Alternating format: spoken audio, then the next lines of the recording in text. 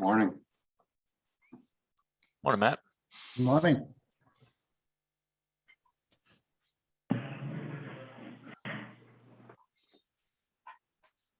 Good morning. Morning. Good morning. Good morning. Morning, everyone. Morning. We're letting everybody join right now. There's 41 participants, so we'll just wait a minute here and let everybody get in and get settled. And we've got the live stream going. We should be all set to join or take off here in a second.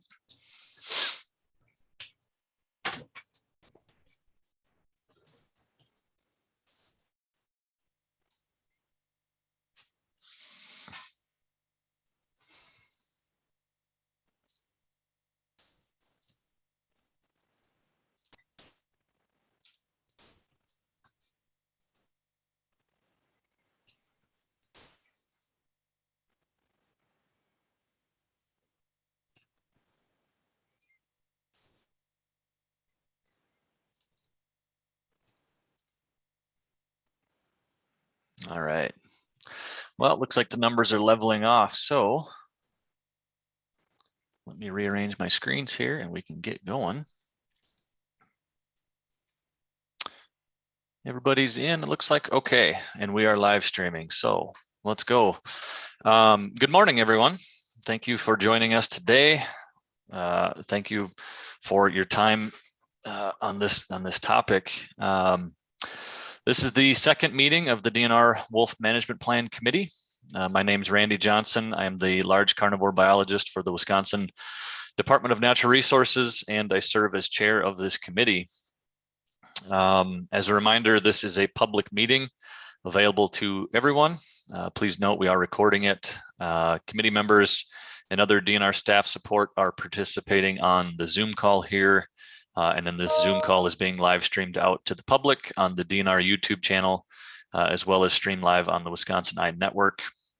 The meeting's been posted to the DNR public meetings calendar earlier, I think about 2 weeks ago, and an email reminder was sent out on the meeting to DNR email subscribers last week.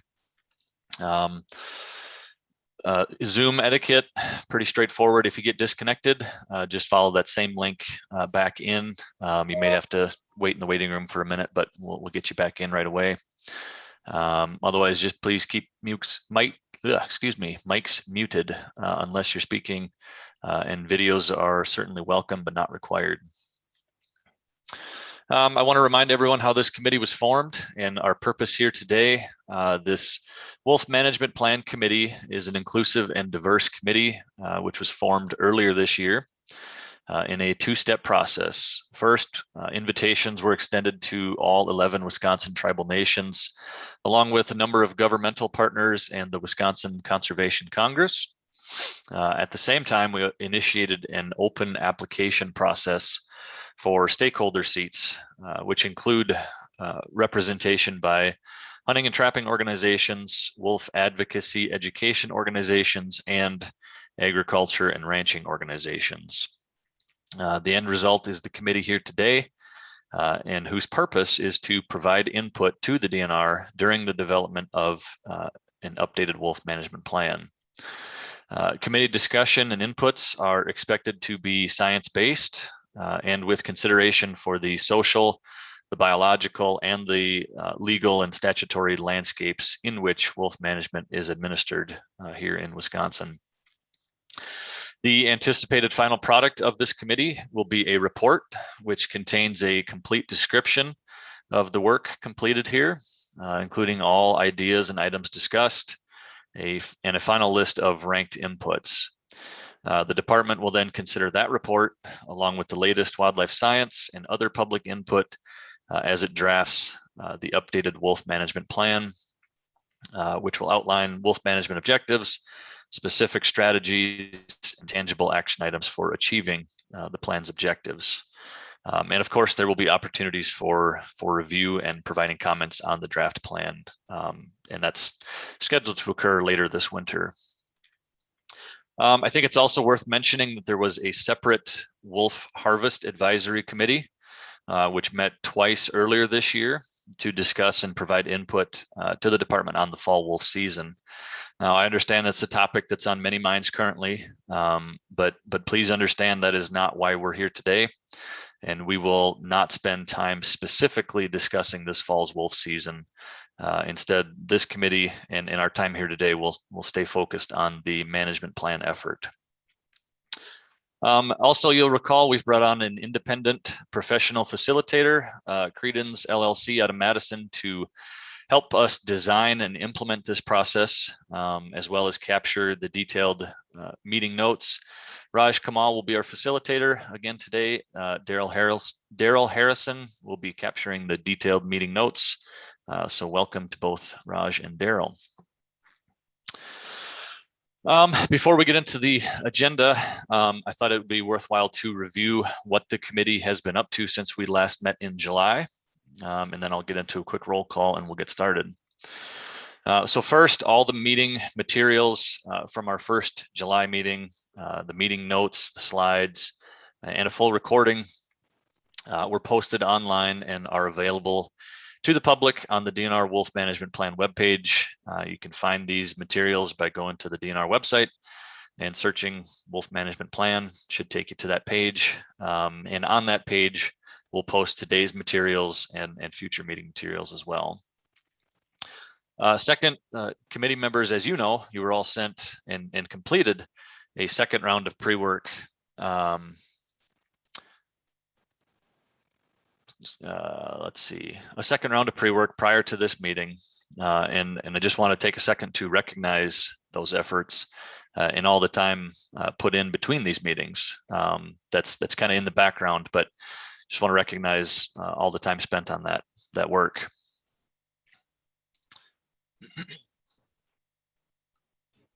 If you keep just a second, I want to make sure I'm still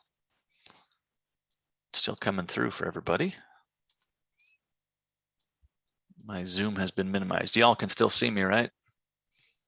Yes, clearly. Okay. Sorry, got minimized away. Make sure I'm not talking to myself here. Okay, so we've posted everything. We have the second pre-work completed.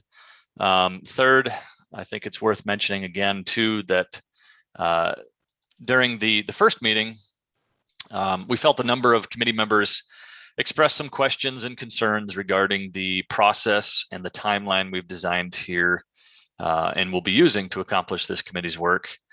In response to those concerns, Raj and I offered 3 optional opportunities for committee members to meet with Raj and I via Zoom to discuss the process, address any concerns, and really just ask questions related to the committee process. We did one on a Thursday evening at 5 p.m. We did one on a Saturday morning at 9 a.m. and we did one on a Monday evening at 5 p.m. During these 3 meetings, we had a total of 5 attendees join in, and thankful for their participation. We had some good discussion on the process and I think answered some good questions. But again, I want to reiterate, we did not make any decisions. We did not discuss or modify any of the content that the committee has worked on to date or get ahead of committee progress at all during these meetings. You know, the purpose again was to help committee members improve their understanding of where we're at in the process and where we're going. Now, Raj does have a few slides that we went through, and note for the 2 of you that joined us Thursday, the slides are a little bit different. We updated them after that, but they still contain the same content that we went through and largely the same content that we discussed in the first meeting, but perhaps just more explicit and in more detail. So Raj will cover those slides and more in a bit. Also, at the conclusion of our first meeting, there were some areas and topics identified that committee members requested some additional information on. So I asked committee members to email me a single suggested topic for additional information or clarification. I did receive a number of these, and the requests generally fell into 4 categories, those being laws pertinent to wolf management in Wisconsin, tribal treaty rights, wolf population monitoring, and the public attitudes or social science related to wolf management.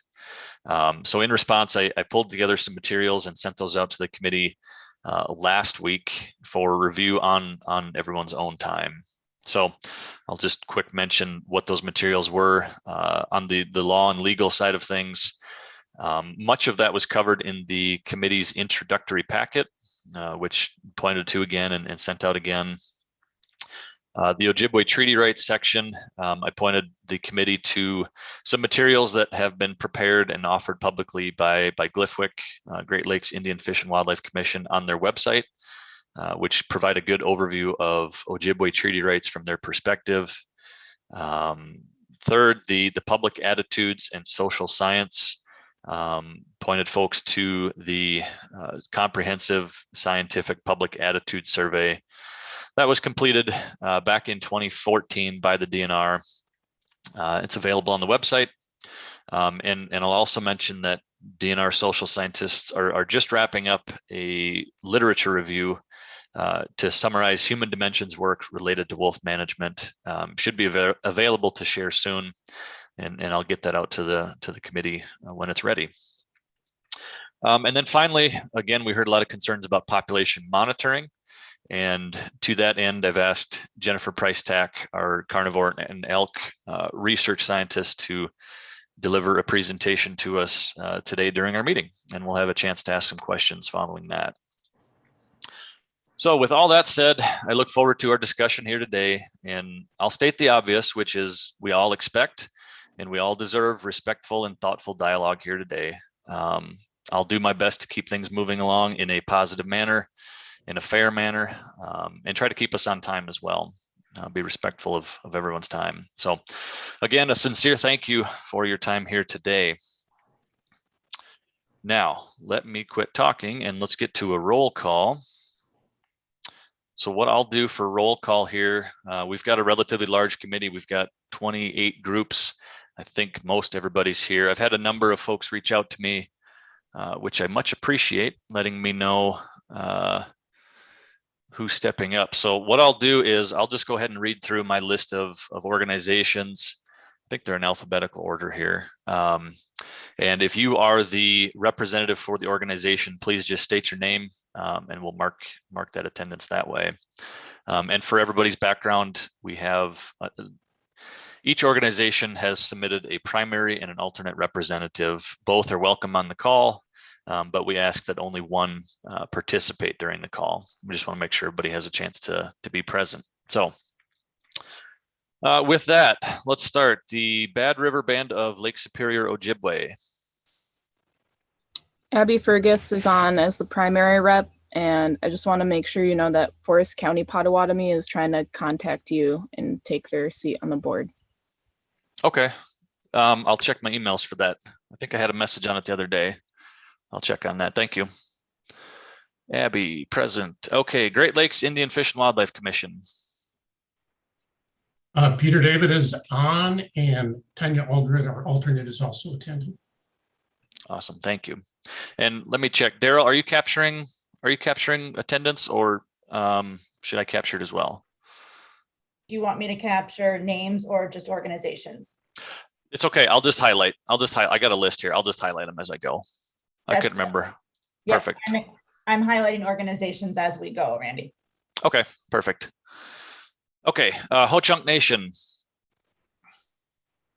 This is Brandon Bluer, and I'm the primary. Very good. Lakudere Band of Lake Superior Ojibwe. Henry Bearhart, primary. My alternate, Melissa Lewis, will be joining later on, and we'll probably swap out. I'll have to leave halfway through this. Okay, no, that sounds good. In fact, I think, yeah, I have a note right here. So let me make note of that as well. I'll just highlight both. Menominee Tribe, Don Reeder is primary, and Don had emailed me that he's not able to make it this morning. He may join later. The alternate would be Douglas Cox. Doug, are you out there? Don wasn't sure. So Menominee may not be on right away, but hopefully can join us later. Red Cliff Band of Lake Superior Ojibwe. Morning, Sandy Edwards. I'm the alternate, but serving as the primary rep today. Chase is unable to attend. Perfect. Thanks, Andy. Stockbridge Muncie Community. It's Randall Wallenhop. I'm the primary. Excellent. Okay, and then we have U.S. Fish and Wildlife Service. Megan Custerman, primary. Morning, Megan. Good morning. U.S. Forest Service. Good morning, Brian Heringa here as the alternate. The primary, Dan Eklund, will not be attending today. Got it. Thanks, Brian. Yep. USDA Wildlife Services. Good morning, Randy. Dave Rude, primary. Alternate Dan Hercher's gonna jump in and out as available. Perfect. Thank you, Dave. Wisconsin County Forest Association. Jake Walsasak, primary. There's Jake. Morning. Wisconsin Conservation Congress. Steve Budnick, alternate, is in attendance. I believe Ed Harvey, primary, will be with us at some point in time. I'm here now. This is There Ed. he is. It is here. Okay, perfect. Okay, moving right along. Safari Club International. Good morning, Dan Ferwicki, primary is present. There's Dan. Good morning. Wisconsin Bear Hunters Association. Luke Withrow, primary representative, present. There's Luke. Wisconsin Bow Hunters Association. Mike Brust, primary, present. Morning, Mike. Wisconsin chapter of Backcountry Hunters and Anglers. Good morning, Miles Thompson here, primary. Our alternate is not attending today. Got it. Next, Wisconsin Trappers Association. Arnold Grayler, alternate, present. Mike Wilhite, our primary, is out in Wyoming, probably will not be joining us. Got it. Thank you. Wisconsin Wildlife Federation. Matt Lallemont, primary, present. There's Matt. Okay. Sierra Club Wisconsin chapter. Jody Habish Senecan, the primary, we're present. Diane Kane, the alternate, is here and will be joining in at the close of the meeting towards the end. Got it. Yep, I've got my note here too. Thank you for that. Great Lakes Wildlife Alliance. Kevin Runley, present, primary, and Sarah Bergstrom should be on too as the alternate. Sounds Thanks, good. Randy. You bet. Humane Society of the United States, Wisconsin. Megan Nicholson for the Humane Society here, and I'm the primary, and Melissa Tedrow, the alternate, will be in and out of the meeting today. Okay, perfect. I saw an email, Megan. Okay, so you're on as primary. Okay, perfect. Timberwolf Alliance. Morning, Randy. This is Eric here, the primary, and I don't think that Randy Jurwitz, our secondary, will be attending. Sounds good. Wisconsin Conservation Voices. Jim Feldman is primary, but I had a message that Jennifer is be stepping in. Jennifer, are you out there? I am. Perfect. Okay, Wisconsin Green Fire.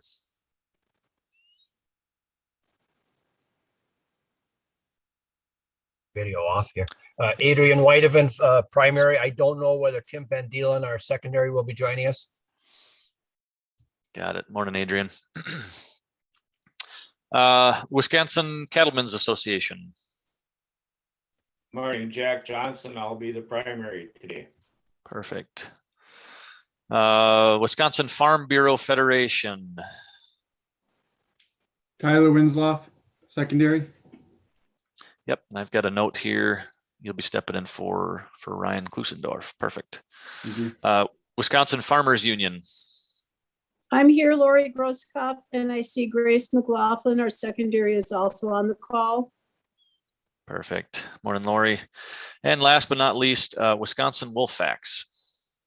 Morning, Randy. Steve Sopamel, the primary. as well as the alternate Pat is here with me today and will be addressing also. Perfect. Thank you. Okay, that does it for our committee membership. As I mentioned, there's a number of DNR support staff on as well. So let me run through these quick. Brad Cooley with our wildlife conflict program. Good morning, Randy. I'm on. Perfect. Thank you, Brad. Jennifer Price-Tack, Office of Applied Science.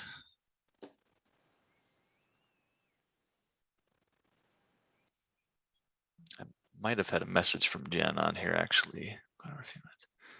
Oh, Jen will be joining us in a bit. That's okay. Perfect. Dr. Lindsay Long, DNR wildlife veterinarian. She would be here, but she had messaged that she's not available for this call. But if we have questions, we can always get a hold of her afterwards. Brian Dewey, Wildlife Management Program. Yep, he's here. Hey, Brian. Linda Alver, Customer and Outreach Services with DNR. I'm here, Randy. Thanks. Good morning. Dustin Gabrielson, DNR Conservation Warden.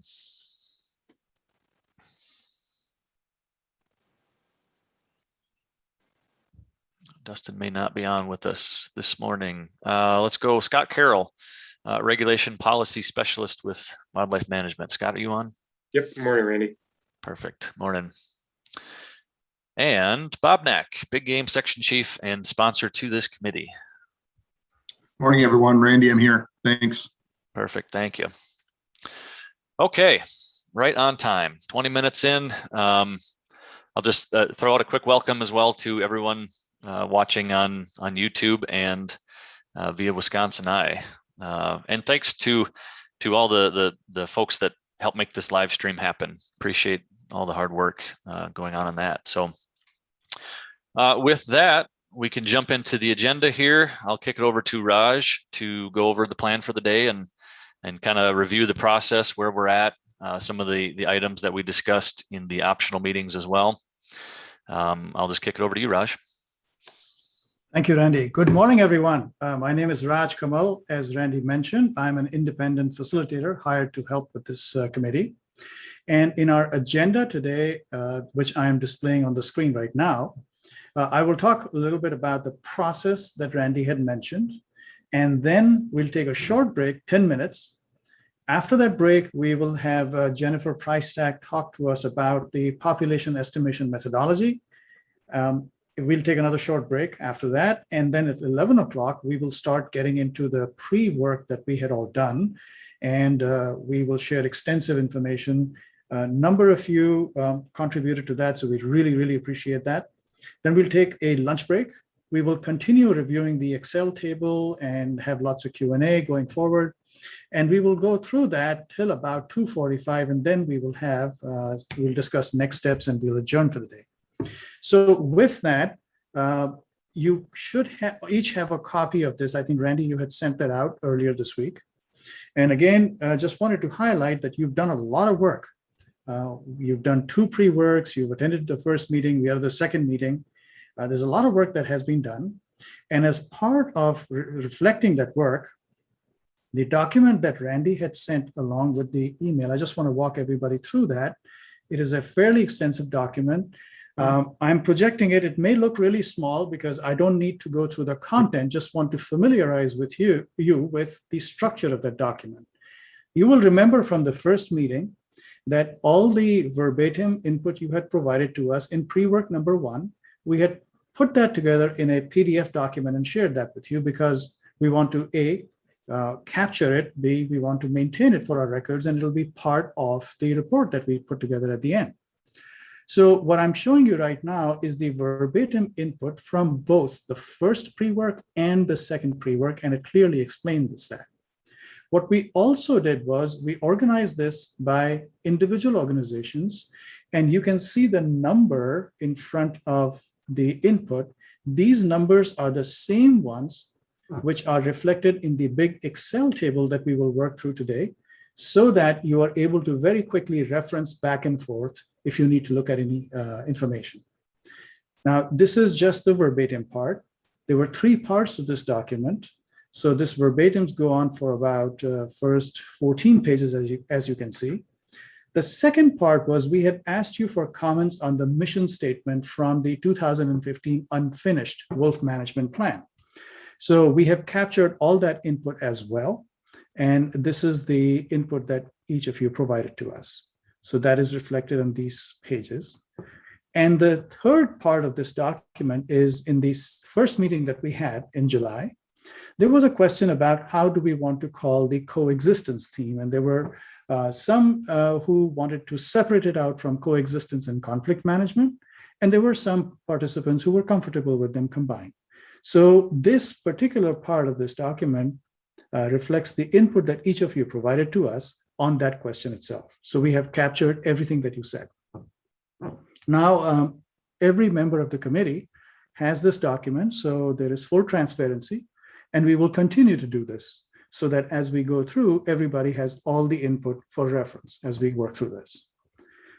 Are there any questions on this document in terms of the structure before we go forward?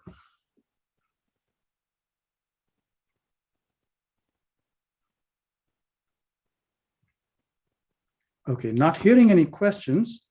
I'm going to go back to the PowerPoint slides. As Randy mentioned, in the 3 discussions that we had held to discuss the process, we were working through the PowerPoint slides at that time. So we had shown whatever we had at that time.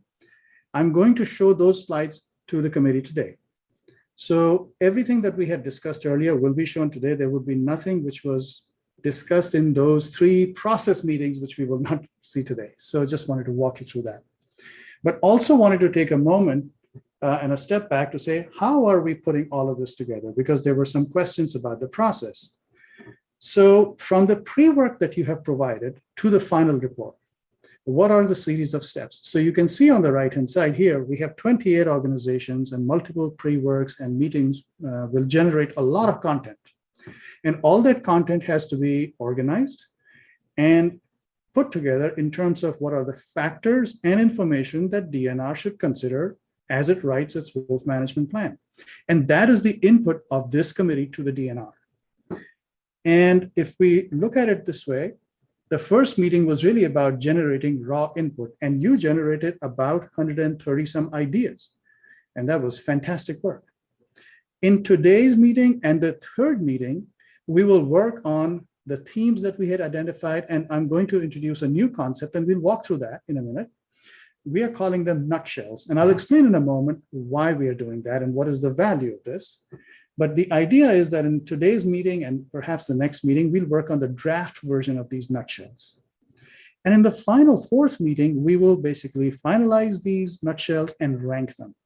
Now, we might be able to proceed a little faster, in which case we'll be able to do some of that work maybe between the 3rd and the 4th meeting. So we will see how we go. But we really hope that by the end of the 4th meeting, we'll be able to put all of those nutshells and themes and all the input and rank them. And that would be the core of the input the committee will provide to the DNR. So this is a very high level view of how we are working through. I would like to just open if you have any questions before we go forward on this particular slide.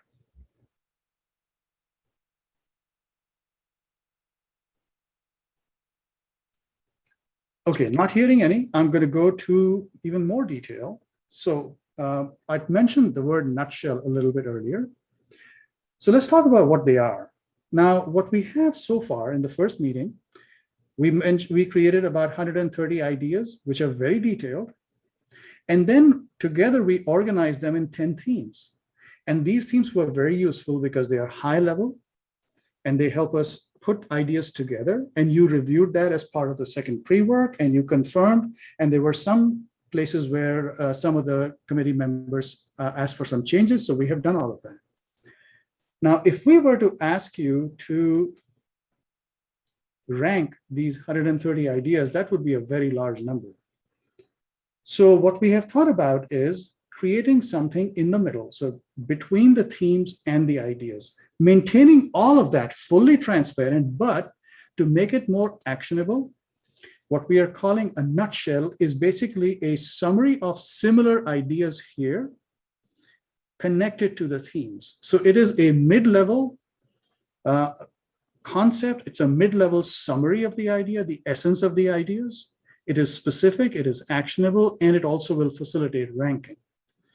So what we are trying to do is that each theme may have one or multiple nutshells. And the nutshells may in turn relate to one or more ideas. So when we have similar ideas, we are combining them into a nutshell. And we will be able to track exactly which detailed idea connects to which nutshell, to which theme. And I will show that to you in a moment, and it'll be very easy to figure that out. The main purpose of this is to keep the essence of the idea, but reduce this from about 130 ideas, or maybe even more if you add some more, to a manageable number where we are able to rank them and then give that ranked input to the DNR. And I'm going to walk you through a little bit, and I'll give you an example also, but we'll walk through a little bit about how we would rank also. Are there any questions about what a nutshell really is? And I'll show you some examples, and we'll walk through a lot of detail today.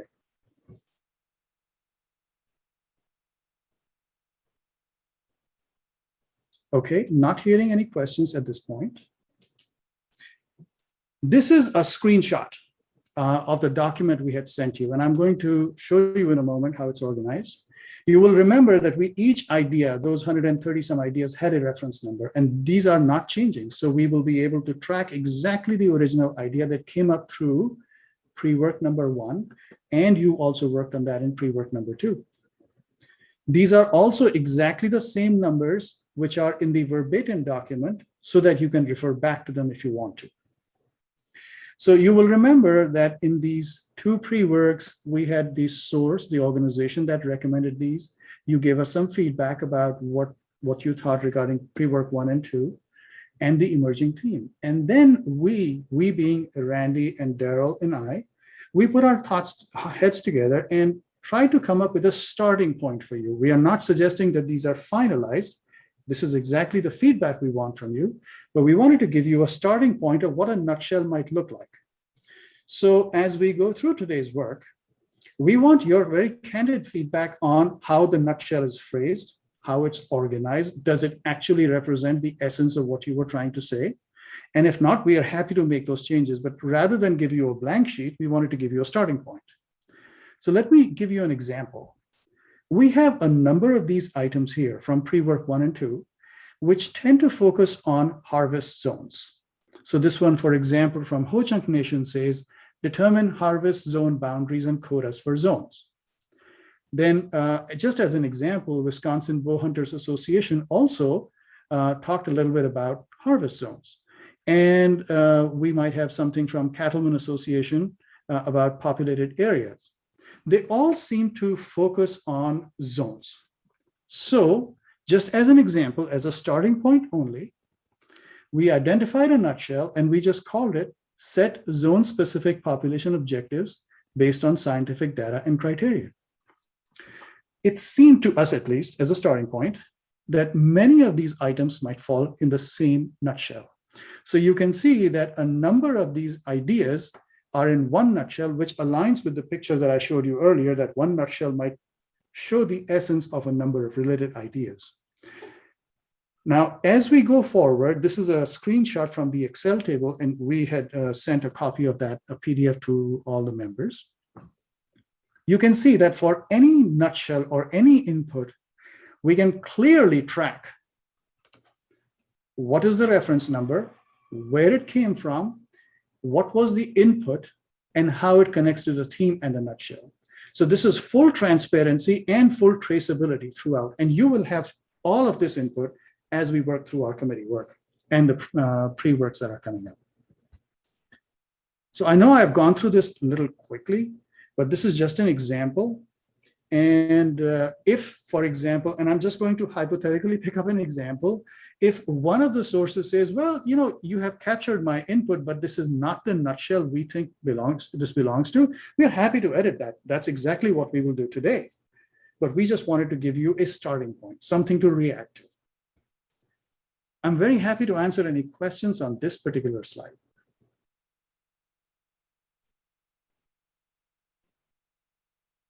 Raj? Yes.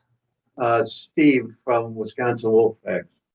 Hi, Steve. On the current list of nutshells, will there be any discussion opportunity to further develop the nutshells?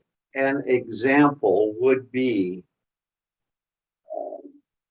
number 2, collaborate with other government agencies. My question would be, can we identify which other government agencies will be contacted or collaborated with? Absolutely, Steve. That is a great question, and that's exactly what we will do today. And I will show you in a moment. We actually have developed very specific ways to capture that information. Thank Go you. ahead. Go ahead. You were saying something, and I think I might have interrupted. Will there be a revised nutshell list based on this input that you said is available, or will we have to dig it out ourselves? No, we will work through the nutshells today. Okay. So we are going to spend a lot of time today just making sure that the nutshells actually are the way the committee would like to state them. For example, and I'll walk you through all of that, but this is exactly the purpose. So I really appreciate the question. Are there any other questions about just this slide? And I'm going to walk you through a couple more slides, which will make the process very clear. Okay, not hearing any questions, I want to go to the next slide, which Steve, thank you. You previewed for us when you talked about number 2. So this is the list of the nutshells that, just as a starting point only, that Randy and Darren and I came up with. And as we said, this is a starting point. It's a draft for you. We came up with a total of about 21 nutshells. That includes some items in the parking lot and some items that we thought were legislative items.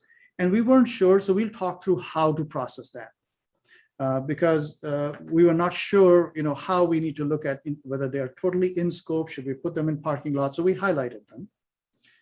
But we also, what we did was we basically sorted them in the order of how many of those 133 items pertain to each nutshell. And just the first cut basically showed that the first top 10 accounted for about 100 out of the 133. Of these items.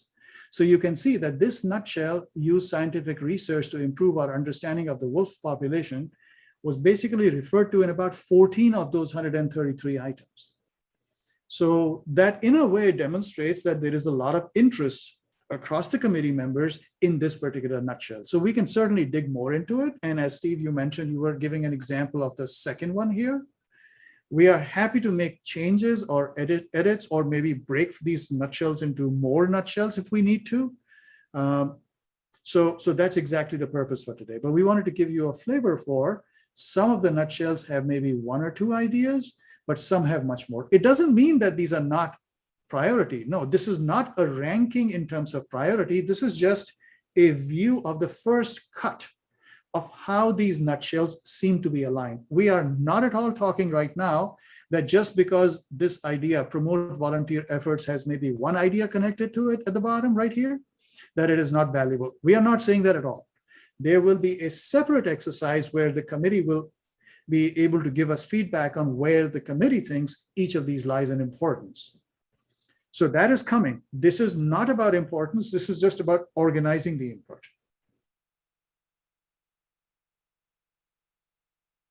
Are there any questions on this slide? Hey, Raj.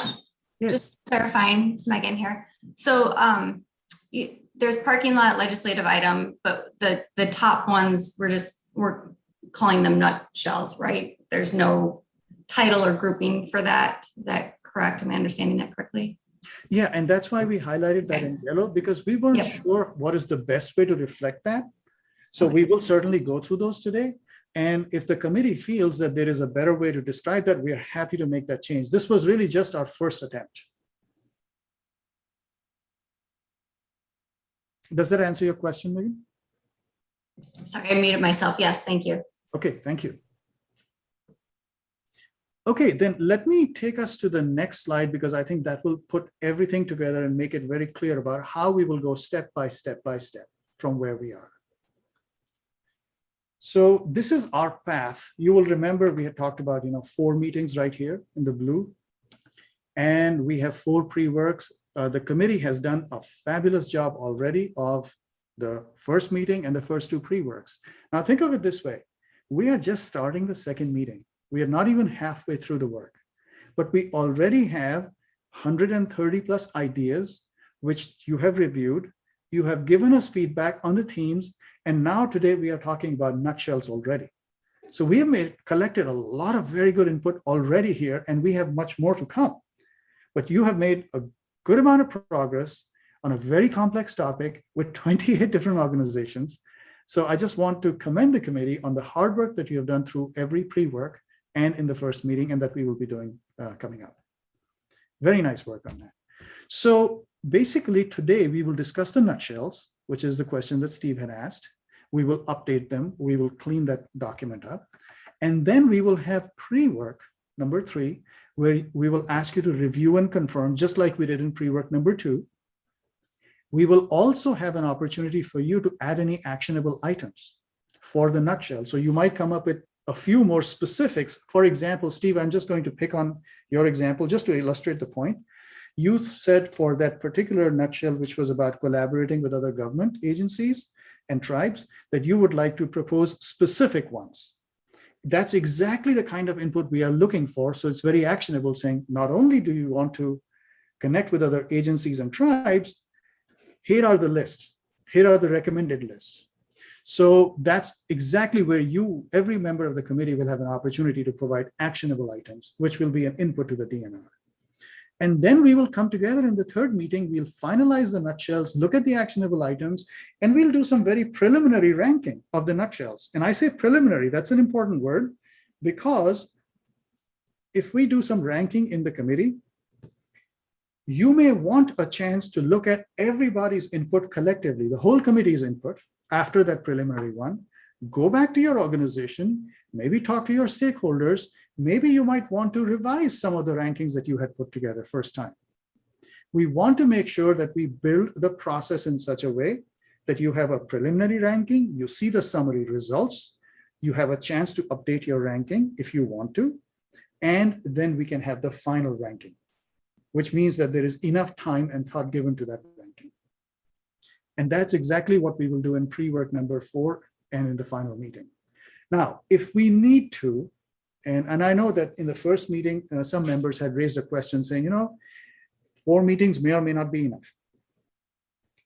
In this process, only if we need to, we may be able to do some post-meeting number 4 work, maybe via email. We'll figure that out as we get closer to it. And we may need a 5th meeting, but only if we need it, and then we'll figure that out as well. We wanted to show you that, given 28 organizations and a very complex and controversial and very passionate topic that we have a plan. We have a solid plan to get to the point where we need to, but we are also flexible enough to take any input from the committee about the process and to be able to adjust our work towards that end goal of the committee. So that's what we are trying to share here. Now, once we have these 4 meetings done, then we, as the independent facilitators, will put together a draft report. And that draft report will have all the input that we have covered so far, every input you have given, the verbatims, meeting notes, process steps. It'll detail all of that out. It'll probably be a big document. And we will send that to the committee for input on the draft. And once we get the input via email, then we will incorporate that input and document all of that and put out the final report. So we wanted to share with you the process step by step where you'll be able to provide input. And again, going back to the example that Steve gave about giving specifics of agencies, that's just an example because committee members will probably have specific actionable feedback and input on all those nutshells. That is why we have this this part here, which shows that in the 3rd and the 4th meeting and through the pre-work, we have built in the process to collect that actionable input for each of these nutshells. So I know I've talked a lot, I've thrown a lot at you, but we wanted to make sure that we are clearly showing the process of how we will go step by step. We will capture all the details, all the verbatims, all the input you have given will be captured in the notes as well as the verbatim documents we have, and we are going to combine all of that in the final report. I'm happy to answer any questions you have on this process. Yeah, Raj, it's Matt. So the draft input report, we get an opportunity to provide feedback. I'd like to make sure that we get ample amount of time. I mean, these Sure. pre-work, seems like we got a short period of time. That's going to be there's going to be quite a bit of information there. So I just like to make sure that we get it early enough to allow sample time to review it all. Matt, I think that's a great idea. What we have tried to do is we have about a month between each of these 4 meetings.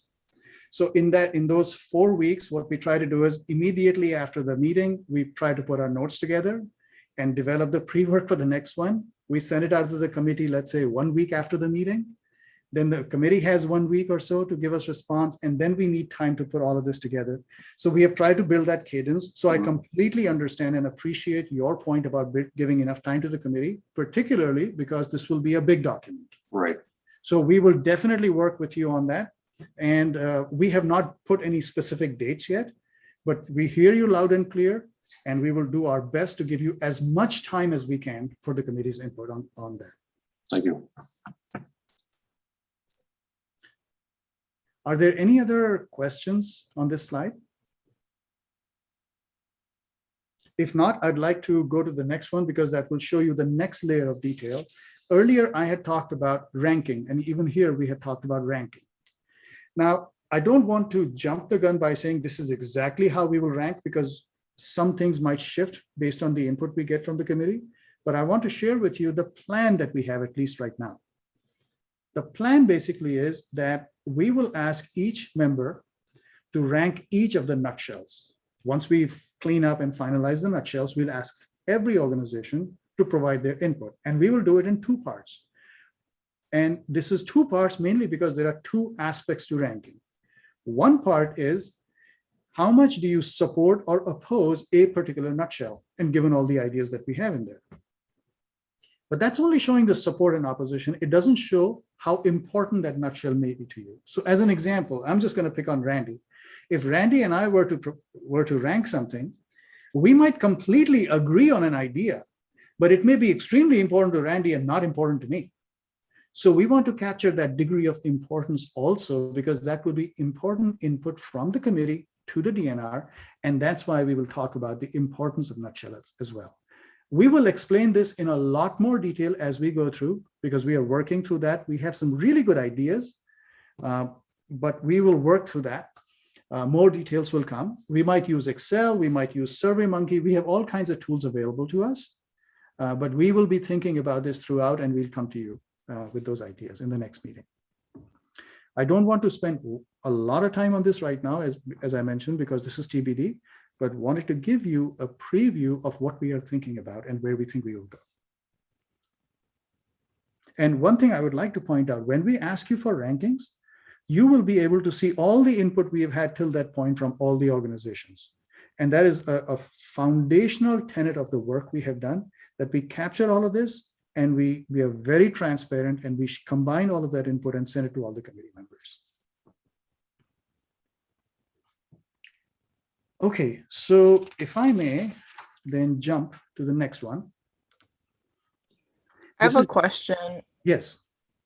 I just don't understand how it's the case that our input is supposed to be scientific if this is also just coming down to voting on nutshells. That doesn't seem compatible to me. So Abby, that is a great question. Let me go back to an earlier slide. And I think that might help address the question that you were asking. And we had that slide open for a little bit. Randy, would you like to address this?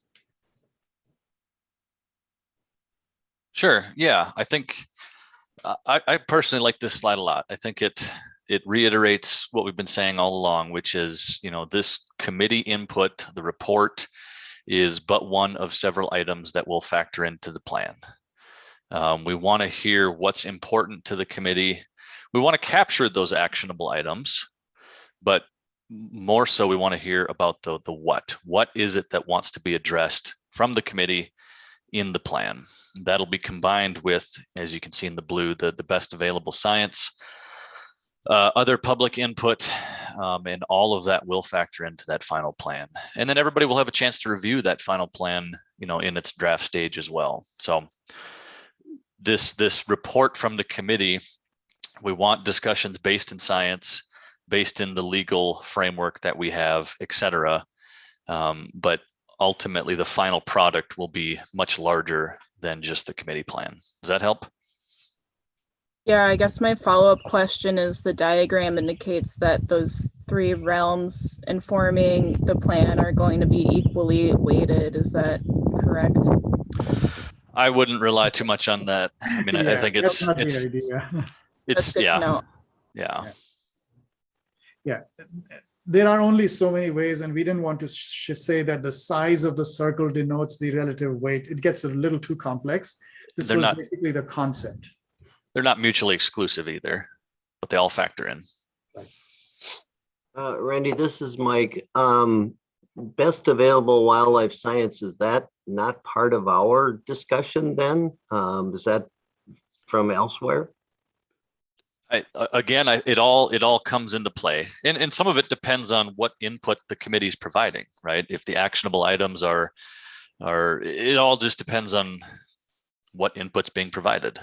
That can certainly rely on that science. I think, determining the best available science, there's going to be some contradiction there on who thinks what is the best, but we need to rely on what's out there and evaluate it. So again, they're not mutually exclusive. They're not weighted equally here by the diagram, but the point is it all factors into the final plan. And again, everybody will have a chance to review that in its draft stage. Hey, Randy, can I ask a follow-up question based on Mike's question real quickly? Sure. So is it the intent that basically we're going to look through all these nutshells, right? 15 of them or 20 of them. We're going to prioritize them. We're going to group everybody's thoughts in individual nutshell buckets. And then we're going to vote on what the intent of the Wolf Management Plan Committee is to determine what's the most important nutshells that we should incorporate into this all wolf management plan, but not talking necessarily about the specifics of, hey, if the nutshell is, for instance, best available science, we're not going to talk about whose science is the best available. We're just saying that nutshell is important to our collective group. Is that correct? I think that's correct, with the extension that we can capture those actionable items. If people feel strongly about the particular logistics or the particular studies, I mean, all of that can be captured in those actionable items, in those comments. People can suggest stuff, and we'll capture all of that. But, I think it's also worth mentioning, from the nutshells we have, there are other items that'll be in the final plan that this committee is maybe not addressing either, right? We're capturing what's most important to this committee, but the final plan will likely be broader than just what's in the plan or in the report here. Randy, I have a question too. Sorry, if I may just make a quick comment. Yeah. So I just want to reiterate what Randy said. This diagram does not imply that the input of the committee is independent of science. We are also hoping that as the committee members provide their input, they are looking at scientific information. They are providing their input based on the science that they think is the best. So this is not to say that the science is going to come outside the committee. It is in addition to the science and the research that the committee members are already looking at, they are aware of, they are researching, and they are bringing to the committee work itself. So as Randy mentioned, I think it's really important to see that these are not exclusive, these are overlaps. You can see each of these circles, 3 inputs, connects with the other inputs. So that's one thing we just want to clarify. And I apologize, I know there are a number of hands up. I'm going to keep quiet and I'm going to let others talk. Megan, you had your hand up. Yeah.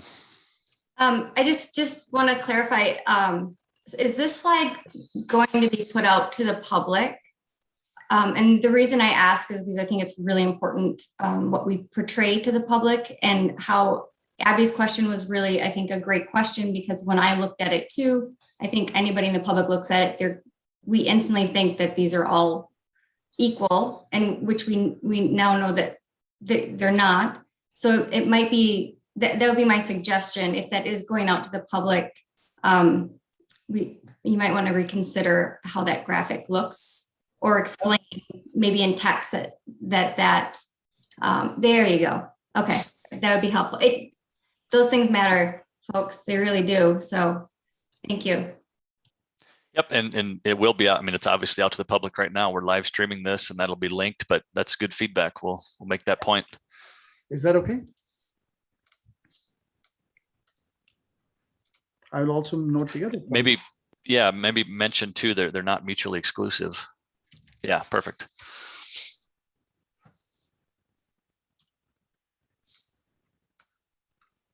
This is exactly why we really appreciate the input of the committee. Let's see. I got a few hands up. Let's go, Eric Olson. Hey, Randy, I guess I just wanted to also clarify on the process beyond the development of a draft plan or something that's created through this diagram. What would be the next? Can you just clarify for everybody what happens then next? Is that the final plan and that's established, or does it need to go before any other committees or things like that before it's finalized? Right. So once this committee's done, we'll have the report that's captured in that gray part. The DNR will draft and develop the updated Wolf plan. The 2015 unfinished draft will factor in, and then once that draft is available, it'll go out for public review, for committee review. I think right now we have plans to maybe hold a couple public information sessions where we go through it and try to address questions. Obviously, get broad feedback on that draft plan. We'll incorporate that feedback, and then the next step would be to the Natural Resources Board for review. And that's all plans at this point. Obviously, we can modify and add as we need to. And can you just clarify the Natural Resource Board for review? What does that mean? What is the Natural Resource Board then? They just approve yes or no, or they have the opportunity then to revise the details of the document? Yeah, it's a good question, and I don't want to get too far ahead of myself. I think we'll have individual briefings with board members to try to explain the detail and the depth of the plan. Ultimately, I think we'd be looking for their approval of the plan, but that's a step I think pretty far out there right now. Let's go, Lori Groskopf. Yes, one thing that bothers me is the terms being used. As I mentioned, coexistence as being sort of an undefined term. It might mean something to one person and something else to another person. That's really true of sort of the vague emerging themes, such as intergovernmental incorporation into the process. What are we actually talking about? What does each of the people who are members feel needs to be included that isn't included right now? So it all seems so kind of fluffy to me, and I need definitions before I know whether I support something or not. So Lori, let me actually show you a slide, and that might help address your question. I'm going to share the PDF, the Excel document, and you will see that in a moment. This is also what we had shared with the committee members through PDF. So when we talk about any nutshell, the details behind that will be available to you. So you will have that. And I want to show a couple of other things. I'm just going to unhide it so that you can see what our plan is going forward. In meeting pre-work number 3, and I'm going to show this here a little bit. You might want to propose some very specific actionable items. You might want to propose some definitions. That's exactly what the kind of input we need. And this goes back to the question that Steve had asked earlier about that example of which specific agencies might be involved. So we want all your input right here. So when we ask every committee member to rank a nutshell, you will have all of this information available to you. Any input that the committee has provided, any feedback that you want to give, any additional actionable detail you want to share, we will capture that. Now, we're hoping that this input will not be pages and pages and pages, because that's going to be difficult to put it here. We would request that you keep it short, but be very clear and precise of what you want to say, And all of that will be available to you. Define it the way that you want to define. We want to hear that from the committee. And when we ask for ranking, every committee member will have all that information available. Does that address part of what you were saying? Can I ask a follow-up question? Please. May I ask a follow-up question? So are we only allowed to comment on our own emerging themes and nutshell, or can we comment on any other agencies as far as what we think the actionable items should be?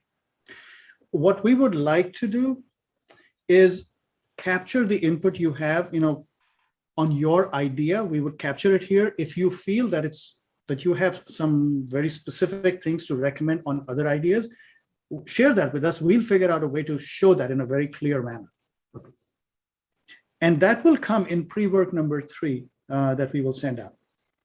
So we will take all of those things into account, and in number 4 as well. We are not trying to dilute it. We are trying to organize the information, because you can imagine we have 28 organizations. There is some alignment. There's actually a great deal of alignment in what we saw, and that's what helped us create these nutshells. But there is also diversity among the committee members, and that is to be expected. So for us to be able to put this information, this extensive amount of input we are collecting, into a way that the committee members can feel that it's organized, it represents their views. They may not agree with what some other organizations have said. We are not asking for a forced consensus at all. We are just trying to reflect in a summary fashion, and with the details, supporting details, what organizations have provided as input, and then asking for ranking information. And I will reiterate this again and again, that the input that you provide to us, we will capture that, we will share it, it will be traceable, and it'll be transparent. Randy, you wanted to add something? Oh, I was just going to say, I'm just watching the clock here. I got 2 hands up, so let's get a couple of questions, and then we'll take a short break and come back. Pat and Steve. Talk about available science, and I agree with that totally. But what I would like to do is have that available science. Sorry, we're having a hard time hearing you. Could you speak up a little bit closer to the mic? Sure. I really don't understand. What I'm looking at here is I'm looking for the most available science. It would be very interesting to find out, we have all these packs of wolves throughout the state, and it would be interesting to see and determine how many animals are per pack in that area. Like, for instance, in my area up here, when we talk about the 6-mile buffer zone, and we got a pack of so many animals who are having all kinds of depredation going on. And these packs are smaller. I'm sorry, the sound is very muffled. I can't hear you clearly, but it seems like you have a specific recommendation on an action item. And if I'm interpreting you correctly, my request would be, can we come back to that later? Because we are trying to talk about the process right now, and we will have a lot of time to talk about the specific recommendations you have. Well, this is part of the process. The process is I would like to have more information on the size of the packs that are here available for us when we talk about available science. I think we'll cover some of that here in the next presentation. Jen's going to go over exactly the monitoring, how we're doing it. And so I think that'll help address that part. Yep. Let's go to Kevin, and then we'll move on to a quick break. Yeah, Randy, thanks for just a quick question. I believe that Lori asked a question about can you make comments on other people's action items or nutshells or whatever we want to call them. I think it's important that we don't allow other groups to comment on one individual's groups. Obviously, as a primary, you represent your constituents, and to allow another group to make comments about your exact your idea seems kind of foolish. And it seemed like it happened a lot last time. And I would just stress that I think if we're talking about Wisconsin bear hunters, or we're talking about Great Lakes Wildlife Alliance, that it's that individual showing their idea and not necessarily corrupted or polluted by some other, and then we can boil down the nutshells or do whatever we want to do. Just that, I thought that was important. Yeah, I think that's a good point. And I think Raj hit it too. We want committee members to focus their comments on their nutshells and on the action items on their own items, but everybody will have a chance to rank all nutshells. So Right. if there's something you feel strongly about one way or the other, we'll rank everything.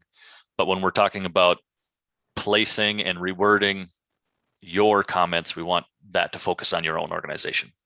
And you're right on, Kevin. And for every single one of those nutshells, every organization will have a chance to say, we support it or we don't support it, and anywhere in the middle. Yep. So if you disagree with something, you will have a full opportunity to say you disagree and how important that it is to you also. So we will go through that. Raj and Randy, before we do for a break, I don't know if you can see my hand raised. This is Jody Habish-Sinekin. On this slide for the process, I understand that they're not actually equally weighted, but I have two questions that I'm hoping you can explain, given how constrained this process is for our advisory committee. One has to do with public input. I had raised this question in that separate meeting that you had provided, folks, and my understanding is that you are going to limit public input primarily to a literature review and a 2014 still in draft form public survey. And I would like to place on the record, please, that we are requesting an additional updated social science public survey. 7 years ago is certainly not enough. And Minnesota did one. Wisconsin certainly can do one. And by the time this plan comes to an end, it could be 17 years old. So we do need to update that. With regard to the best available wildlife science, the question I have for you is, will that be provided by experts from the tribes, from experts outside the DNR, or will it be limited to DNR wildlife scientists? And that would be important for us to know at this early onset. I think the answer to your question is it's a combination of everything. It's peer-reviewed literature from all across the world related to wolves. It's relying on DNR expertise. It's relying on other expertise in the state, the tribes, the universities. I think it's all of the above. Yep. What about with regard to the public input? We'll note that, but I think you'll see in the literature review, I mean, that covers everything that's been, it's a comprehensive literature review from 2014 to present of all of the different human dimensions work that's been done, and it summarizes those findings, and you'll see a lot of the similarities that are found with regard to wolves and wolf management. It's captured in that document. And I think Ben talked about it in our first meeting. Every state that does a new social or public attitude survey, the findings are generally consistent through time. And I think that's captured in the literature review. So I think I'd just point to that at this point in time. Yeah, well, please have the record reflect that we are requesting an updated survey. Thank you. Yep, we can capture that in the meeting notes. And HSUS absolutely requests that as well, because by the time this, if you already use that 2014 survey, when this management plan comes to fruition and then goes for 10 years, we're talking about at one point using 18-year-old public survey, public social science survey that y'all did in 2014. So we just want that on the record as well. Thank you. Sure. Let's go to Peter and then we'll take a quick break. These are good questions. Yeah, just supporting a social survey too. Attitudes do change over time. Minnesota has said was done it. Michigan has indicated that they're going to do a survey before they complete their management plan, and I do think that's valuable information, and it isn't stagnant. So thank you. You bet. Okay, Randy, may I suggest that we take a 5-minute break instead of a 10-minute break? I was thinking the same thing. 5-minute break, and then we'll come back with Jennifer. I think Jen is on, and she's a co-host. So Jen, you can pull your slides up whenever you're ready. So we will come back at, let's say, 14 past 10 to be precise. 10:14, and we'll start at 10:15. Yep, perfect. Sounds good. Thank you. 10:14.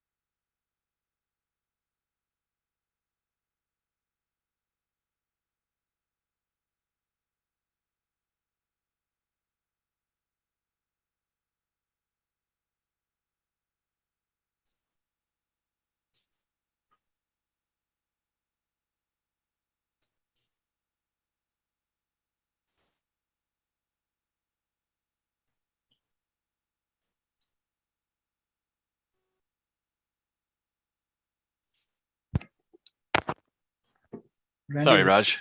Yeah, Yeah. sorry. I turned my headset off.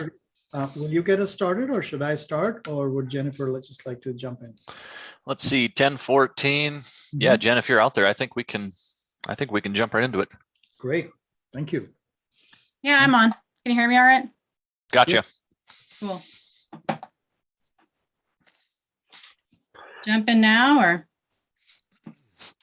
Sure. Sorry, you got something you're eating. No, I'm eating a donut. No, I'll just mention, Jen's got about, I think 15 minutes worth, and then we'll have 15 or 20 minutes for question and answer afterwards. I can imagine there'll be a lot of questions. This is something we've heard a lot about, so I'll do my best to try to limit questions, and just please be cognizant of that. Let's try to keep the questions on topic, and I'll try to move through them so we try to get to everybody. So with that, take it away. All right, thanks, Randy, and everybody for being here today, and just generally your interest in how we estimate Wisconsin's wolf population. Today, I'm going to start with some background on the previous method, because I think a lot of people here are at least familiar with that. I'll explain the motivations for change and then describe our current method for estimating Wisconsin's wolf population. All right.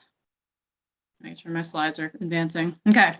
So starting out, counting animals is incredibly challenging. It's often impossible to count or census every animal in a population. So instead, we develop models and methods to describe or estimate the population size. Models can come in a wide variety of forms. They can be simple or complex. They can be visual, conceptual, or mathematical. But they're really all trying to achieve the same goal as represented by this conceptual model of a model on the left, where we're taking information, interpreting it, and using that interpretation to produce an answer or conclusion. So in the case of estimating wolf populations, we use model to take the data and knowledge we have to make inference about the population size. This is a conceptual model describing the territory mapping approach that Wisconsin used up until this past winter to estimate the wolf population. On the left, we have the data sources, which included HAL survey data, pilot observations, snow tracking data, and telemetry locations from collared individuals. These pieces of information were used by experts to map pack territories, determine pack sizes, and produce an overwinter minimum count. But we know we've likely missed wolves during surveys, and since we don't know the true population size, the overwinter minimum count is itself an estimate produced by the territory mapping model.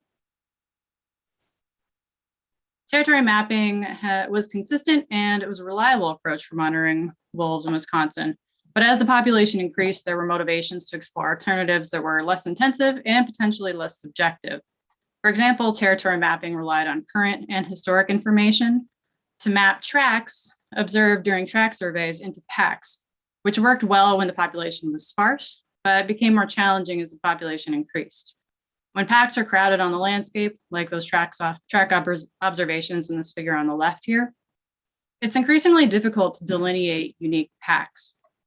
And another motivating factor in reassessing the monitoring technique was that there have been major advancements in modeling methodologies, which has provided robust statistical alternatives for achieving our monitoring goals. OAS evaluated several methodologies as potential replacements for territory mapping with 3 specific features in mind. First, the new method needed to produce reliable population estimates. Of course, this is paramount. And in particular, we wanted an approach that would explicitly account for non-detection to produce a total population estimate rather than a minimum count. We were also interested in methods that would reduce the subjectivity introduced when mapping pack territories. Second, we wanted a method that would produce a realistic quantification of uncertainty around the population estimate. I'll also note that there is uncertainty in the minimum count, it's just not a rigorous measure of it. And third, if possible, we're always looking to increase monitoring efficiency so we make the best use of limited state resources. The OAS evaluated multiple alternatives, but I'll jump right into the method that we determined best met our objectives and that we're using now. So we have 3 steps to estimating wolf abundance. First, we define the pack occupied core range or domain of inference for the model. I'll get back to this in a moment. Next, we produce intermediate estimates. We estimate the area occupied in each zone, zone-specific average pack sizes, and range-wide average pack territory size. And third, we use those intermediate estimates, we combine them to produce range-wide and zone-specific abundance estimates. So going back to that first step, what is the pack occupied range and why do we need a process to define it? Well, it's the area of inference for what we call the statewide population estimate. And we have to specify the area that we're considering in the model carefully because the model will estimate wolves in any areas that we include. Meaning what this means is that we could conceivably include Madison in the estimate, for example, potentially if adding a few wolves to the estimate that we already know don't exist. Further, not every block is surveyed every year, as you can see in the figure on the right, where the gray blocks were surveyed this past winter, but the white blocks were not.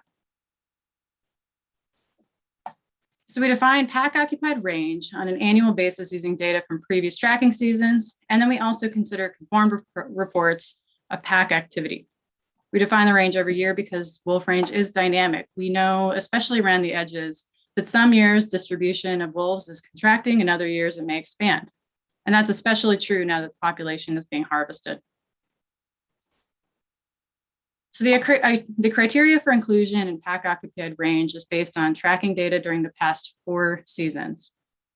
We selected 4 years as a number of seasons to consider because that was identified by some modeling efforts as a number of years which allowed the range to respond to possible expansions and contractions while minimizing inclusion or exclusion based on spurious changes. So we include tracking blocks in the domain of inference if one of the following is met based on tracking data. First, tracks from at least 2 wolves were observed within a block during a single tracking event, or single wolf tracks were observed within a grid during separate surveys within a tracking season. As I said, we also look beyond track observations and will include blocks with confirmed evidence of pack activity. We require evidence of pack activity because we want to reduce the potential for positive bias that may result from adding blocks based on observations of lone wolves, whose occupancy within a grid cell is often transitory. And evidence of pack activity can come from multiple sources, including snapshot camera data and our depredation reports. So in this map, the white blocks were not tracked this past year and were not included in pack occupied range. The blue blocks were not tracked, but were added to the range. So we are extrapolating to those blocks due to the fact that we have evidence of pack activity within those blocks using the tracking data.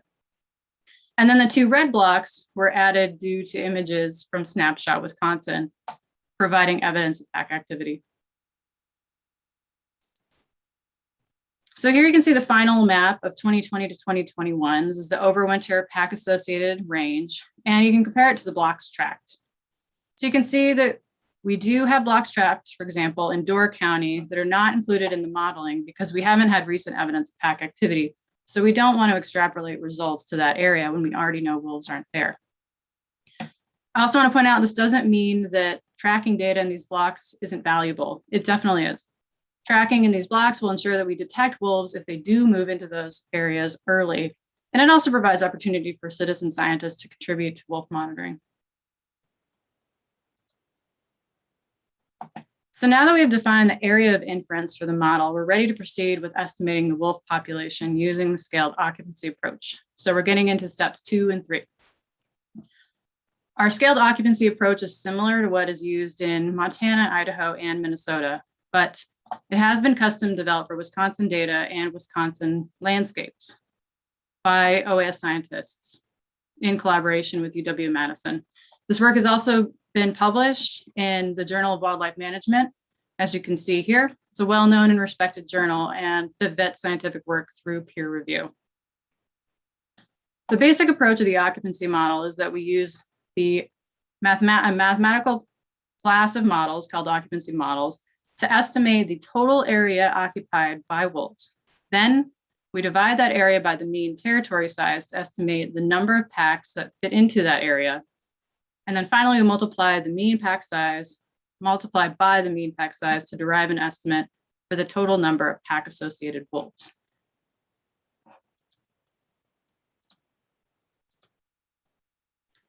So here's a conceptual model of the occupancy approach in Wisconsin. On the left, again, are the data sources, and the primary data source is still the snow tracking data, just as it was for territory mapping. These data are used to estimate the area occupied, again, and also mean pack size. The telemetry locations from GPS collared wolves are used to estimate mean pack territory size, again, just as they were before. These are the three intermediate estimates then in the middle: area occupied, average pack size, average territory size, which are then combined to give us the final estimate of the total number of pack associated wolves. So two more things to note. First, each intermediate estimate includes uncertainty, which is propagated through to the final estimate and represented by the credible interval. It's also important to note that this method was designed to estimate pack associated wolves, and we do not explicitly account for loners. Now, to help illustrate how the model works, I'll use this hypothetical example. Here we have a landscape where each sample cell represents 100 square kilometers. Using survey data, we estimate the probability that each one of these cells is occupied by wolves, which might depend on characteristics of each cell, like how much of it is forested. So the darker cells are areas where, the darkest cells here, would indicate areas where we had an observation of a wolf. And then anything lighter, we did not observe a wolf, but we're estimating the probability of that wolf packs do occupy that cell. So the darker the cell, the higher the probability that it is occupied. Next, we add up the occupancy probabilities for each cell across the entire landscape to produce an estimate of total area occupied. And in this case, it's 95 square kilometers. Now we divide the total area occupied by the average pack territory size. To make the calculations easy, we'll assume that the average territory size is 10 square kilometers and the average pack size is 4. So we have 95 square kilometers of occupied area divided by 10 square kilometers per pack, which gives us 9.5 packs. We then multiply that by the mean pack size of 4 to get our final population size of 38 wolves. Now, this is a simple example, but in practice, each one of these intermediate estimates and the final estimate include uncertainty. So here's a map from this past winter's pre-hunt estimate showing the occupancy probabilities across the pack occupied range. Again, with the darker areas indicating higher probability of pack occupation. And these results follow closely with what we expect, right? So we have greater occupancy probabilities in the north and somewhat in the central forest, with lower probabilities in zone 6. So we take these results and then combine them with the zone-specific estimates of pack size. These are the ones from this past winter, shown in the table, and the average home range size below to produce, and this allows us to produce the range-wide and zone-specific population estimates. And again, this is what we're expecting, where we have a greater mean pack size in our northern zones, and it is smaller down in zone 6.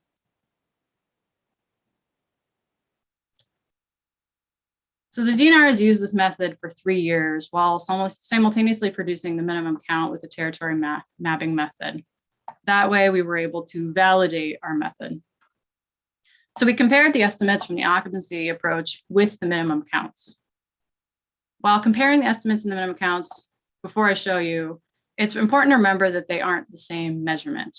We would expect the minimum count to be biased low compared to the total population estimate, because again, it doesn't account for detection probability. But we would also hope that the minimum count would be within the credible intervals of the occupancy estimate. And that's actually what we found. So the black dots are the minimum counts, and the box and whisker plots over here are the total population estimates from the occupancy approach. And here are the raw numbers. So in the 2019 to 2020 season, the minimum count was 1,034 wolves, and the occupancy approach estimated 1,195 wolves. And while there is more uncertainty explicitly captured in the occupancy estimate, the darker bar is the most likely value, with the values at the end of the whiskers being much less likely to be the actual population size. And you can see that in this figure. So if you think back to when you learned the bell curve, this is a similar type of thing. It shows us how probable various population estimates are, with the most likely value represented by this purple line. And then just for comparison, the dotted line here is the minimum count. So the purple line is at the peak of the curve. And as you can see, the probability that values further away from the line, all these values further away from the line are less likely. So having 1,600 wolves in Wisconsin is much less likely than the prediction of 1,195, or than the estimate.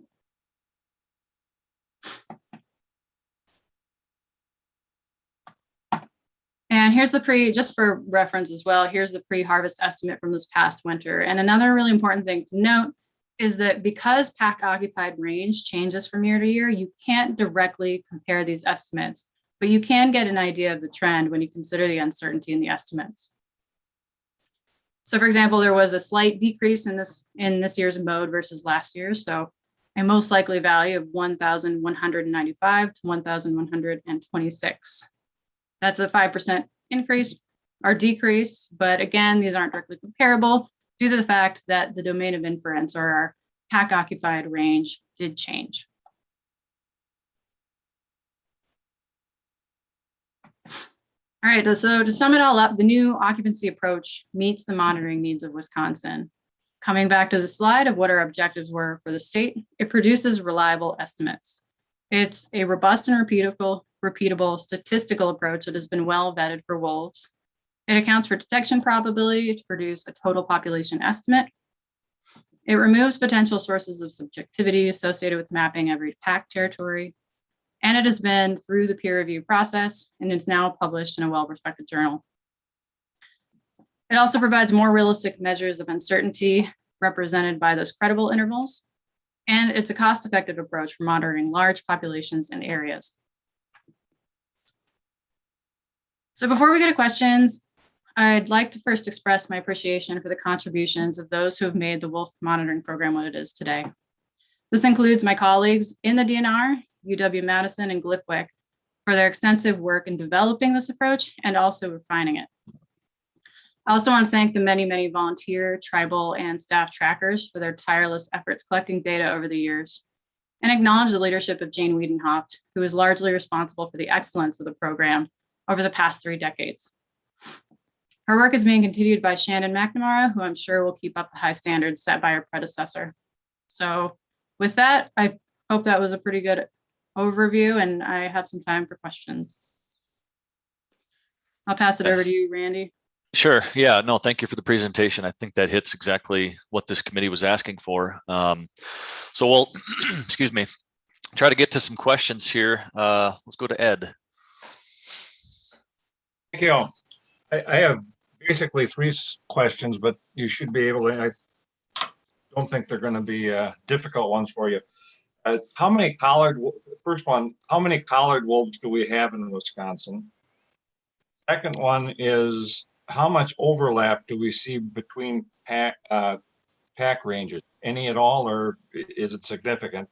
And the third one, on other species, most of our population estimates come from harvest data. Is there any effort at this point, now that we're harvesting again, to include harvest data as part of the population estimating process? And if so, what? That's all I had. Thanks. Sure. So I can maybe take the first 2, and maybe the last one's for you, Jen. I'm not sure, but the number of collared wolves, it changes obviously daily, or well, it can change daily. Right now, I think the latest was 39, I believe. We collared 9 wolves with GPS collars this spring, and we'll look to obviously continue to add to that. But it generally ranges, on the low end, 25 collars out there. On the high end, as many as 50 or so, and we've pretty much gone exclusively towards the GPS collars, which give you a lot of good data, but they're also a little touchy, and they can fail, unfortunately, more than we'd like to see. The second part about overlap, I think similar to most areas, those territories, they defend them pretty well. There is some overlap, but I don't think it's a significant amount. And it depends a little bit, just on the specifics of the territory, the specifics of the habitat, et cetera. So I don't have a very good blanket answer. I don't know if it's a metric that we've, measured necessarily, but in general, the overlap is minimal. And then Jen, Yeah. I'll go to you for the last part. Yeah, and I would agree with that. There is some overlap, but it is pretty minimal. And yeah, thanks for getting question one. Shannon's the one who has the most up-to-date number of how many GPS collars are working in the state. As for the last one, harvest data, it is something we're considering, in particular, incorporating it as a covariate into the occupancy model to help us determine or help us better evaluate if harvest is affecting whether or not grid cells are occupied by wolves. Let's go Pat and Steve. I'm not sure, is it Steve? Steve, you're on as primary, correct? Let's go to you, Steve. Yeah, I know that we use an average. Can everybody hear me this time? I turned my mic up. Yep. Is it Pat? Okay, yeah, go ahead. Yeah. My question is this, I know we're using an average of 4 animals per pack to determine our final count, but what I'm looking at up here, we got the Red Cliff Tribe really monitoring and some of the particular packs around my area here. And I know there's more than 4 animals per pack. And we're having a lot of depredation problems right now. Is there any way that we can use that we know the higher numbers that are in the pack, use that data to, because we didn't start having problems with depredation until there was 4 to 5 or 6 to 7 animals in this pack.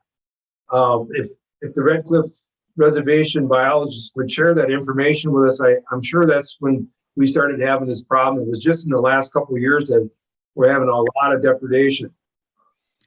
Yes. Would it be feasible to keep those animals or keep this pack down to that particular size? Are we able to do something of that nature and for the future to keep the depredation down? Well, I guess I'll tackle the bit about the average pack sizes and then I'll pass it over to Randy to finish off. But we do use pack territory sizes. We do use an average, but we do account for the uncertainty around that so that we know that there are packs that are much larger. We know that there are packs that are much smaller. And by accounting for all of that uncertainty and propagating it through to the final estimate, we are accounting for the fact that there are areas that have more or fewer wolves. That's just our mean pack size. And that's again why there's so much there is uncertainty around the population estimate. And it is important to consider the full range that we present as the 95% credible interval. I'll just tack on to that too, that this is average pack size during the winter. We know in August, many of these packs obviously have pups and they're going to be larger, and that's, what we're going to see right now. But this is consistent with what it has been, a population abundance estimate in the winter time. So I think that's important to remember too, average pack size in the winter. To your second question, Pat, I guess I'd just defer to, the depredation program doing what they do, addressing these conflicts in a specific manner based on, case by case situation. I don't know that we can necessarily apply harvest in a particular area to keep a pack at a certain size. I think that's better addressed through the depredation program. Well, what I'm looking at, Randy, here though is that the question is, are we going to have that information so when we make a decision on this or determination of answering some of these questions later on here in the thing, it would be nice to know that information so we can determine if we're, this coexistence is not working so well up here within the 6 mile buffer zone of the Red Cliff Tribe. What I would like to know is how are we gonna coexist with this particular packs when they're on the reservation, off the reservation?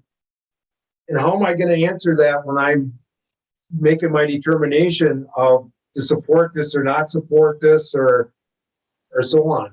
That's what I'm looking at. I'm looking at more information so I can make my determination to support or not support some of this or so on. I mean, I'm thinking we need more information. Yeah, well, I think there's another way to look at it too, which would be, you're expressing that is an important item too, which is excellent. That's what we want to capture in this process. The collaboration with the other government agencies, the collaboration with the tribes, and that includes within that 6 mile depredation buffer. I think we want to capture that. And then also, if you have suggestions, if you have thoughts on the best way to do that, I think incorporate that. I don't think we need to necessarily answer that specific question because there's probably 1,000 very specific questions out there. But what we want to hear through this process is capturing that right there is an important item that we address through this plan. So I hope that's satisfactory, and not to cut off, but I'm going to try to keep moving here. Let's go to Mike Brust. Jen, I'm a little confused because you show all this is related to packs and pack size, and you call it the total population, and yet there's no accounting for lone and dispersing wolves. So do they not exist? Do they exist? Are they part of the total population or aren't they? Yeah, Mike, that's a good question. And we do not explicitly target loners. We have stuck with we developed this method to meet research needs for policy, which has historically been targeted at managing pack individuals. And so we do not have empirical evidence on loners. They are inadvertently captured sometimes in the population surveys and potentially in the population estimate. Again, another reason to consider those ranges that we present with the credible intervals when making decisions. But we do try to minimize the inclusion of loners, again, through that development of the process for defining the core range. Oh, okay, and then my other question is, you show a 5% drop in the overwinter population this last winter. What accounts for that? Is there a specific reason? I mean, it wasn't really a bad winter or a good winter. I guess there wasn't a lot of snow, so maybe it was harder to track or accumulate track information. But the population has been in a steady increase for years and years, and yet there's I have heard no explanation of why you indicate there's been a 5% drop this last winter. Yeah, thanks for asking that question, Mike. I appreciate it, and the opportunity to clarify that I do not, again, because the domain of inference are pack occupied range changes, that means that these are not apples and oranges comparisons. So a 5% decrease to me is not ecologically significant. That could be, again, because we have reduced the core range from 2020 to 2021. So I see this, and I'm mostly looking at these overlaps here between these box and whisker plots. And because there's significant overlap here and only a slight difference in our most likely value, I don't see that as significant ecological change. I would consider this population stable over the past few years. Thank you. Sure. I'll just keep going down the list. Let's go to Lori. Lori Groskopf. There's Lori.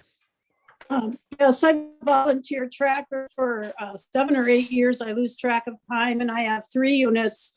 East of those, 2 of those units are areas in Forest, Langlade, and a little bit in Oneida County that were not included in this because of, I'm not sure exactly why. So I have questions about those 3 units and the 2 that weren't included in the count. Do you use public reports from the reporting form? Also mortalities? Would that be an indication of wolf presence and public sightings? Montana has used hunter sightings extensively in their use of this occupancy model, and they've done that very successfully. So I wonder if there's any thought to incorporating that into your model.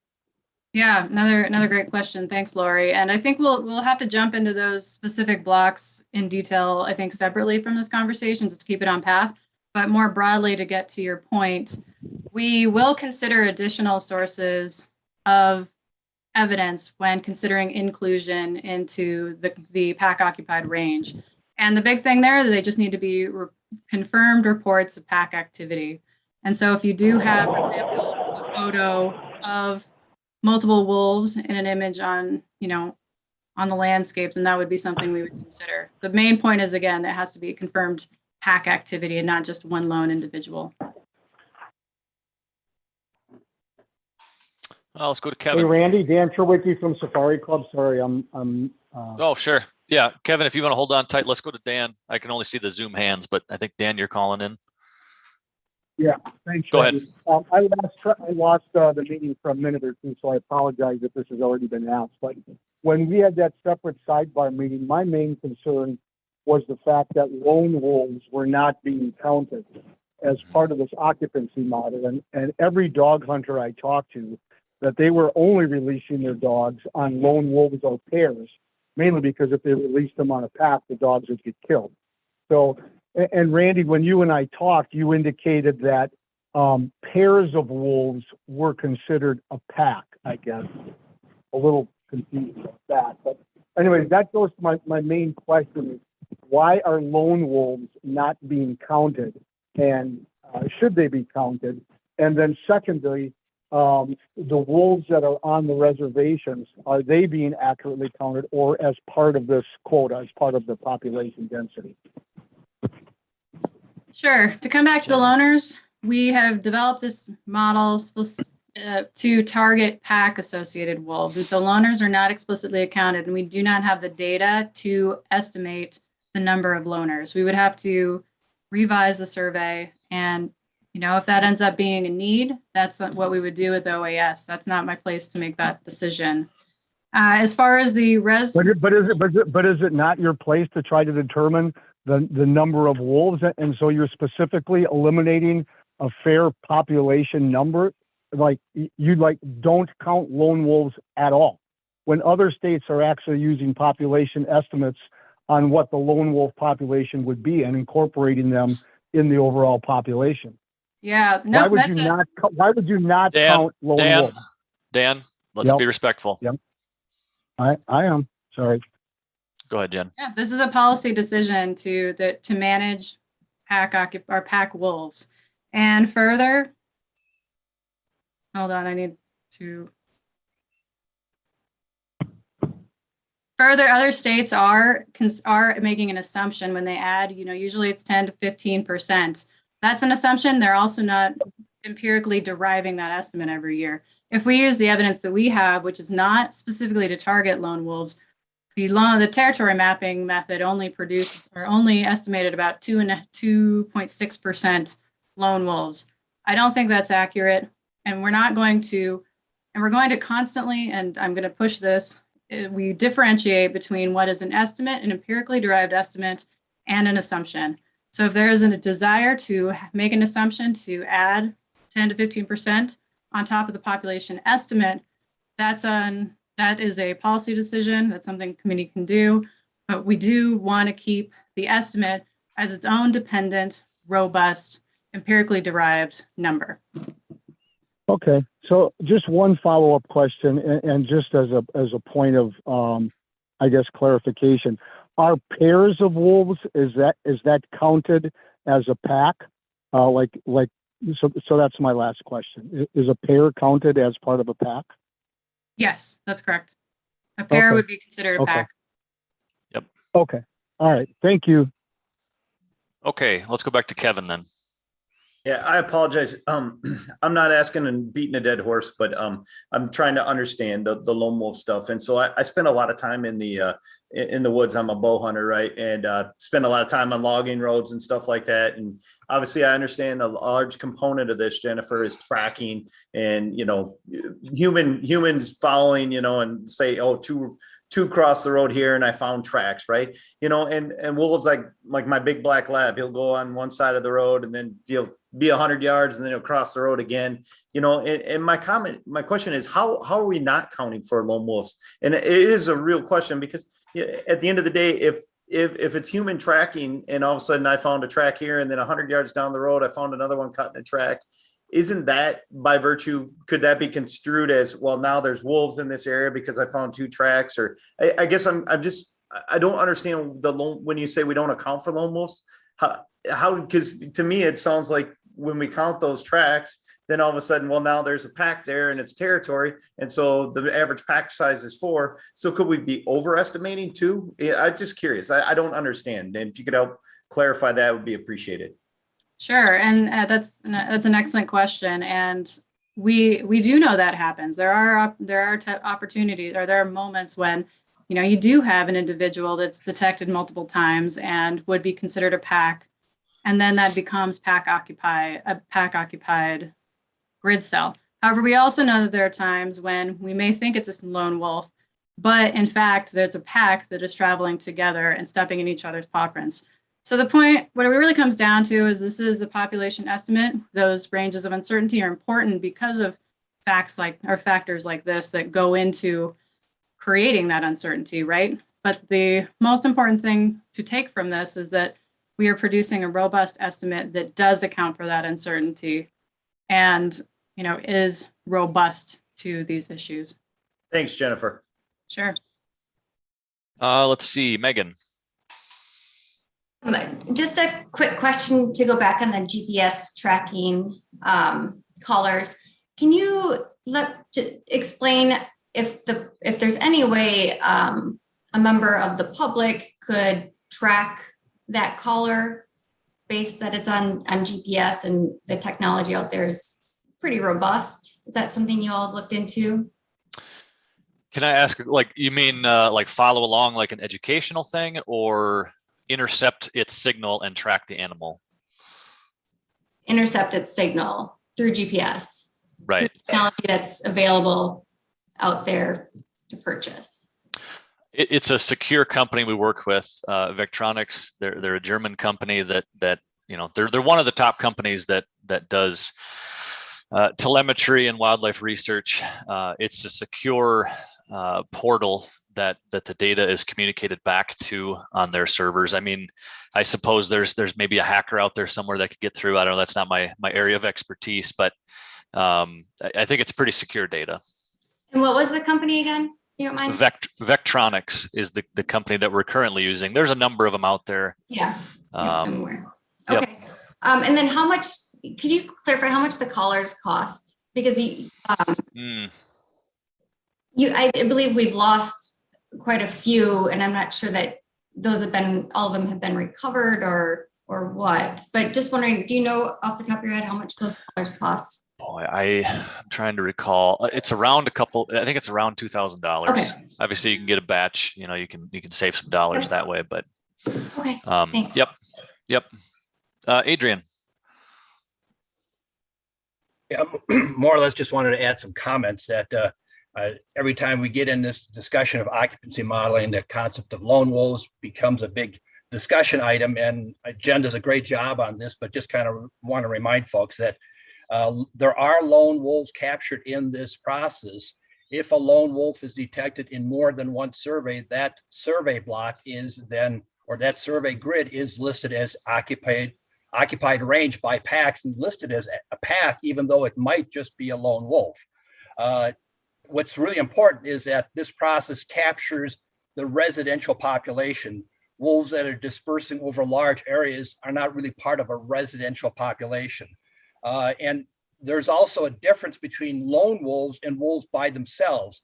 A single wolf traveling by itself is not necessarily a lone wolf. Most pack members do get separated from the pack at some time or other and travel by themselves. So not every observation of a set of lone wolf tracks means that it's a lone wolf.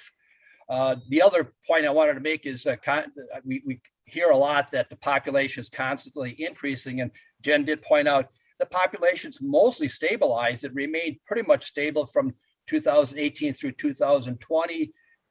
2017 through 2019. It increased slightly in 2020 and then came back down again in 2021. So we're seeing a population that is somewhat stabilizing. As far as concern of if this population did decrease somewhat from last year and we didn't have a severe winter for wolves is almost opposite of what a severe winter is for deer. When we have a winter, very little snow and deer are hard to catch, that's a severe winter for wolf, a great season for deer. When we have a severe winter for deer and deer are struggling to travel and have high winter severity index, that's when wolves have easy killing opportunities. So that's a good winter for wolves. So winter severity for wolves is really almost opposite of what it is for deer. So those are a couple of points I wanted to make. Yeah, thanks for that, Adrian. I'll just add on too. I think it raises another good point of when we're doing the tracking. You know, we want multiple surveys of each block. Most blocks have at least a staff member and a volunteer tracker. Some have, you know, many runs per block to try to, you know, capture that uncertainty when there's a pack that's together one day, apart the next, those individuals that may pass through and not be resident, etc. So I'll just plug once again the carnivore tracking program. We're always looking for volunteers. We're developing our training classes again this fall. We've got partners with Timberwolf Alliance and Twin to help put on these classes, and so we're always looking for additional help to track these blocks. And that goes to anybody out there that's interested in tracking and collecting the data through our protocols. We'd welcome that. I see one more hand up, Todd. I got a two-part question. I was just curious. Looking at the federal recovery definition of that, they talk about breeding pairs, and do you have data on those breeding pairs? Obviously, the federal minimum is 10 breeding pairs, which can take up to 10 packs to achieve the 10 breeding pairs based off of the success rates of certain pairs. And then also the second part is where did you come up with the number 4? You know, according to some of the national reports out there, a pack size can range from 3 to 37 wolves in a pack, but the average size is 4 to 15. So is it fair to say that we're kind of doing estimates on the low end of the spectrum as to what could truly be the wolf population? Jen, you want those? Yeah, so, you know, the second one there, I think what might be helpful in the future is making me think we can actually provide the committee with histograms that show how many individuals we're getting per pack. And we see far more packs of 2 wolves than we do packs of 10. And so I do think that our estimate is not biased low in that manner. And then for the other question, breeding females, so we do not have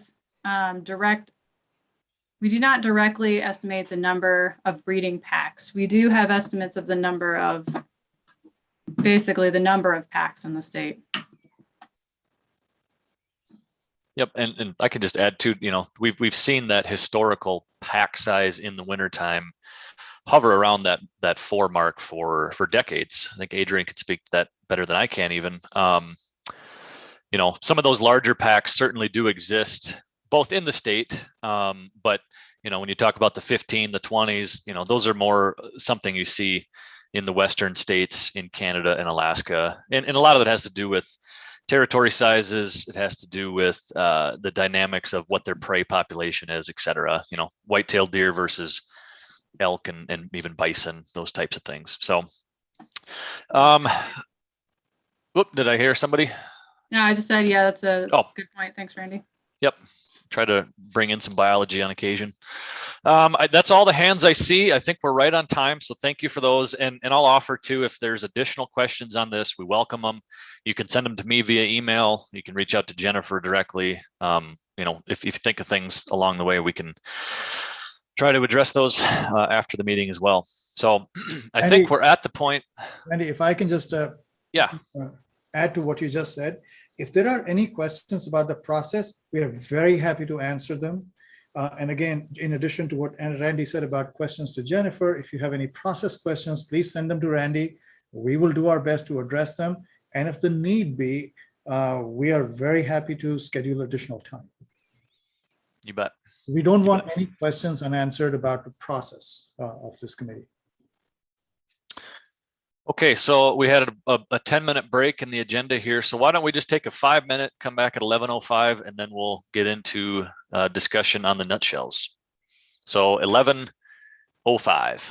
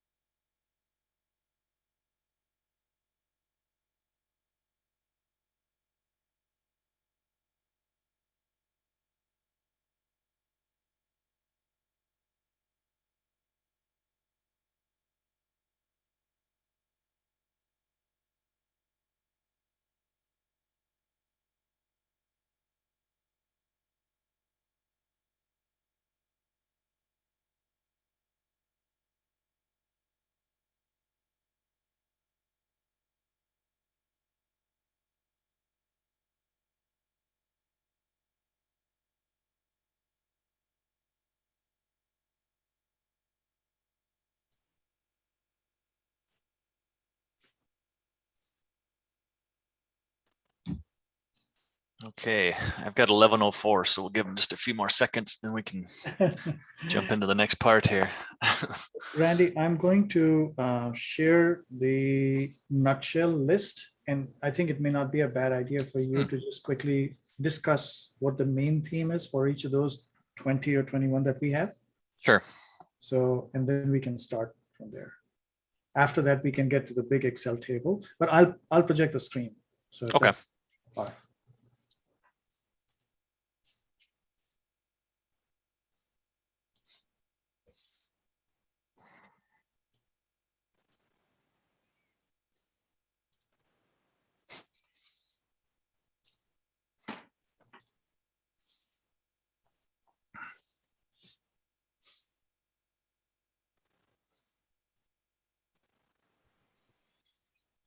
Okay, 11:05. Can you zoom in a little bit on that, Raj? Yeah, and sure. We can. How's that? Is that better? Perfect. I think that's good. Yeah, and I know not everybody's got a screen, but right. Looks like we got most everybody on via Zoom today. So yeah. And we had sent this list out also. So that's correct. Yep. Yep. Everybody does have this list, and this is as you mentioned before, this is our draft list. This is the first crack at these nutshells. So we'll get back into it here. So before Raj dives into actually going through these individual items in the large spreadsheet, we thought it'd be worthwhile to just walk through these and just so everybody's kind of read through them and been exposed to them a little bit. Again, these are basically our definitions, our nutshells. These are open to modification, and that's what we want to do here. But this is Raj, Daryl, and myself's best attempt at trying to capture the essence of all the 130 plus inputs. So they're just in order of the count, not of importance, but I'll just start at the top. Use scientific research to improve our understanding of the wolf population. It's a fairly broad one, but it's a common theme, common essence that we heard from a lot of different areas. So that'll be obviously a big one to go through. Collaborate with other government agencies and tribes in monitoring wolf population and developing the wolf management plan. Similar, I think a fairly broad one, but a common theme we heard, whether it was on monitoring, whether it was on harvest discussions, all of the above. There was a clear desire for collaboration. Set zone-specific population objectives based on scientific data and criteria.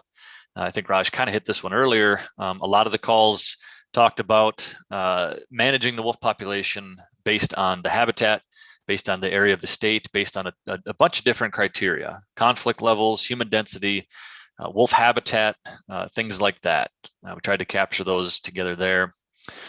Pursuing options to minimize human-wolf conflicts. I think that one's fairly straightforward. And as you can see, obviously a very important one.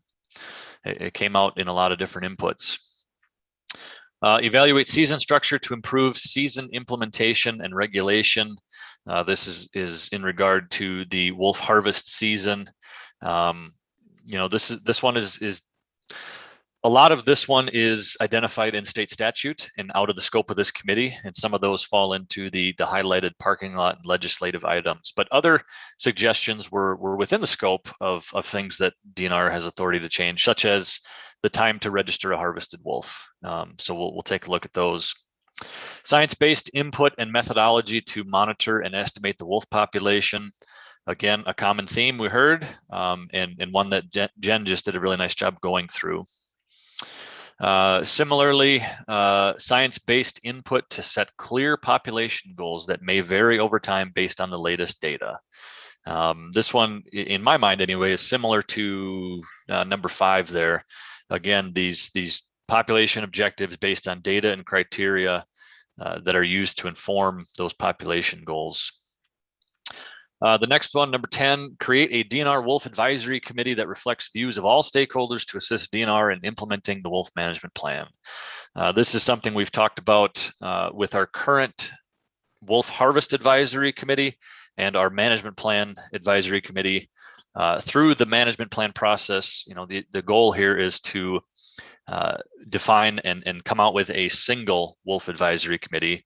And what we heard here through a variety of inputs is that we want this committee to reflect the views of all stakeholders.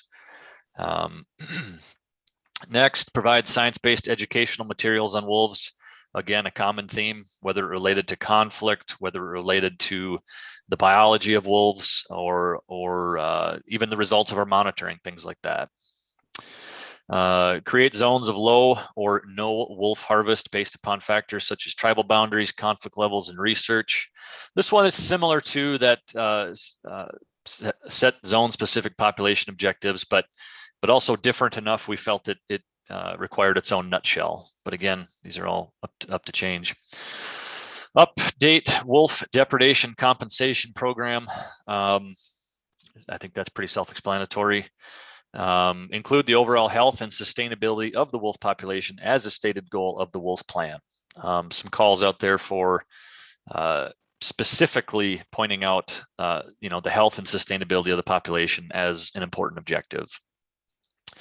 Now, the parking lot and the legislative, as we mentioned before, these are ones that in our interpretation anyway, as currently written, fall outside of the scope of this committee. They deal with things in statute, etc. And so we're happy to capture them, but they may not be, because they're not necessarily in the scope, they don't get their own nutshell in the same fashion. They won't be able to go through the ranking process. So we'll take a look at these, see if we captured them correctly, if we can maybe better capture the essence of it. And if so, maybe some of these come out and into other nutshells. We'll work through those. The one in between there, number 16, consider the disproportionate impact wolves may have on people living in wolf range. This is a theme we've heard a handful of different times related to the social science work that's been done, consistently showing that folks among wolf populations, usually disproportionately take the impacts, whether it's conflict or depredations, etc. So there was calls to recognize that and use it in decision making. Number 18, allow wolf populations to fluctuate naturally. This was a variety of calls. Some were statewide, some were more specific. We'll get through those, but calls to let the wolf population regulate itself. And again, this one's kind of related to some of the population objectives mentioned before, but again, we thought this one was enough to stand alone. Increase regulations on the use of hounds to hunt and train wolves. This one we heard from a couple different places, and it's something we'll explore here within the scope of the committee on this one. Randy, is that one legislative as well? I was just saying that, like, it's on the line, but there are regulations that can be done through administrative code. So I think this one is within the scope. Yep. And we'll evaluate it. If folks have thoughts otherwise, we'll make sure these are captured appropriately. Consider the impact of wolf management on recreation and tourism. I think that one's self-explanatory. Collect timely harvest data to manage season closures. This one falls, it's similar to the harvest season implementation and regulation, but it was a theme we heard in a couple different places, or a more specific theme. The last two, a call to explicitly support state-based management of wolves, including regulated hunting and trapping. And then the last one, promoting volunteer efforts in monitoring the wolf population. So that's a quick rundown. As Raj mentioned, everybody received a copy of this yesterday. I think it'll be handy to have it available if you can to refer to as we walk through these. But our objective here is to make sure these are worded appropriately, that they capture the essence of the different inputs, and we'll modify them as we need to. Right. So, well, go ahead, Raj. Mike has a question. Oh, sorry. Go ahead. Yeah, on number 12, I think that you missed, it says create zones of low/no wolf harvest based on factors. There was also a question in regard to high. So I think it should read create zones of high, low, no wolf harvest. I know there was a question or a comment in regard to high harvest in areas where there's problems. Yeah, we could add that, I don't know if that, we'll have to look at the specifics that informed that one, because I think you're right. And those would fall more into, let's see, which number is it here? Number 5 on my screen anyway, the third one down, zone specific population objectives, I think that falls into there as well, right?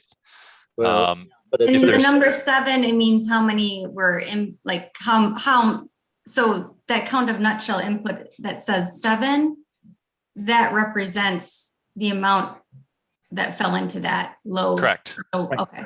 So that would make sense to have it its own. it would also certainly fall into number 12. Okay. Let's so- just get into it. Let's Yeah, do let's that, get into it, because that's what exactly. you were doing anyway. Right. This is great. So Ed, do you have a quick question? Ed Harvey, do you have a quick question? You have your hand up. Yeah, I had a comment. That's a continuation of the discussion that you just cut off. Are you going to pick us up back into that discussion, or where are we going? Absolutely. Let me show you exactly what we'll do. For the sake of making sure everybody's comfortable and we understand how these were put together and what we do, what I'm going to do is start with the bottom one, which has only one, just to make sure. So we go through like few of these bottom ones, which have onesies or twosies, threes, and so on. And then we'll jump up and start from there.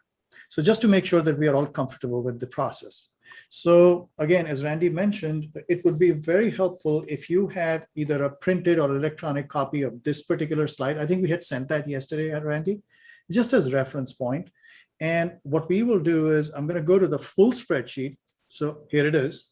And what you will see here is basically these have not changed. This reference number has not changed from the start. We have the theme, we have pre-work 1 and 2, and we have the organization that provided that input. And this is the column where we will make some changes. So right now I just sorted it by reference number, but since we were talking about beginning with the promote volunteer efforts, I'm going to just bring that one up alone. So as you can see, there was only one item. And what we would like to do is make sure very quickly, whoever contributed this, are you okay with the nutshell the way it's written, and is this an adequate representation of the essence of what you were trying to say? Not necessarily all the details, because we are going to have all this detail anyway. We will record that. And what we will also do, and I want to take just a quick moment to show you that, is that we have already sorry, give me a second. I think that's just, there we go. We have already built in that pre-work number 3 and number 4, and maybe even additional comments. We'll capture that here. So we have enough opportunity and a mechanism to capture more detailed conversations on each of these 133 items that you might want to have through different pre-work inputs. But for today, what we want to do is just make sure, I'm going to hide this one for now so that you can see the screen. If the source organization is okay with classifying their input into this nutshell. That's really the focus of today's work. And then we'll go to the next step in the pre-work. Wow. So with that in mind, Wisconsin's Green Fire, is this okay? I think that seems to be an okay way to characterize it. I guess I was sort of concerned this fell all the way to the bottom when the no, it's not method of survey shows that a major part of the survey information comes from these volunteer trackers. And maybe it's just kind of a given as part of the Wolf Management Plan. And as Randy had pointed out, that the department will be looking at other factors beyond the things that are going to be discussed through this committee. So hoping that's still going to be maintained within the plan. I'm not, I'm assuming it's still going to be part of the plan. Maybe it just didn't come out as an important item to others, but the way it's characterized seems adequate for me right now. So thank you. And what I would recommend is that when we ask for your input for pre-work number 3 right here, please add exactly what you just talked about as an actionable item, and we'll be happy to capture that input. So thank you. And what I'm going to do is, as we go through these items, I'm partially colorblind, so I need high contrast. So I'm going to use this column here to show which ones we have already covered, so we don't land up repeating them. Okay, so with that, I'm going to go to the next one, which is support state-based management. I have that. Thank you. Okay. Yep, I have a printout too, Randy. Okay, I was gonna, I okay, appreciate it, but I am working on that. you're all set. So, yeah, so I'm just gonna hide these 3 columns that I had opened just to share the next steps. So Bear Hunters, Wisconsin Bear Hunters Association, does this nutshell capture the essence? Keeping in mind, we are not losing anything. We are going to keep the details here.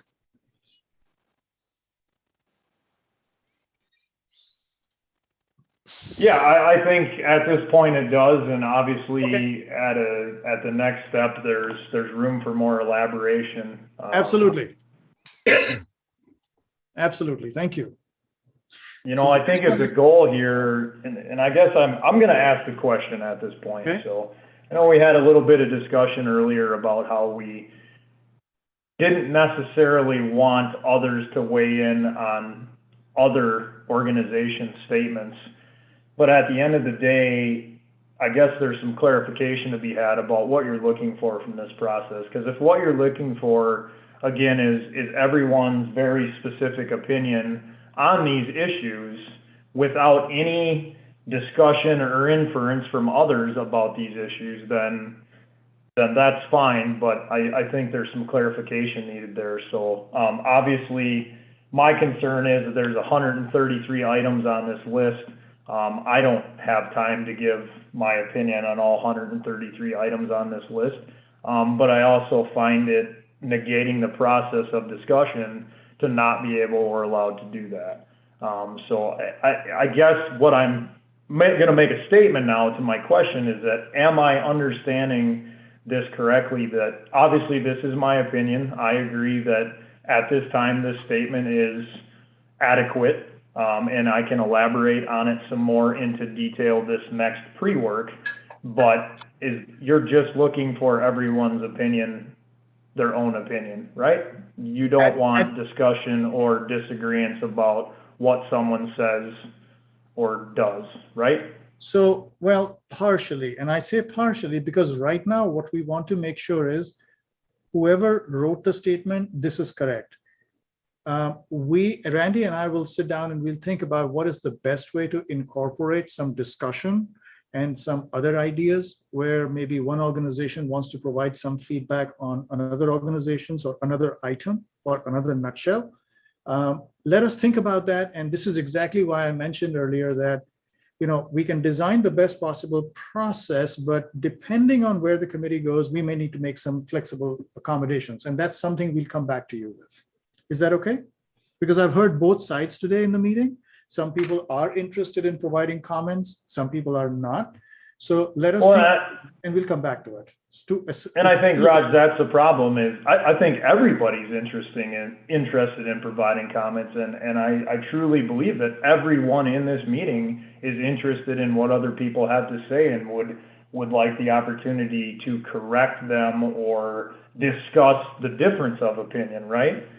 Or discuss the difference of opinion, because that's really what it is. I retract my correction statement, but it just doesn't seem like we're not going to get there. We're not going to get to that part.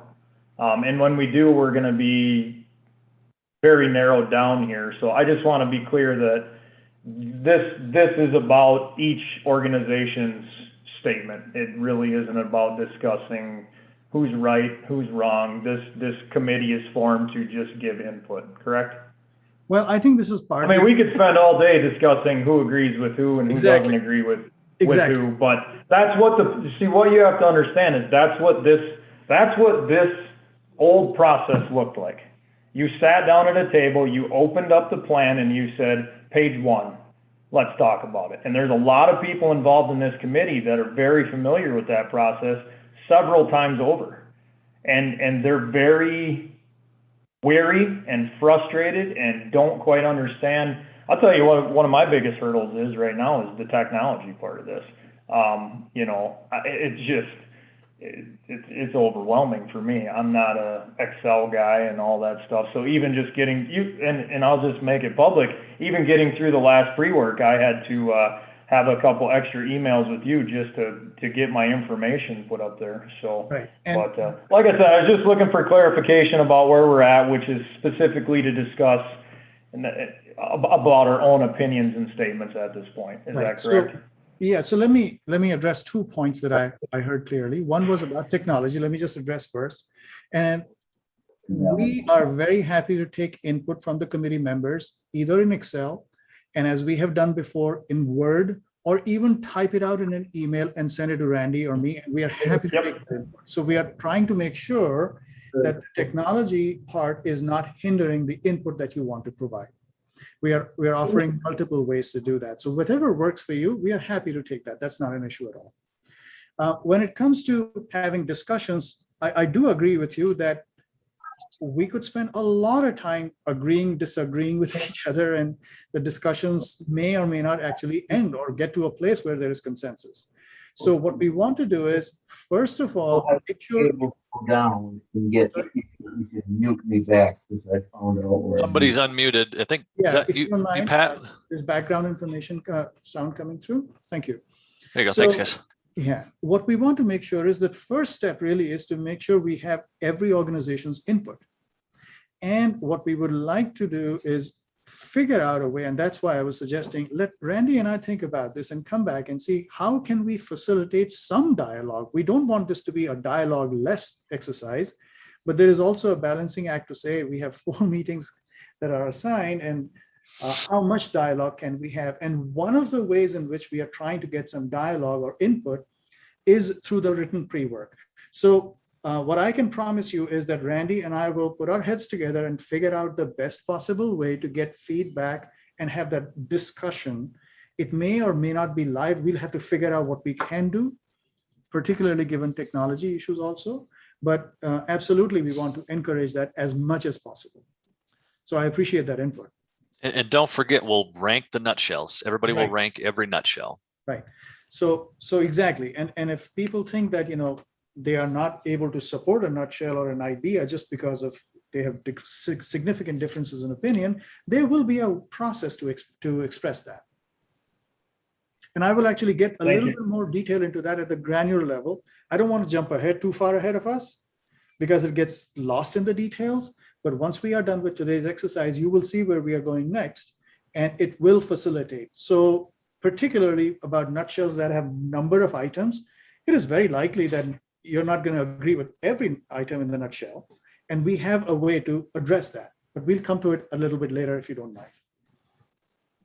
No, I'm good, and I apologize for taking the discussion that's backwards okay. a little bit there, but I mean, I sit here and I listen to this discussion, and I'm trying to be proactive here because I agree with trying the process, but my concern is this isn't my job, and I'm going to use other folks in the committee. It's their job until this process is complete. It's not my job.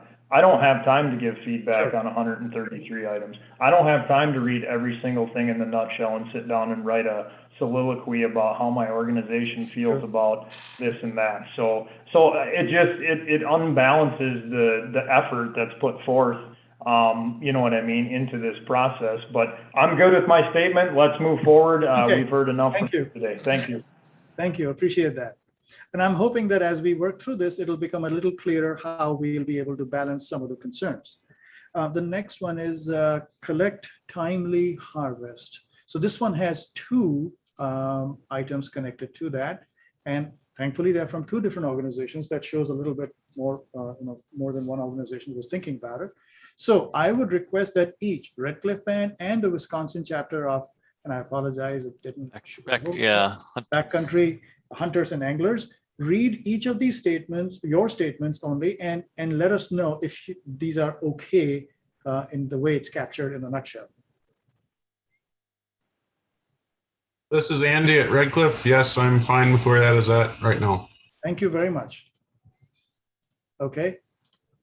And how about? Is it Miles? Miles is on, I think. Yep. Yeah, I'm here. Yeah, I think that captures it well. Thank you, Miles. Sure, timely harvest data is important. So thank you. Thank you very much. And again, I just want to reiterate, we are not going to lose any of the details. So thank you. Raj, So I see a couple hands up while you're getting the next one. Ed, do you have a question? Or is your hand still up from before?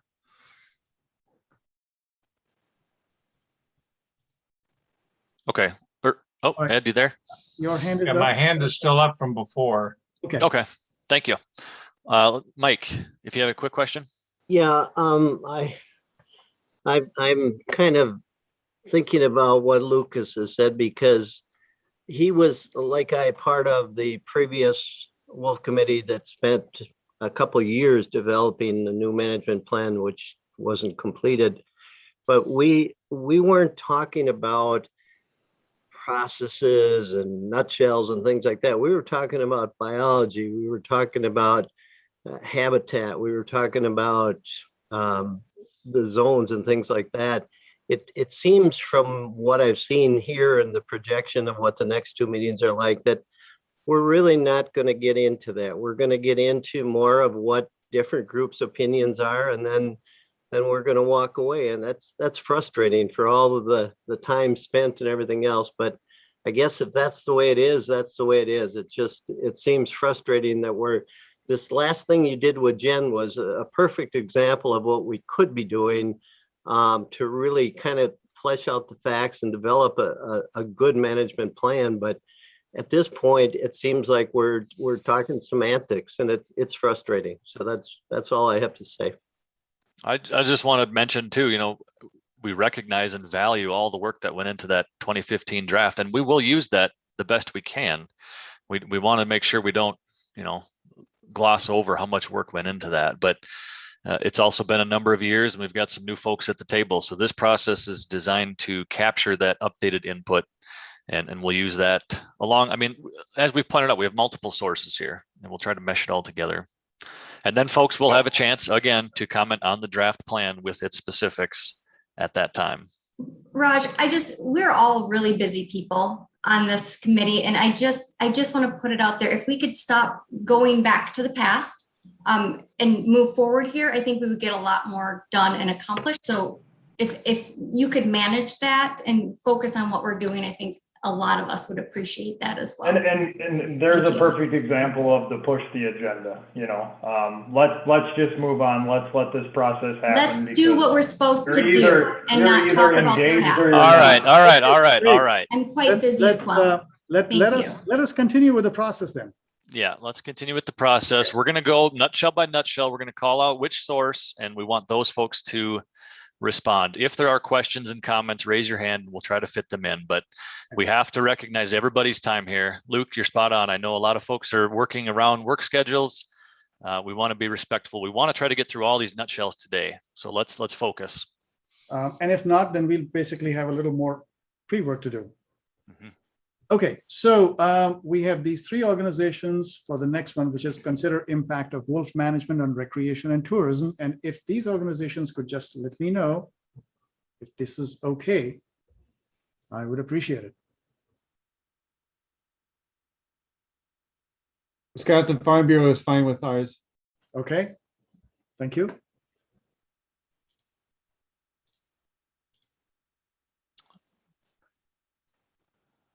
How about the Bear Hunters or Conservation Congress?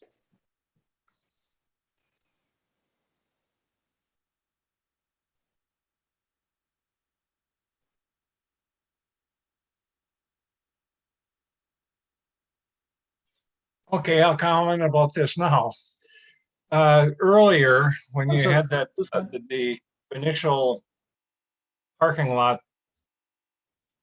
the original nutshell readout up, you had a couple of items like ours or like this one that discuss the importance of the social issues in devising and that they should all be addressed in putting together a management plan. Yet down on the bottom, you had two, which had to do with the disproportionate impacts on upstate people and input of on the impacts on tourism. Those are social issues too, and I think they should be included in that larger. They shouldn't be shoved in the parking lot and forgotten. They should be included with that larger item, that larger nutshell item that's still alive and well. And I'm sorry, that I'm you, lost. I'm a little lost, Ed. Which parking lot? well, I know you are. So tell me, which one are you talking about? You mentioned parking lot. The only one that's got Conservation Congress on it up here now, and the only one I'm allowed to talk about. In this one, no, Ed, wait, I think you have really misunderstood this. Give me a second.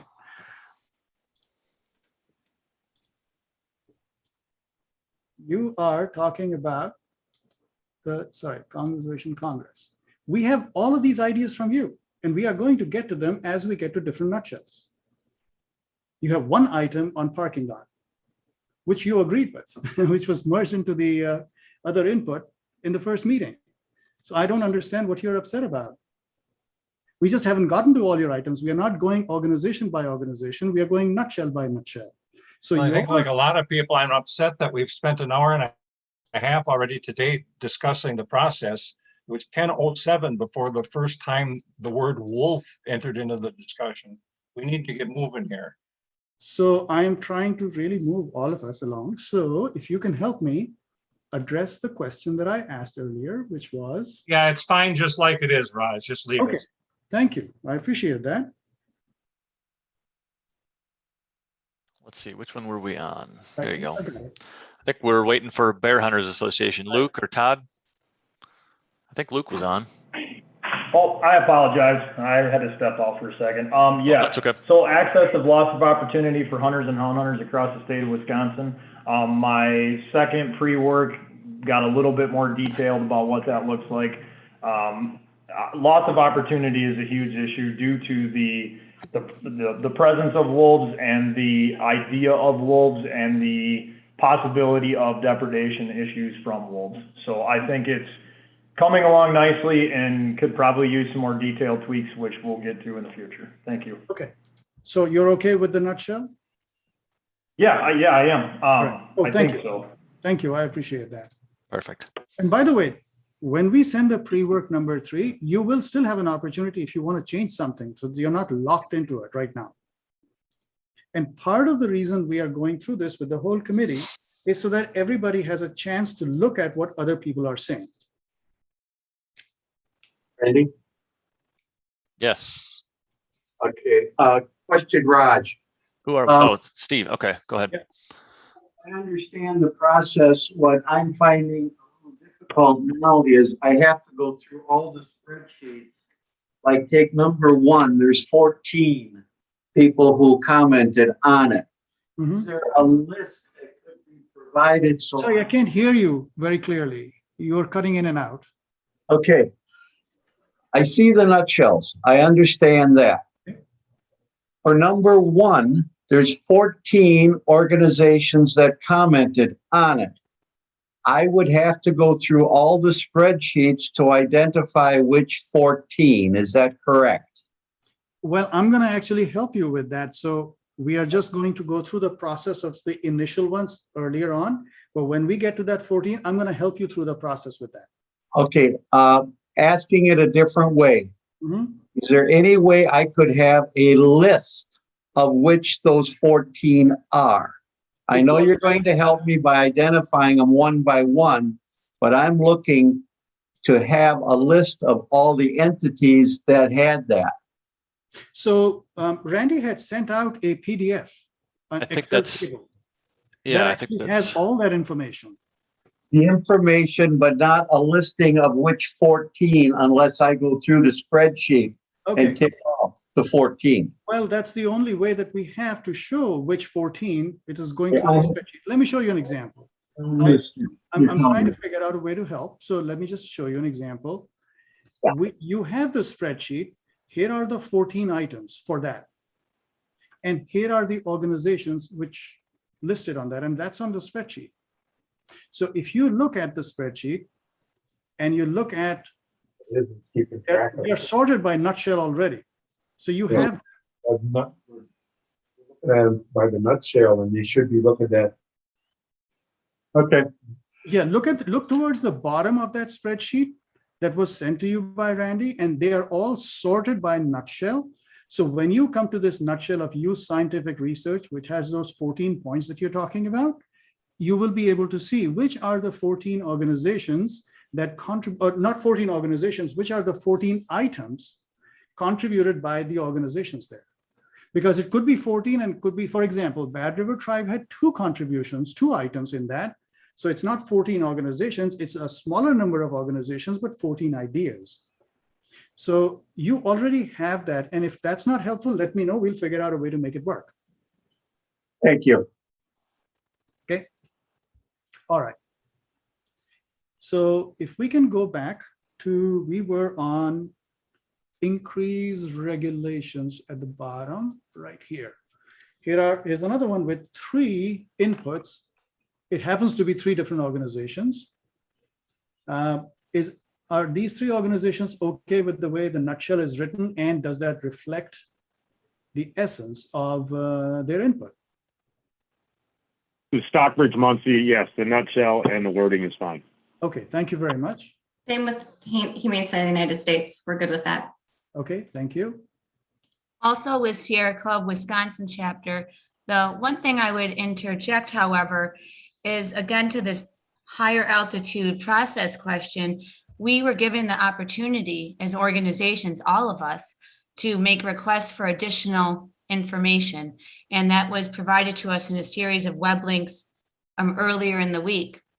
But this specific question that is addressed in our pre-work documents concerning hound hunting regulations as it pertains to wolves hunting and wolf management was not anywhere addressed. And I believe that we can have this exploration of nutshells and whatnot, but we do need some understanding of the legal regime that is governing or is actually not governing hound hunting in Wisconsin, particularly as it regards to training on wolves and use of hounds to hunt wolves, because it really does impact the larger wolf management goals that we'll all be talking about. We just need information to have an intelligent discussion. I expect the DNR will also explore that, but we should be allowed to have that at the same time, that understanding. So I again ask for there to be a short explanation similar to what Jen did earlier in this meeting, addressing what the regulations are and specifically what the regulations are not. The Wisconsin's Green Fire. Jody, I'll just jump in here. We did, I provided a whole list of links in the introductory packet. I explained what they referred to. That information is out there. At some point, we also need committee members to do their own homework and come in informed, whether it's in relation to this specific thing or all the different items. We need the committee to also do some work outside of the committee to come in informed. Our purpose here is not to disseminate information to the committee related to all these topics. It's the opposite. We want to hear from the committee. So I get your concern, and I think we have done a pretty good job of providing not every single detail, but enough for a foundation and pointing people to where they need to go to find it on their own time as well.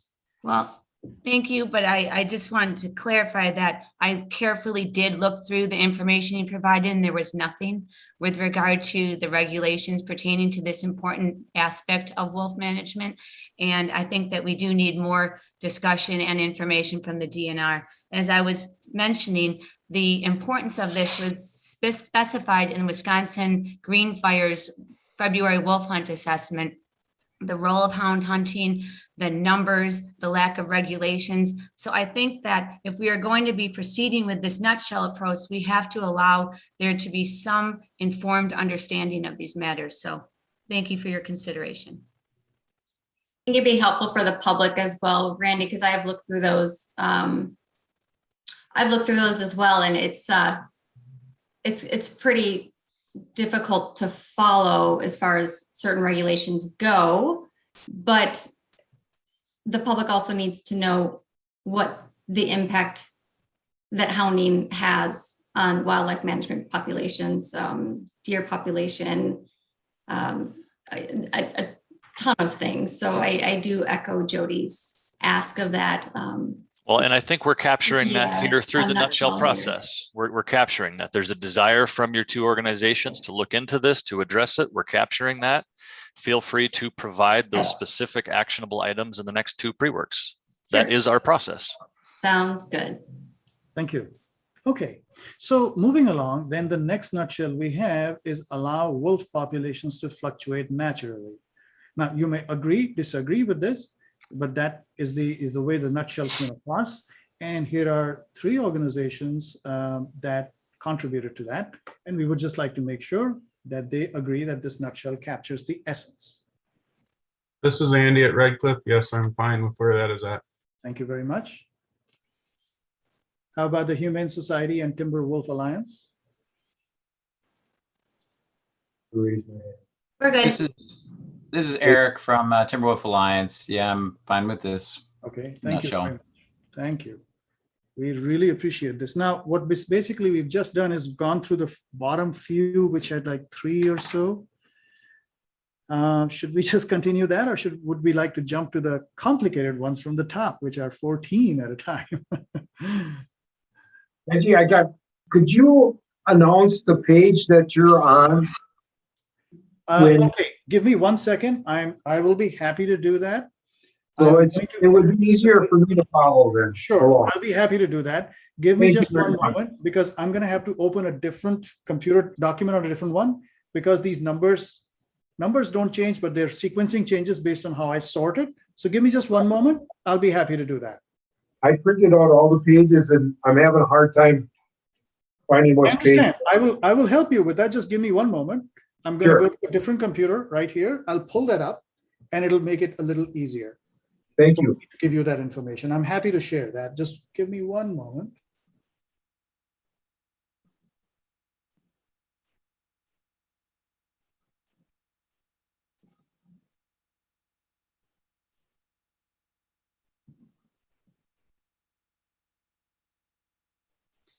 And I will be happy to share that with you. So I'm going to now look at this one. This has quite a few. Okay. We maybe just keep going from the bottom up. I think that may not be a bad idea. Yeah, I like that. Okay, so let's look at legislative item because we are making good progress. So this is the one where Randy was talking about, we might need to think about, did we interpret your essence correctly? And if we need to do it differently. And the reason I have this one, number 34 highlighted in yellow, was that we did not want to make any unilateral change. Wisconsin Wildlife Federation, it seemed like this was a legislative or a parking lot item. So we just wanted to confirm with you in the team. I would say it's legislative. Okay. Hey, Raj, I've had an opportunity just sitting on the phone here to go through all of mine and anything Wisconsin Wildlife Federation. Okay. Given the bucket titles that are there, I agree with all of them. Not saying I necessarily agree with all the bucket titles, but I would encourage everybody to take 5 minutes, look through it, and be able to respond like that. So this is the one we had for you, Matt? I've looked through them all. I don't necessarily agree with the nutshell name on everything, but given the bucket names, that's where they belong. Okay. So highlight them orange. Thank you. Thank you. I appreciate that. That's a lot more efficient. Yep, I would encourage everybody to take 5 minutes and do it. Why don't we do that? We are happy to be very flexible. And if that works better for everybody, why doesn't everybody take, let's say, 5 minutes to read through it?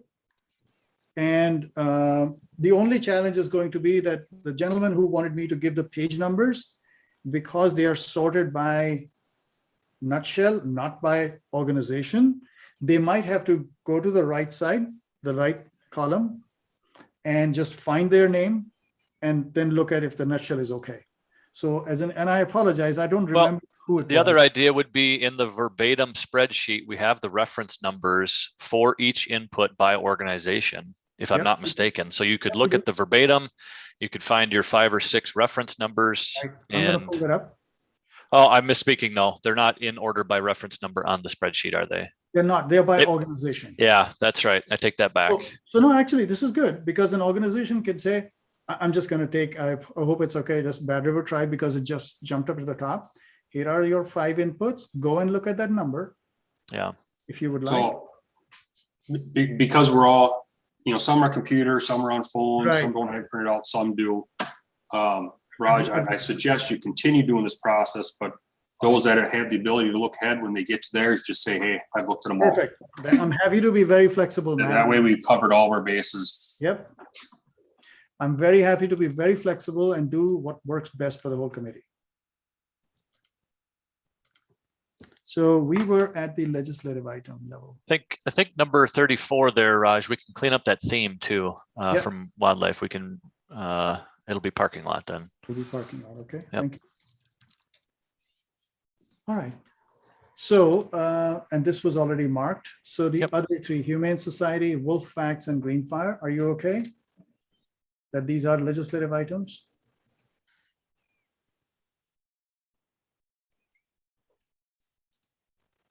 I think for the options of the nutshells that were given, I mean,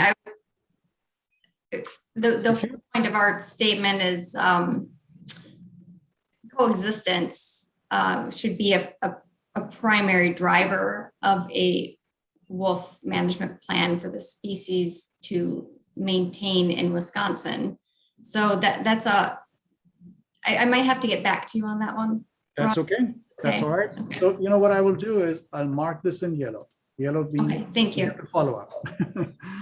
And the rest, I will say, at this point, I do believe, just looking quickly here, that was the only one I had a question on. So give me just 1 second.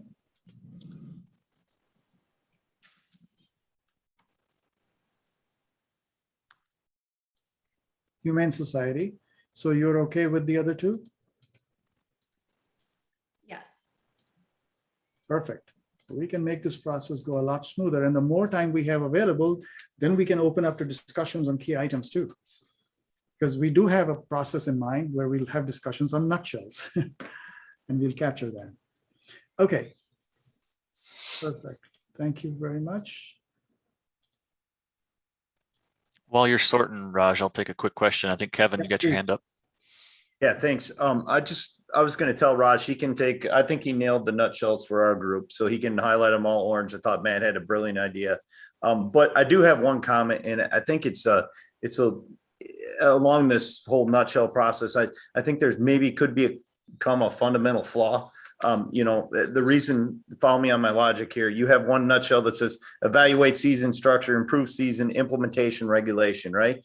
And there's 10 people that said that's really important to me, whether you're on one side of the fence or the other side of the fence. Then you have some people that say timely harvest. Well, there's only 3 in timely harvest. Well, clearly those two nutshells overlap. And so it's almost made it look like, well, timely harvest is not as important as the other one, because what you can do is divide one nutshell into 3 little ones. And all of a sudden, well, then that overall arching theme isn't as important as, because my vote might be A, your vote might be B, and your vote might be C, but it really encompasses one large thing. And I'm a little concerned that as we divide those up, that it doesn't look like, hey, timely harvest is not important. Only 3 people thought it was, when clearly it's about regulations as well, right? So Kevin, you are actually hitting on something that I had touched upon earlier.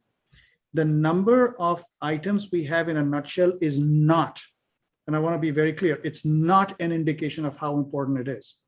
There will be a separate step in the process where we will ask the whole committee to talk about the importance of each nutshell separately. It's not about how many items or how many organizations supported that. I'm sorry, I apologize. I must have missed that. Thanks. That's okay. No problem. I'm very happy to clarify, because we understand this is, facilitating these meetings is complex. So Randy and I spend a lot of time thinking about all possible different things that could happen and how do we facilitate the process. So that's why we want to be very transparent. We share a lot, and we don't certainly expect every committee member to understand and follow all that we have talked about, because there's so much. So we are very happy to answer these questions, and it is not a problem if something doesn't make sense and you want to revisit something, happy to do that. That's not a problem at all, Kevin. I actually appreciate when you ask it, because it gives us an opportunity to clarify it for others who may have a similar question. So again, what I would like to emphasize is when we look at this table and these numbers, this is in no way an indication of how important it is. It is not a prioritization. It is just a way of grouping things. There will be a separate exercise where we will ask every committee member to tell us how important do you think it is for you. Thank you. So with that, Kevin, I apologize. Could you, and I'm sorry, I don't have that information here. Could you give me the name of your organization? I'm really embarrassed. I don't remember everybody, all 28 organizations. Great Lakes Wildlife. Yeah, sorry, Great Lakes Sorry. Wildlife Alliance. Okay. Trying to find my mute button. Yeah, we have 28 organizations and we have 2 reps per organization. So Right.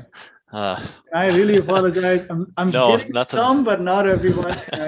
So what I heard you say was, Kevin, you are okay with all of these as orange? Did I hear you correctly, Kevin? This way? Sorry. Yes, you did. Thank you very much. That speeds up our process. And I think if we just go through this quickly, what I'm going to suggest next, you will like. A lot of people. Go ahead, Randy. I was just gonna, no, go ahead.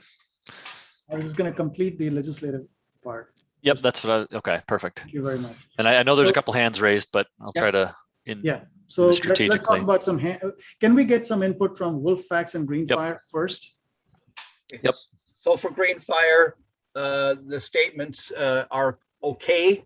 Although I just wonder, I expressed a concern at the previous meeting that hoped that part of the plan would be recommendations to the legislature on statutory changes that are needed to properly manage wolf populations, as historically has been done through management plans. That management plans have been used as a way to inform the legislature on statutory changes that are needed to do a better job of managing the wildlife population. That's kind of fallen out of favor during the last 10, 15 years or so, but historically that's been a pattern. And then the 99 plan did include statutory recommendations. So in what I wrote down in the pre-plan part of the pre-work output is were numerous other discussions about hunting and trapping seasons that would require legislative changes. So I guess I do hope that legislative recommendations will be part of this committee's work. So they will be definitely included in the report that we put together, because we are not going to remove any item. What I couldn't say is how that would go beyond the work that I'm charged to do. Yep, and to that point, I think the answer remains the same, that we want to stay within the scope of current law. We'll, as Raj said, we'll capture these items here. They'll go into the parking lot. They'll be as verbatim. But I don't think there's a desire to have specific recommendations to the legislature in the final plan. That's the feedback I've gotten at this point. Things can change, but that's where we're at today. And I want to quickly mention, there was one group who wanted me to say the page number. This is on page 10 of the PDF we had sent out.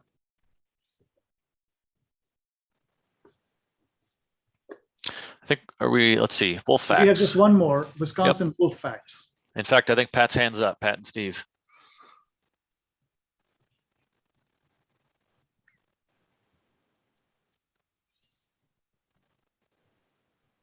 I'm sorry, I'm not able to hear any feedback on number Well, 51. Okay, we had said set hunting kill quotas as a quota number after tribal allotments, not before. We agree with that comment. Yes. It's a No legislative item? No changes. No changes. Okay, thank you. So now I see Mike waving his hand, so I think he wants to be recognized. Yes, this is in regard to 51 from the Wisconsin Wolffax. That is not legislative. That is not something that's dictated by legislation, and I don't believe it belongs as a legislative item.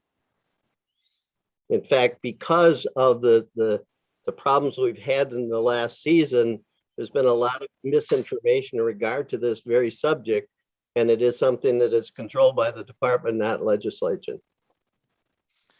It's in regard, as written, at least our interpretation of it is in regard to the tribal declaration process, which is governed by treaty rights, and therefore it is in that nutshell.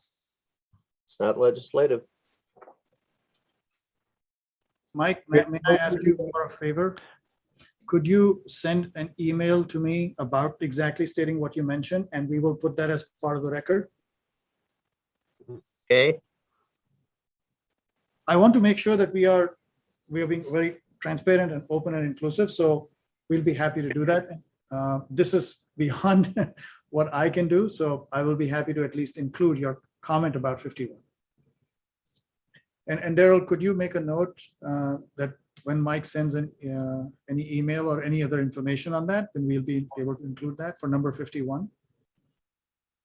I'll go to Peter David quick. I see Peter's hands up. Thanks for everybody for being patient. Try to be strategic about this. Yeah, I just, Randy indicated that there isn't an interest in taking legislative items into this plan. I guess I'd like to see that question posed to the committee itself. In my mind, legislative items certainly should be part of the discussion, need to be part of this discussion. This is an advisory committee. My advice would be that there are certain legislative actions that need to be taken, and this would be a venue to get that message to the politicians. And so I don't know where the resistance to that is coming from, but it seems to be more from outside this committee than from within it. I think I can take that request forward and pose that idea and see what I get back. I think I can do that. Again, that's the, even as Adrian mentioned, the direction that the state's management plans have gone in the last decade or even more has been away from those statutory changes or recommendations, excuse me, and staying within, the scope, the authority of the department. But wolves are maybe wolves are different. So I can reach out and take that thought forward. Okay. So I appreciate that. And I would suggest, that's just my opinion. I think you should ask the entire committee or take a straw vote on email after the meeting and see if there's general support from the committee for that. Sure. Okay, that sounds good. I just want to remind, we are at time for lunch break, so we can take a break and come back. It's been about an hour. For those of us who asked me to give the page number, the next one we will consider the disproportionate impact wolves may have on people living in wolf range. It is on page 4. Randy, I think I have one more question there on that. With the, I think that should also be considered also, because even though we have the agreement with the tribes, if Barbara Crabb stated that the state has the final say on what goes on with the fish, wildlife, and that resources. And I think that we all know that some of this has caused problems in the past. I think that should be brought up. It should be put on the wolf plan. That's just my opinion. Are you talking about what we just finished talking about, which is recommendations to the legislature? Is that what you were saying? Correct. I don't think it should be. So Randy is going to take that back, and we'll figure it out. So thank you for your input on that. Okay. I don't think it's a legislative action either. Okay. I would just wish to jump in and say I certainly support Peter David's request and Adrian Whitevins and others to include a component on this management plan update in our committee work to make legislative recommendations. I've been involved with other Wisconsin advisory committee groups concerning other wildlife resources, and that is always a very important component. And I think it would be important to make sure that this group is allowed that opportunity as well. Thank you. Thank you. Okay, so since Randy has already mentioned that he will investigate this further, I think we have clearly heard from a number of committee members. Randy will investigate, he'll bring it back. And I don't know if we need to continue talking about this because he has a to-do now to follow up. So with that, if it's okay, I would request, it's about 12:05. Let's take 30 minutes. We'll start a little later. We had thought about starting at 12:30. Let's start at 12:35 because the earlier breaks were a little shorter. So 12:35, we'll come back and we'll start on page 4 of the handout that we had sent, the printed copy or the PDF. And this is what we will have at that time. We'll start with this particular nutshell. Thank you very much. All right, 12:35. 12:35. Yeah, this might be a good opportunity for every organization to review all theirs quick too. Excellent point. Yep.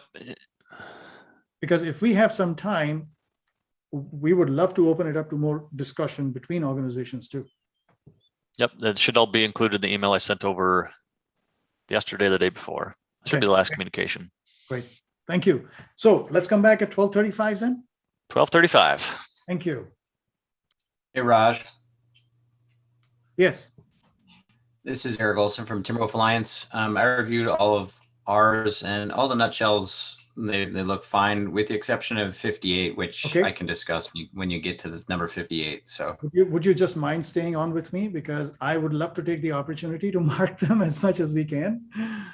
sure, all of them, yeah, all of them from the Timberwolf Alliance except for 58, which I can discuss when we get to it. Great, I appreciate that so much. Thank you. Yeah, Because the more time we can save, the more conversation we can have with the committee. you bet. Thank you so much. Hi, this is Jen from Wisconsin Conservation Voters. I put in the chat that I was fine with all I call them buckets, but I Okay, realized. so Jen, give me 1 second. Sorry, give me 1 second. By the way, when I project my screen, it's not easy for me to see the chat. So I appreciate that, and Randy's managing that. Just bear with me. Your Wisconsin Conservation Voices? Yes. Okay. Right here. And so I can mark all of these as orange? Yes, please. Thank you. I appreciate that very much, Jen. Yes, thank you.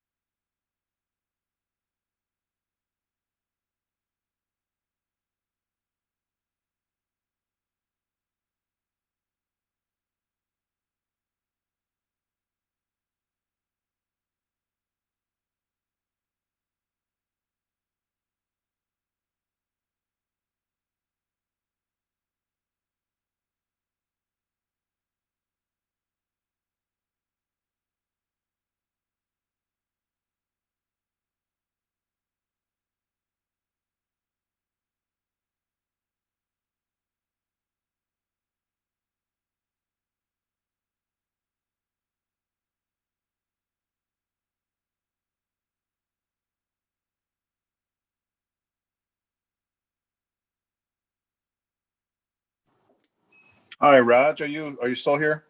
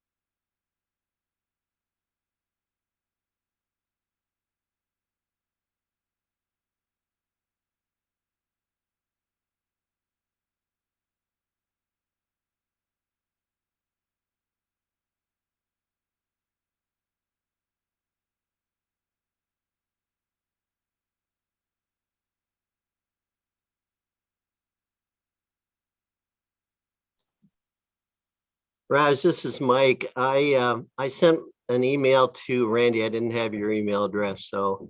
That's okay, Mike, no problem. Okay. Randy has it. I will ask him to send it to me. No problem. I appreciate that. Thank you. Okay.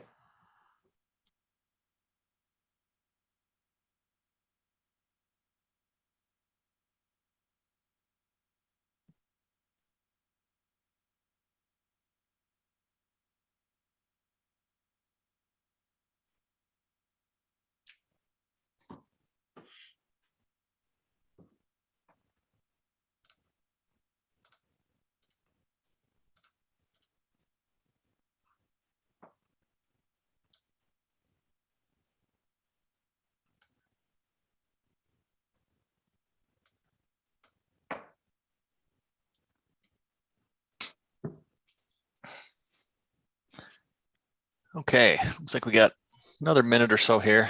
We'll let folks filter back in.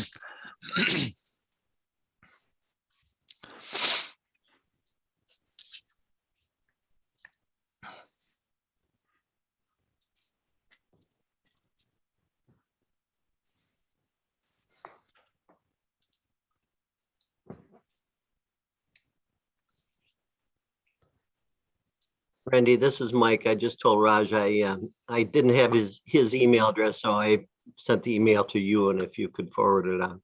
Oh, sure. Yep, no problem. Thanks. Thank you. Do I dare open up my email? That is the question. No, I'll take care of that, Mike. I see it right here. In fact, I'll just forward it right on here.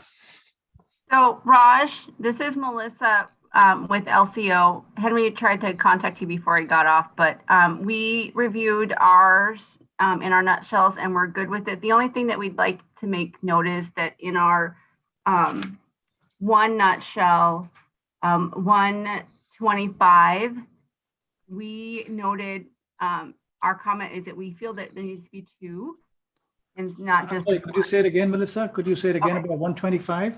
125, it's in the committee. It's fine in there for what buckets we have, but we feel that there needs to be two. Just make sure that that is noted, that we feel that there needs to be two that lead into future plans. There needs to be science that dictates what is best for the population, and then the stakeholders need to be have their say as well.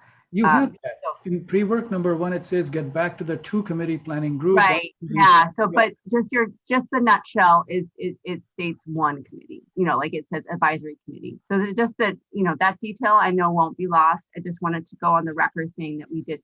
It is under that nutshell, and I understand why it's under that nutshell. But we still feel that the 2 needs to be stressed. But everything else is we're good with where we're at. Well, we really appreciate that. Thank you. Yeah. So yeah, your comment is right there about 2. And when DNR looks at this nutshell, they will read all the comments anyway. So they will have that input as well from you. So it's not going to get lost. Thank you very much for doing that. Okay. All right. Yeah, we can jump in. Before we get back, I hope everybody had a good, quick little lunch there. I see there's some chats in the chat. So just a reminder, we left the chat function on in case there's any tech issues or trying to raise questions or anything like that. So if we can keep those, we don't want to have another third-party discussion going on here in the chat, if at all possible. You can use the chat to contact the tech folks here helping run the meeting, but we'd like to keep it for that purpose. So quick reminder on that. Otherwise, I'll kick it back to you, Raj, and we can continue. Okay, thank you, Randy. Now, if any other organization has had a chance to look at their items during the break and they want to give me some summary feedback that they're okay with, whatever the nutshell is, I'm happy to do that now because it's going to help us save some time later on. Or we can go through the process which we were using. I'm happy to do it either way. But Melissa, thank you for sharing your input. It was very helpful that way. Is there any other organization which would like to give us some feedback about all their items? Yeah, this is Brandon from Ho Chunk Nation. I think we're good with all the nutshell items there for the most part. Okay, I'm going to pull it up so that I will mark it right here. Thank you very much, Brandon. Really appreciate it. All right. Is there any other organization that would like to do the same? I see hands coming up, so I'm guessing Yeah. we'll just go in order here. Peter David, Glyphwick. Okay, for Glyphworks, number 2 is okay. All right. I think number 83 is okay, although it kind of drops out the research in the nutshell, but hopefully that is captured again. Yeah, you have that here, right here. Okay. Yep. Number 101. I think the nutshell misses the gist of it. It's really about having a plan that has transparency in it. I'm not sure how that fits into any of your. Is there another nutshell? nutshells. Is there another one that is better fit? Right now, I don't have a better one for you, but it's really about, yeah, transparency. And if that needs to stand alone, that's fine. Yeah, I think, Randy, there was something where we had that.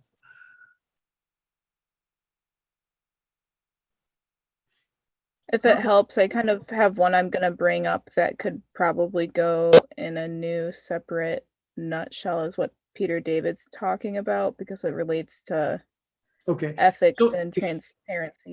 All right, if you don't mind, can we come back to that? What I would like to do is only focus on quickly getting out of the way things that are okay. Whatever we need to change, I would like to have the whole committee discuss, if that's all right.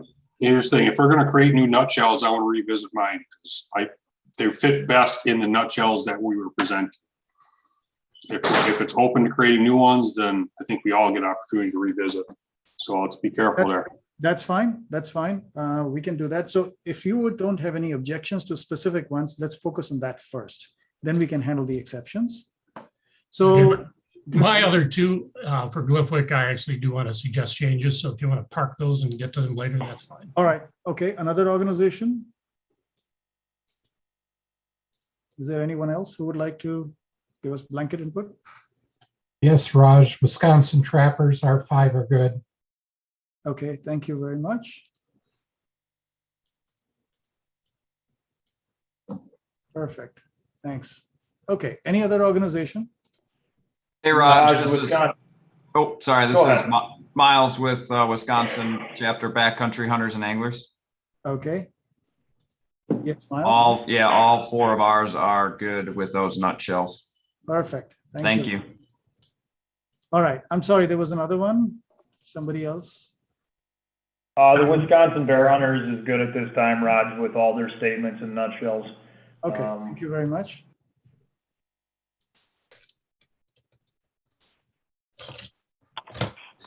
Okay, anyone else who's okay with what they have? Raj, this is Brian Haringa with the U.S. Forest Service. I'm good with the 4 that we have. Okay, thank you very much. Randall Longhop with the Stockbridge Muncie. We're good with the 4, the 5 Okay. that are in there. All right.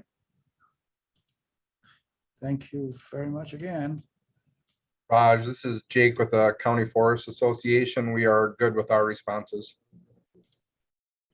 Okay, give me a second, Jake. Right here. Thank you.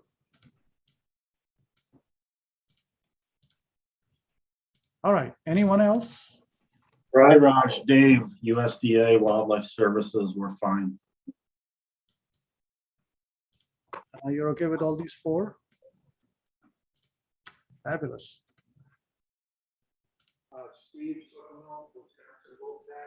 Okay, sorry, can't hear you. Steve from Wisconsin Wolfex, can you hear me now, Raj? Yes, that's good. Thank you very much. I can We're hear you okay, now. we're okay with ours, but we would like you to consider combining nutshell 14 and nutshell 18 as one category, not 2. In this one, 14 and 18, these 2? Are you talking about these? If you can see the screen, this is 14, this is 18. Is that what you're talking about?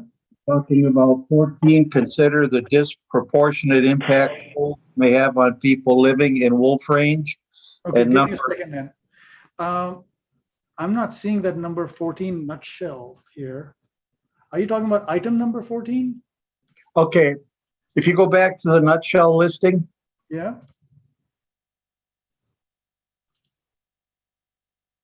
Okay, in between the two yellows, what number do you call that? That's 16, line number 16. Okay. That should be combined with consider impact of wolf management on recreation and tourism. Number 20. Okay, so that's your recommendation. We'll come back to it. As Matt said, if we are going to open it up, we'll come back. Right now, what I would like to do is just get all the ones where you agree out of the way. We do agree on ours. You agree on yours, right? Yes. Okay, great. Thank you. Any other organization? Anyone else? For Bad River, I'm okay with ours except for 109. I need to revisit. Okay. Is that okay with the way I've marked it? I did not mark 109. Correct. Thank you. All right. Anyone else?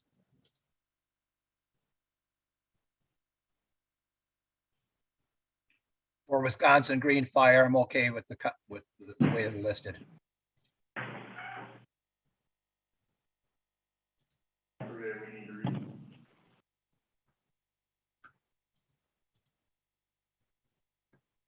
Okay, great. Any others?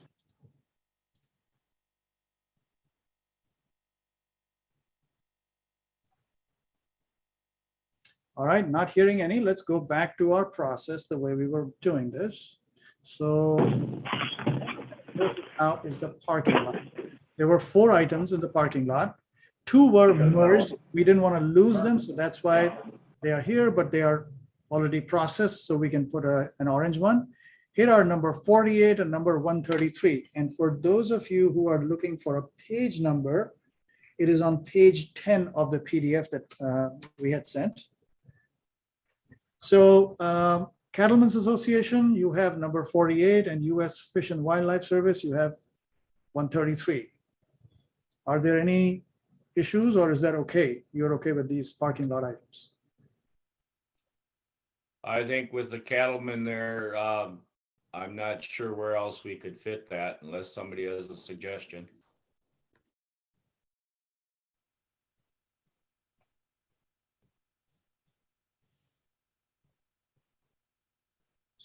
Not hearing any.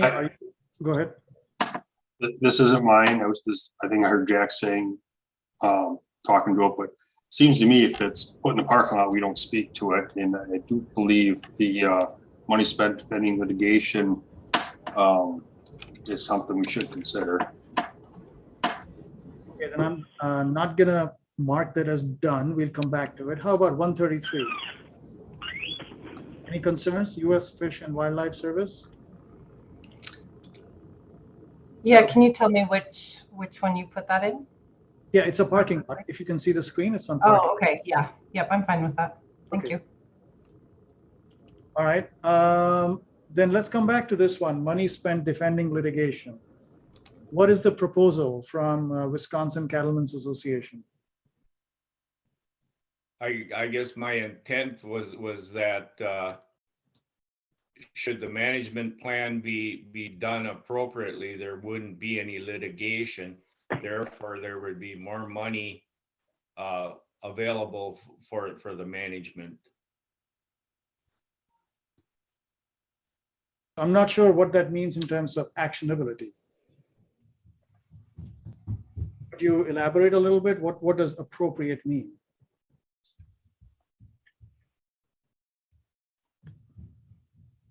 I guess I would say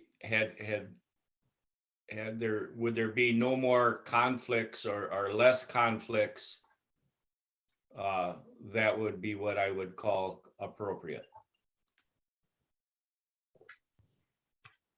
Hey, sorry, Raj, and I lost my internet here, but I'm back.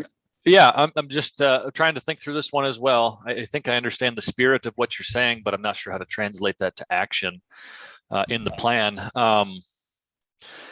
We do have one nutshell that talks about updating the wolf depredation compensation program. Mm-hmm.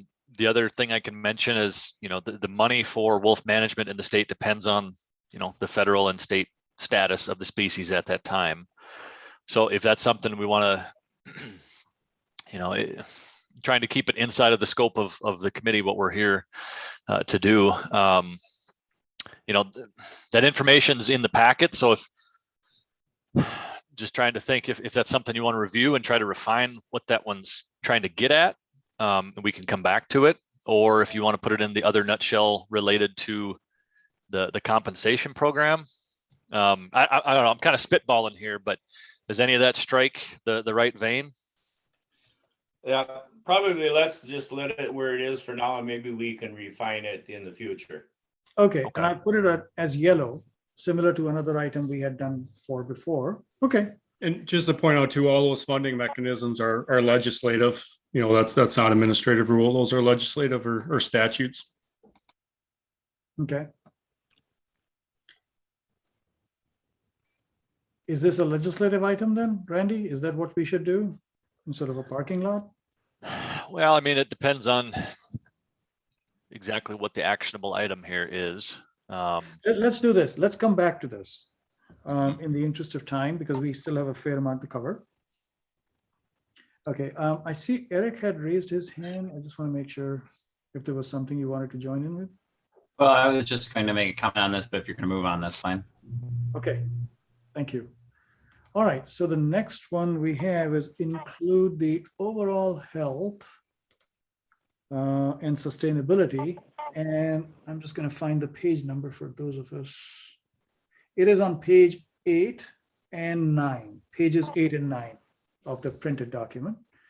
So the nutshell is include the overall health and sustainability of the wolf population as a stated goal of the wolf management plan.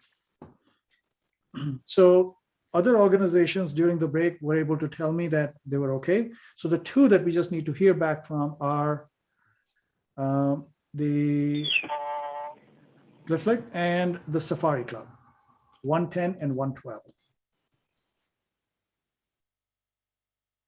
For Gliffwick, the nutshell here misses, I think, a key point in that the point it's summarizing is really more about ecosystem health and. Sorry, we've got a lot of background noise. I can't hear you clearly. Can other people put their microphones on mute? Thank you. Thank you. I would suggest, because the main nucleus of this comment really is about ecosystem health and not just the mining and population, I would suggest just adding the word ecosystem in front of the word health in the nutshell, and then I think it would be fine.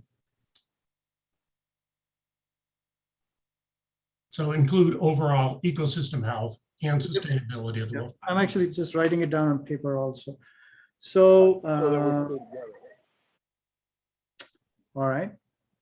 Are other organizations okay if we just add that overall ecosystem health? Are we going to start going through and redefining nutshells? That's always the question, Matt. Right. I don't think we start down that path. Let's finish this. If we got a few we need to address, let's do it. Okay with it, so it's on the record, HSUS. Conservation Voices is as well. Hey, Randy, it's Dan Terwicki from Safari Club. Yes. Sorry, I was I'm traveling and I hit a dead spot for a while and I just came back in and I heard that Raj was saying that he needed to hear from us about one of the issues. Can we? Yeah. Can you finish the one we are working on right now? Just resolve that one. Sure. I'm sorry, Raj. Thank you. Thank you. No, Safari Club is in this one, so I think we can. Yeah. No, I was actually thinking about this one here, Randy. Oh, sorry. Adding the word ecosystem, that was a proposal. Is any other organization, does anybody else have a strong opposition to modifying this particular nutshell to add the word ecosystem? So it would read, include the overall ecosystem health and sustainability. If you have any objections, please raise them now. Otherwise, I'll just add this word. I have the objection if we're going to change one and not go back and revisit them all. These are I think it matters who is actually putting them in, wouldn't it? These are our words. So if we're feeling, we, the 5 groups, or even the majority of the groups. Right, the rest of us have waited. feel- But this group here that's under, your comment isn't listed under this nutshell. So I think that does make a difference. I think if you have concerns about the nutshell that was used or the wording in the nutshell for one of your points, you should have the opportunity to change it. And I would, if you have suggestions, I would And urge you to make I addressed it when I said it. The nutshells that we were given, they fell in. Now, if we're gonna address nutshells, let's do it. We can go back, Matt, and take a look at yours specifically. Right, we can do that later on. If I can just move through this exercise first time, as I mentioned earlier, we want to get everybody's input. So if there are some suggestions, you will have that in the pre-work. I think we have shown a slide, so I can go back to that. I'm hearing some background noise, so if you are not actively contributing, I would really appreciate if you can mute your mic. I can hear like a conversation or TV or something going on in the background. Would appreciate that. Thank you. So I want to just quickly go back to this slide. So addressing the point that we were talking about, Matt, we will have a chance to review the nutshell inputs and to suggest any modifications as part of pre-work. As I mentioned earlier, we are not taking this as a done deal. And in the third meeting, we will finalize the nutshell inputs, which means we have an opportunity to provide some feedback. Matt, does that address your concern? Yes, it does. Okay, thank you. So with that, and I also take into account what I think Megan said, that this was a list of these organizations. So what I'm hearing is, apart from anybody who's not represented, only these organizations, do you have any concerns about adding the word ecosystem here? This is Eric from the Timberwolf Alliance. I don't have any objection to that. Okay. And then the other one, Dan, I know you said you're traveling, so Safari Club is in this one. Yep. This is so it. maybe the theme, Dan, for your benefit here, the theme, or excuse me, the nutshell reads, include the overall health and sustainability of the wolf population as a stated goal of the wolf management plan. Does that sound appropriate for your input, which reads, making sure wolves remain in Wisconsin?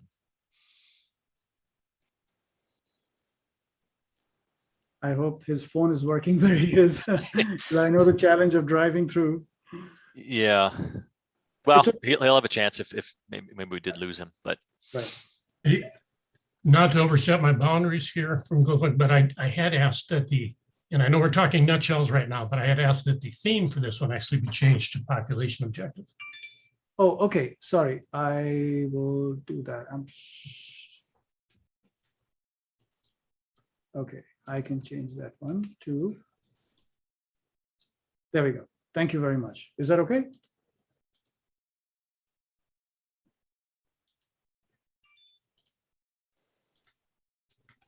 All right. Should we just wait to hear from Dan, or how do we want to? Yeah, let me take a look. I don't see his name. Can we mark it a different color and just oh, wait, there's somebody in the waiting room. I think that might be Dan right now. Dan, are you out there? Dan Trewicki? Somebody's still in the waiting room, so I'll admit the person and we'll see. Dan, are you there? Can you hear us? Otherwise, we can maybe mark it a different color and just, yeah, come back to it. Randy, I think he may have been calling from this 262 number possibly. Let me see if I can unmute him from this side. That might be the issue. Okay, sure.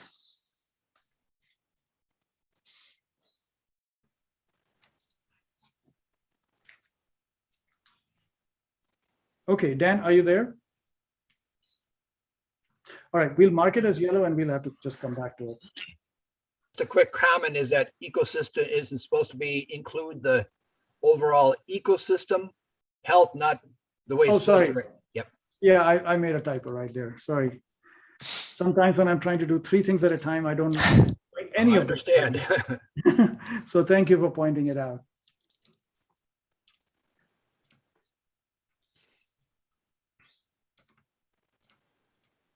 All right. So we'll just move on then for now. And I'll just mark it as yellow and we'll have to come back to it. Okay, so the next item we have is update wolf depredation compensation program. And just give me a second. I will share with you what page it's on.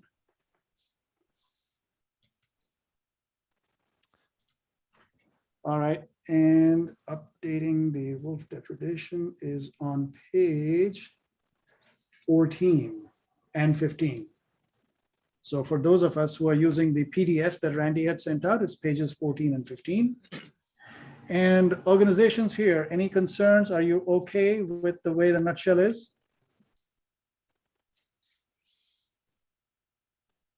Are you talking about the management Wisconsin Farmers Union item? Yeah, I'm talking about every organization's individual items. So Farmers Union. On this page? I'm sorry.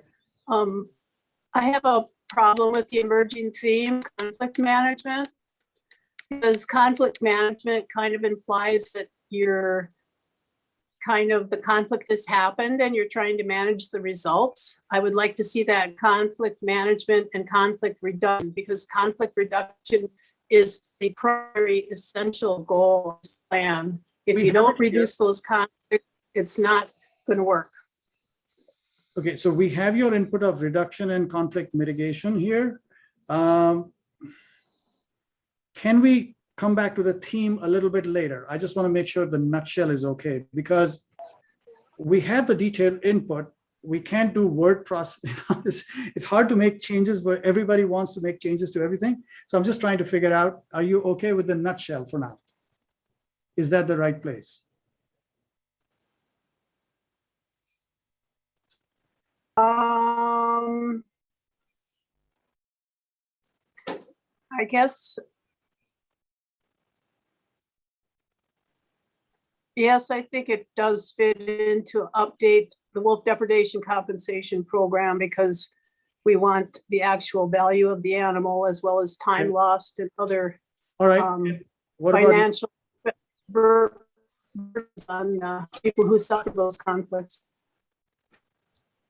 We do have conflict reduction and conflict mitigation here.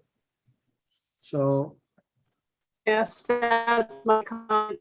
It should be called instead of conflict management, because it's very difficult to manage conflict, and so it'd be more realistic to aim towards a goal of conflict reduction and conflict mitigation. okay, I'm taking your point. We're putting it in the notes, and we'll come back to that if you don't mind. Right now, I just want to focus really on the nutshell input. We can come back to it. We have your comment here, so we certainly take that into account. But are you okay with the nutshell for the other items that you have? Yes, I already said I'm okay with the nutshell. It's the actual name of the theme that's really bothering me. I understand. And I have that several other items too are listed under conflict reduction. Number 15, 73, 50, and 74 are all under that theme. And the theme, I think, is mistaken. Can we come back to that a little bit later if you don't mind? I will make a note of this and we will come back if you don't mind. I just really want to go through the nutshells so that we can make good progress today.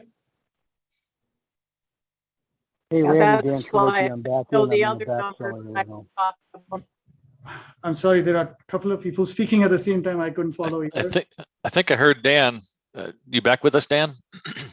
Yeah, Randy, I am. I apologize. I'm in and out of bad cell coverage. Okay, let's go No, back. that's okay. Let's go back to, give me 1 second. I'm going to go back to that. Sorry, Raj. No, that's okay. We understand this happens. Okay, here we are. So Dan, you had an item about, I think this was the one, right? That's the one. Yep. That's the one. Making sure wolves remain in Wisconsin. And the nutshell reads, include the overall ecosystem health and sustainability of the wolf population as a stated goal of the wolf management plan. Does that nutshell cover what you wanted to say? It does. You know, I'm just wondering if something would be added about scientific research or scientific study, but generally speaking, I'm okay with that. Okay, and that is something you can certainly add when we go to pre-work number 3 in terms of your specific input. Please feel free to add those specifics. And we do have a couple other nutshells along those lines too. Just throw in there. All right. Okay. So I'm going to go back to what we were just discussing, which was update the wolf depredation compensation program. Farm Bureau and Cattlemen's Association, are you okay with the nutshell? Wisconsin Farm Bureau is okay. All right, thank you. And how about the Cattlemen's Association? The cattlemen will be okay with that as well. Thank you. I'm a little challenged using the system, but I understand it a little better after today, and I will add some more comments in the future. Great. Yeah, we would love to get more comments and more specifics. Absolutely. And Lori, I have marked it. We will come back to the point you were making about conflict management versus conflict reduction and mitigation. We will come back to it. We are not going to lose that. So I really appreciate your patience with it. Thank you. Okay, so the next one we have is create zones of low or no wolf harvest based upon factors such as tribal boundaries, conflict levels, and research. And various organizations already provided their input. We just need 2 inputs, one from Red Cliff Band and the other from Menominee Indian Tribe of Wisconsin. Hi, this is Andy at Red Cliff. Yes, I'm fine with the nutshell. It is on us that we failed to get our pre-meeting input back to you ahead of the timeline. I do have a little bit more It is not a clear. problem, Andy. You can do it in the 3rd round, so we will add that. You're not going to lose that opportunity. So we welcome your input in the 3rd round that we will have. Okay, I Thank was you. going to say we will clarify it. moving Perfect. Forward. Absolutely, not a problem. Menominee Indian Tribe of Wisconsin. Are you okay with the nutshell? Menominee may not be on. May not be on, that's what I thought. Yeah, I can't remember if Don has been able to join us or not. I will mark it and we will keep moving forward then. The next one we have is provide science-based education material on wolves.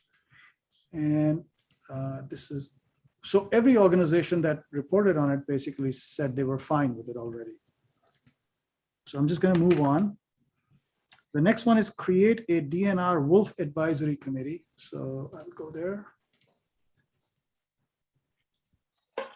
And this one has a number. So, and for those of us who are using the printed document, it is on pages 5. Yeah, 5 and 6, pages 5 and 6 on the printed document, the PDF that Randy had sent out. Farmers Union, we just would love to get your input. Is that okay, the way it is? Yes, I think that's appropriate here. Okay, thank you. Appreciate that. Let us go down and then we have Wisconsin's Green Fire. Are you okay with it?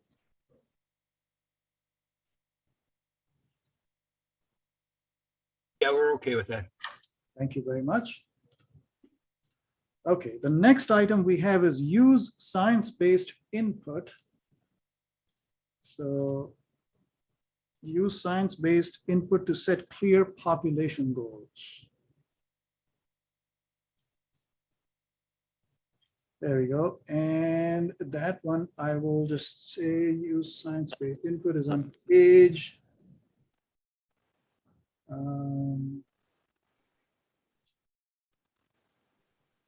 page 16, 15 and 16, pages 15 and 16 on the printed document. We have heard from some, so Menominee, I'm presuming is still not here, so I'll just mark it as yellow to follow up. Safari Club, are you okay with this nutshell? That use science-based input to set clear population goals that may vary over time based on latest data. Yep, I'm okay with that. Thank you very much. Then we have, I'm sorry, could you say it again?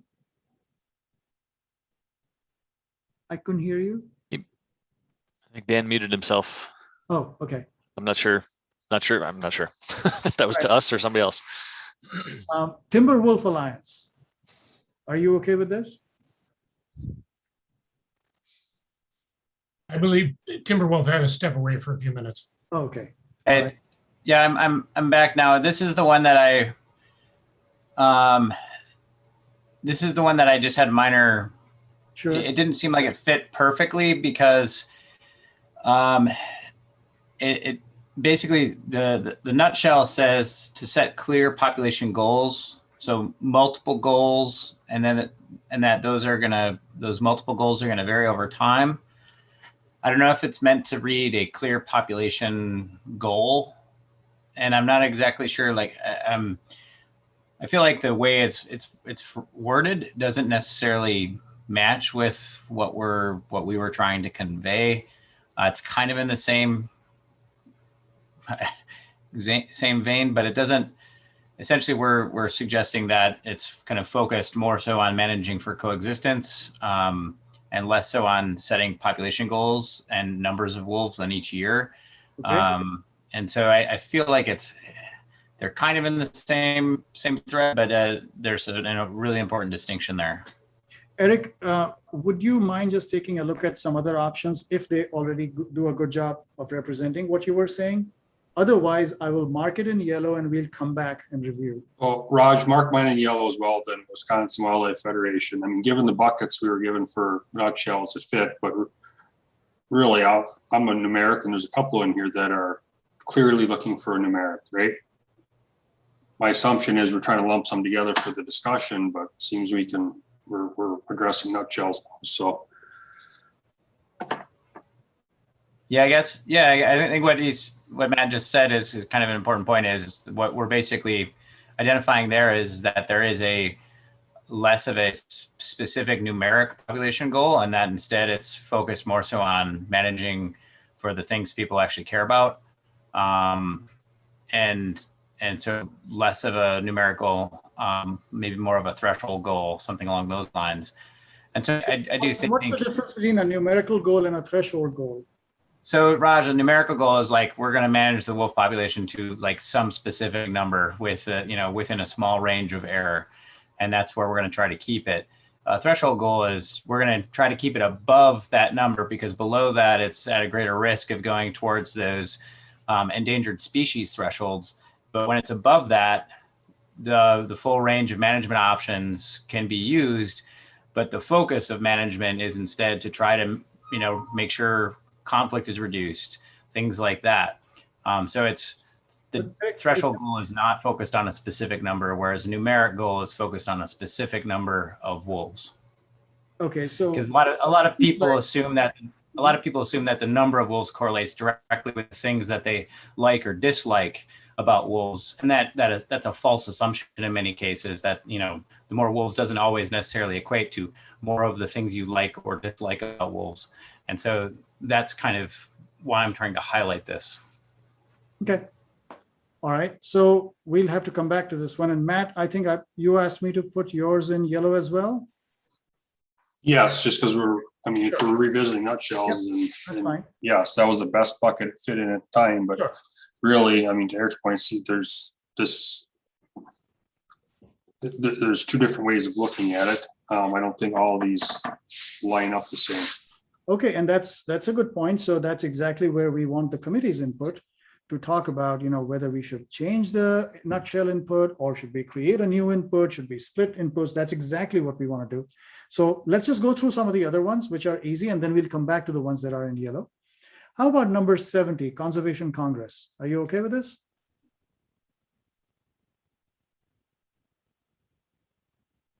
Yeah, we're okay with it. Okay, thank you. How about yours, number 71 also? We're okay with that too. Thank you. For a colorblind guy like me, it's going to be interesting to have all these colors. Okay, now we are getting into some tougher territory because the number of ideas is starting to get large. The next one is use science-based input and methodology to monitor or estimate wolf populations. So I'm going to go there.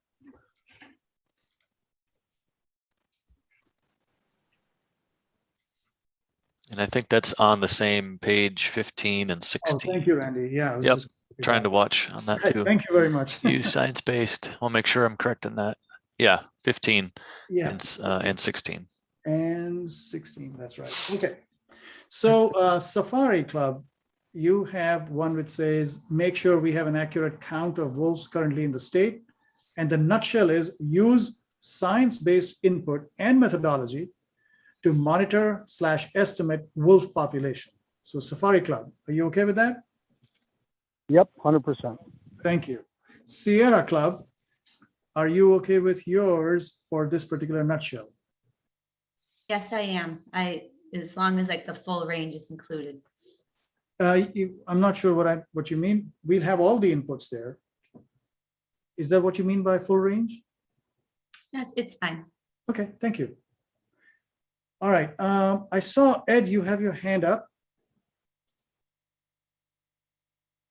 Yeah, based on what you just said about the numbers being so much greater that this is going to get to be more of a task, I just have a question without reading through them one at a time again.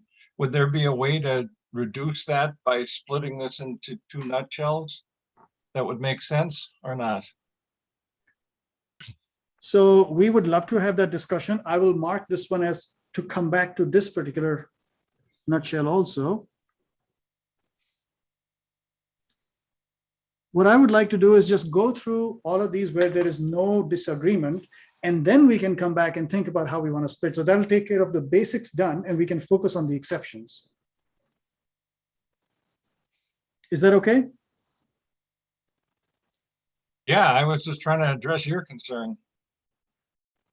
Yeah, we'll come back and talk about splits a little bit once we go through this list. So the next one is evaluate season structure to improve season implementation and regulation. And this one had a number, but we only have 3 organizations we need to hear from. Red Cliff, is this okay with you? This is Andy at Red Cliff, and this one I'm struggling with a bit, honestly. I see the nutshell as really describing the mechanics of running a smooth season, where I feel our comment and concern is more related to the need of having a season during the peak breeding season. And that being said, looking at the list of nutshells that are available at this time, I haven't figured a better place to put it yet.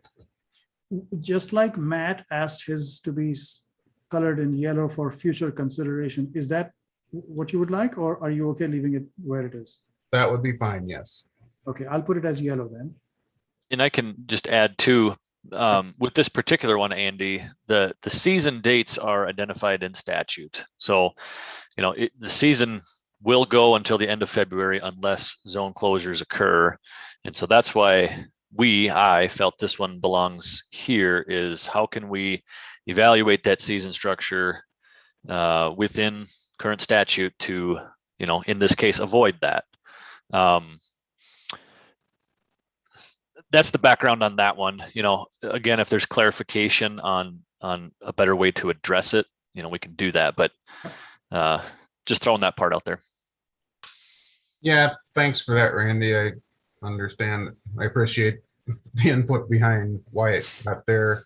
I'll try to, maybe in our pre-work and follow-up comments, try to articulate the point just for the record, why we feel there's some differences there.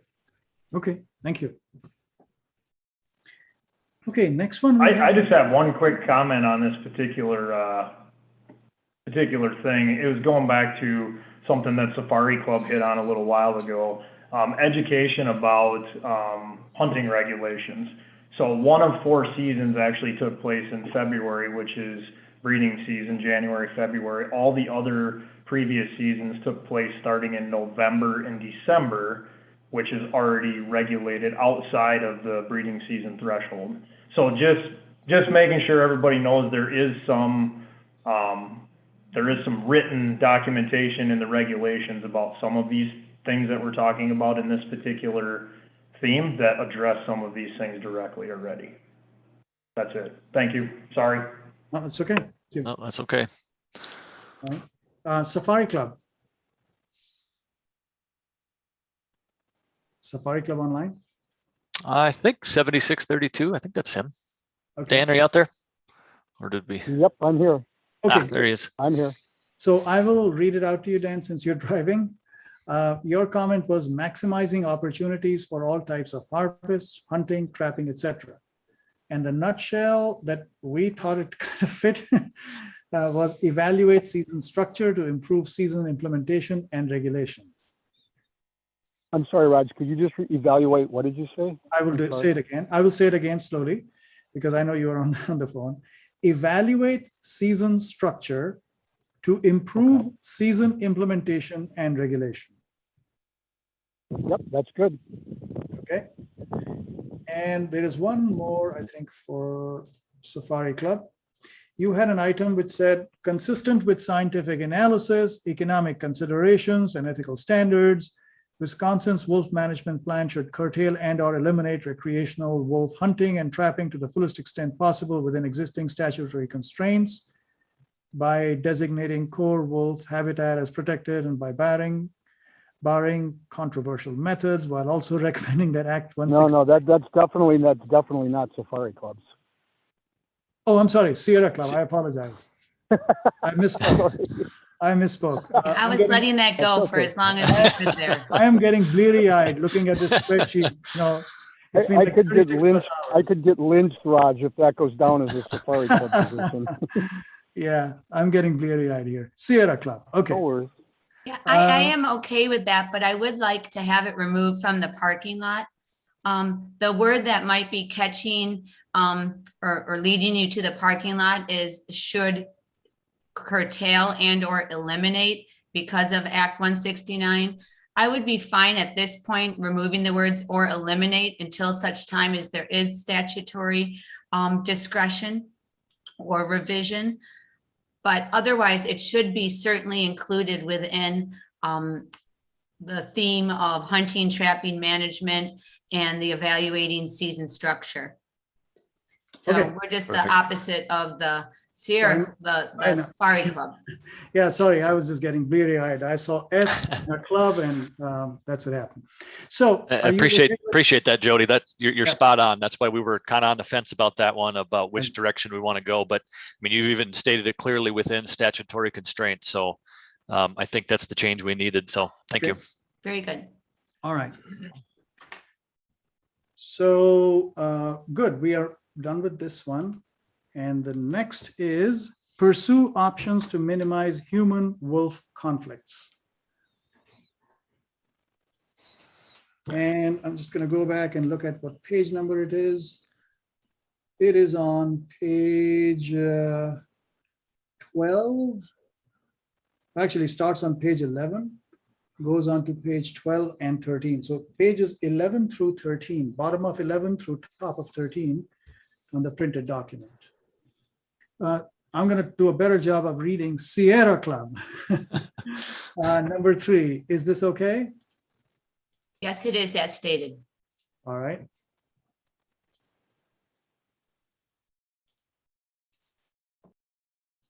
Thank you. And the next one is Wisconsin Cattlemen's Association. Your comment was about depredation of livestock. Is I this the think right that'll be nutshell? okay where it is. All right, thank you, Jack. How about the Wisconsin Conservation Congress?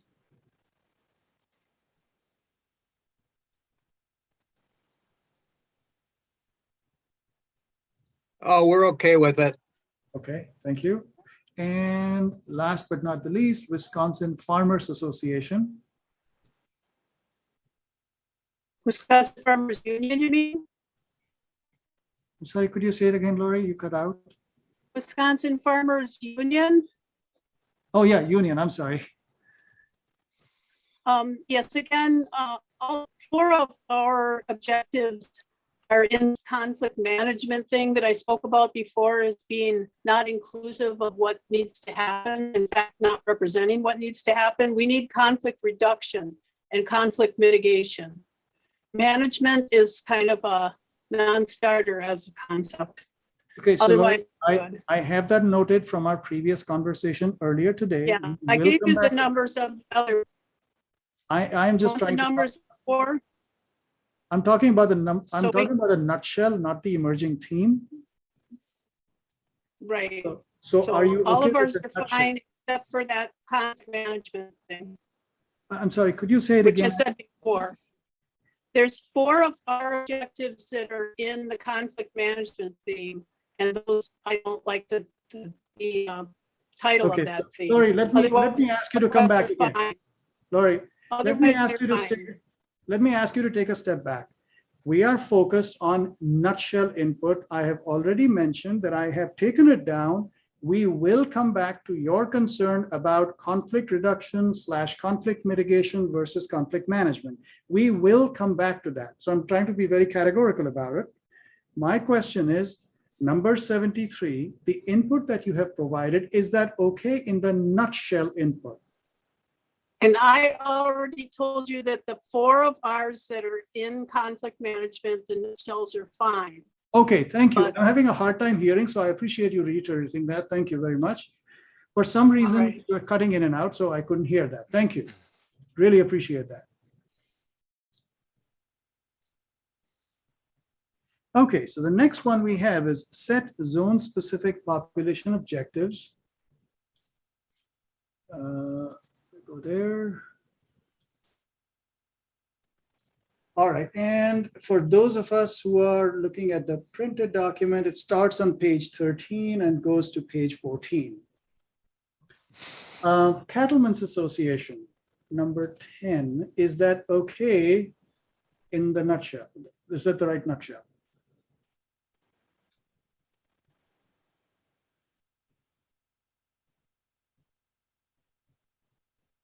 Yeah, that'll be okay there. All right, thank you very much. Wisconsin Bow Hunters Association, is that the correct nutshell for you?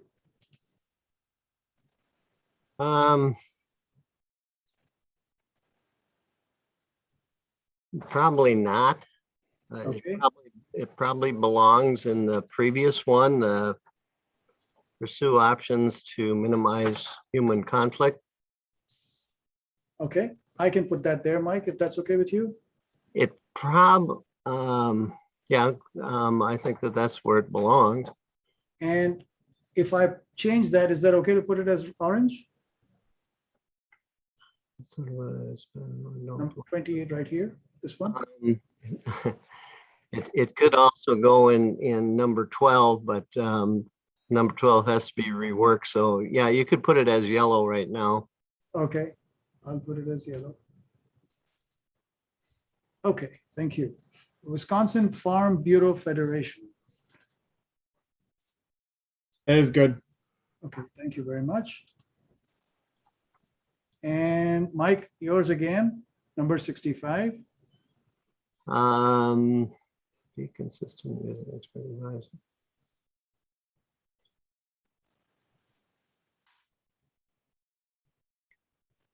Yeah,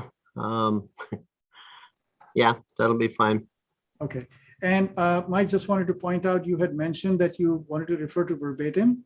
So we put a note saying where, as reference for people, where they can look for the verbatims.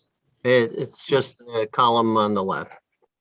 Okay, we just wanted to make sure that people had access to that as well. Okay, and Yep. you have the next one too, Mike, number 66.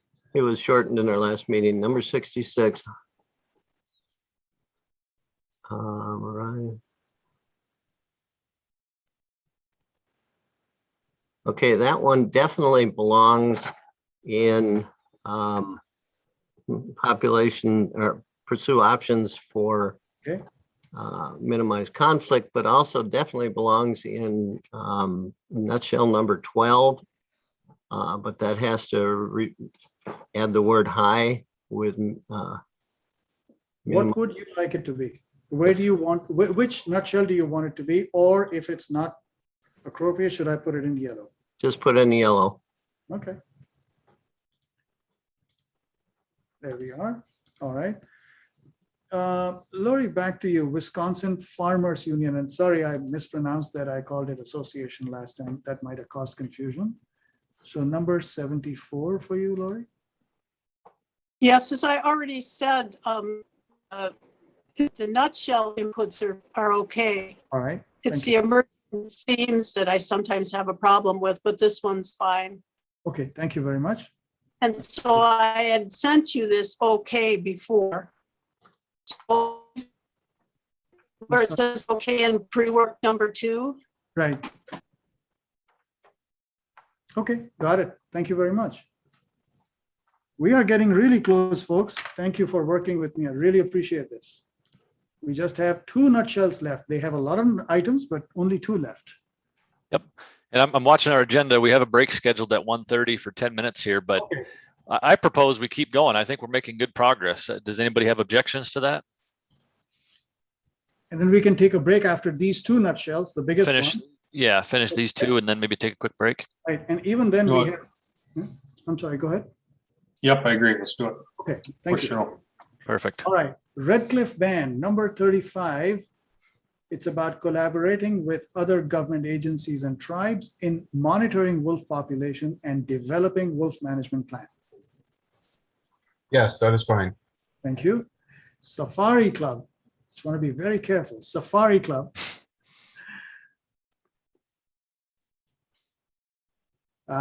Your input was working with state, federal, tribal, and other conservation groups, including non-hunters. Yep, I don't see any problem with that. Okay, thank you. Then the next one is Bad River Tribe. Bad River Tribe. Clear values that uphold the public trust and Indian trust responsibility to the state. This is And- the one I said we needed to revisit when we're Okay. revisiting nutshells. Thank you, Abby. Then I'll just put it in yellow. Is that okay? And we'll come back to it after break. Thank you. Great Lakes Indian Fish and Wildlife Commission. You could put this one in yellow for now as well, thanks. Yellow? Okay. All right. And Menominee Tribe, Indian Tribe of Wisconsin. Are Menominee here or no? Yeah, let me check. Don or Doug out there. I don't see their names on the Zoom or a phone number. They must not be here yet. Then I'm going to put their input in yellow. And Sure. actually, this is the second last one. So now we get to the last one, knowing that we have some yellow items. The last one is use scientific research to improve our understanding of the wolf population. And I'm going to look at the page, printed page number. It is on pages 15 and 16.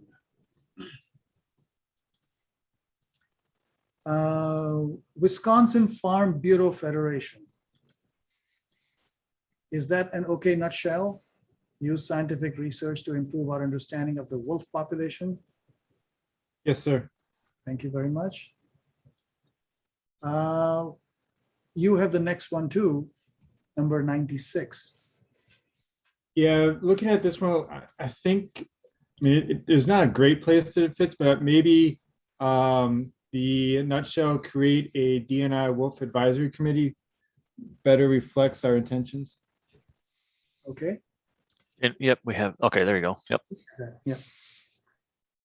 So can I Perfect, mark thank it with orange then, once we change the Yes, sir. nutshell? Thank you very much. Wisconsin Farmers Union, Lori, if I heard you correctly, you were okay with this one?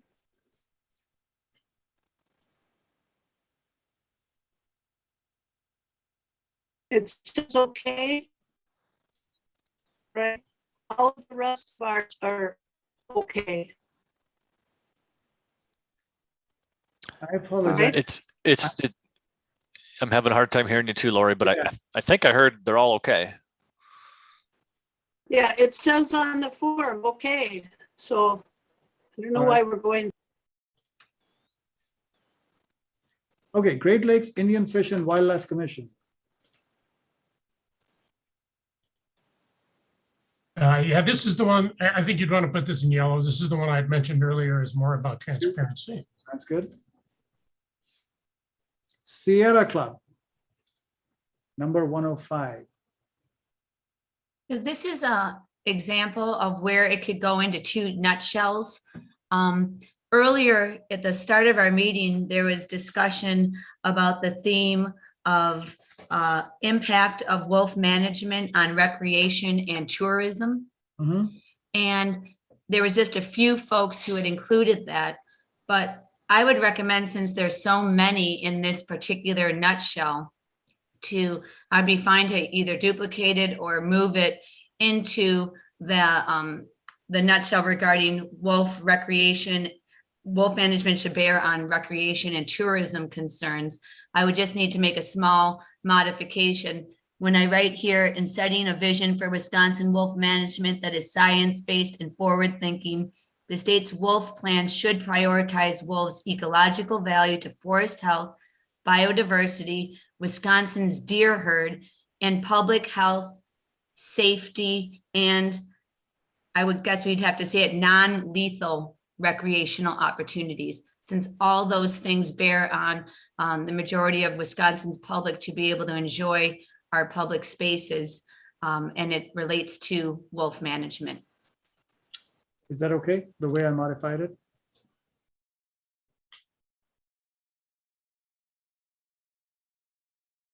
Yes. Okay, thank you. All right, Conservation Congress, number 106.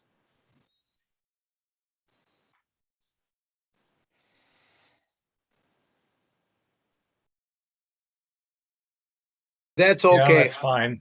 Yeah. All right, thank you. And Wisconsin's Green Fire, number 108.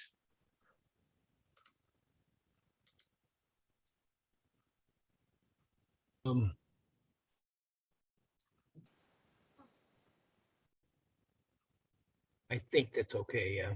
All right.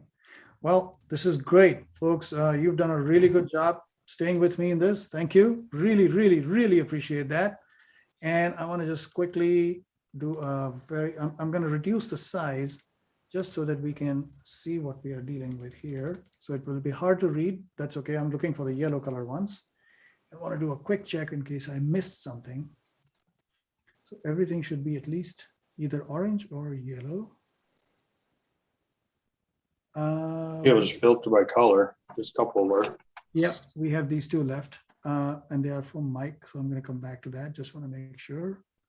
So anything else? No, just those two. Okay. So I might have not picked them up properly.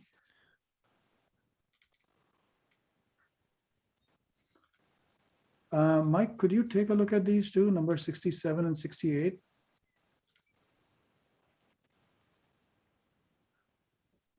Are these the right nutshells?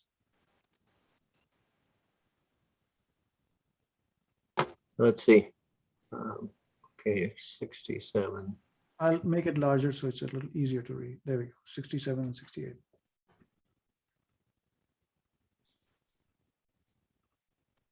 Yeah, 67 is fine.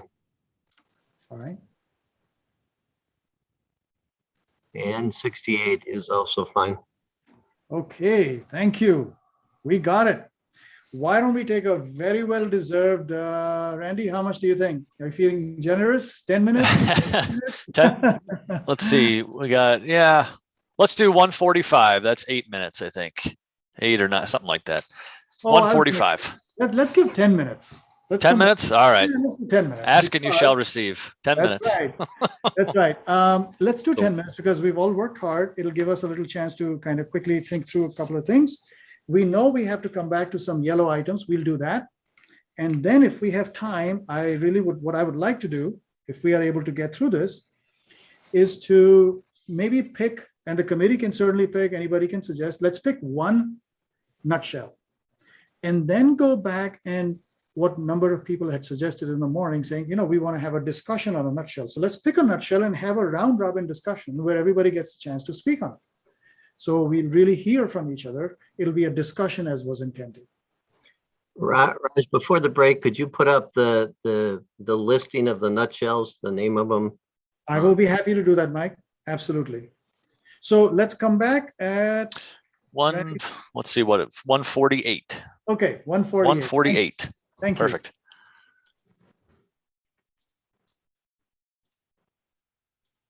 Mike, I think this is what you were looking for. That's correct. Thank you. Sure, thank you. I'm going to update this because we made some changes. So yeah, it makes slight changes. So it's not 14 and 13, but the number is almost the same.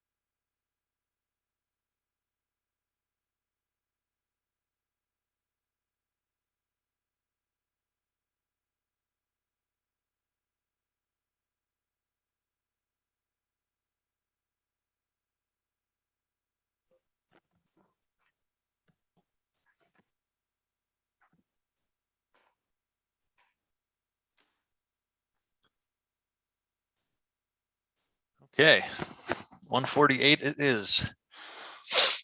I think we're still looking at Raj's screen. We'll let Raj come back on. I am back on. There he is. I had the screen on because Mike asked to have this up. And I refreshed the pivot table. So you will see that the numbers now are slightly different because we modified some of those nutshells. We basically rearranged some of the inputs to nutshells. So that's the only slight difference that you will see now. Okay.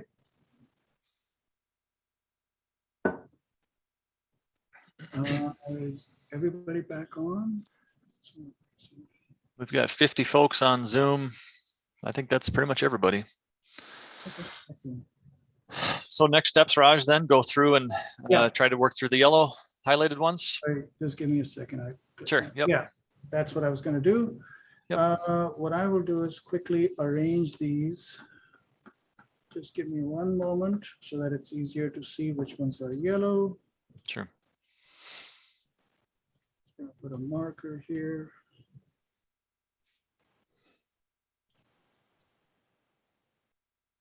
This will just help us collect all the ones that are marked yellow. Somebody mentioned filtering by color, but I'm not sure if that's possible actually. Which that's, now that I think about it, it'd be a brilliant idea. But Yeah, you can filter by color. You can sort by color. Yeah, you can sort by color. I don't know if you Sort can and filter by color. Click your dot, on pre-work 2 input, one of those little down arrows. Yep. Just click Either on one. one. By color. You're selected on. Oh, okay. There we go. Oh, There we go. brilliant. All right, that's helpful. I usually use a relational database, so I hope that was on the live recording. that is good. Credit to Matt. Yeah, nice one. Thanks, Matt. I learned something about Excel today, Neil, which is good. Me too. Me too. All right. Okay, so why don't we take a look at maybe one of these nutshells? We'll sort by nutshell first so that we can focus on some of these. All right. We had a number of them for collaborate. A lot of them were yellow. So what are people's thoughts about it? We had a number of them as yellow. I see Menominee has 3 of them, and I'm just checking again. I don't see. I'll just put a call out there if Don or Doug are on from Menominee. Welcome to join, but I don't see either one of them in the chat or the participants. Should we talk about these two then? 109, Sure. 117. What are your thoughts about the nutshell?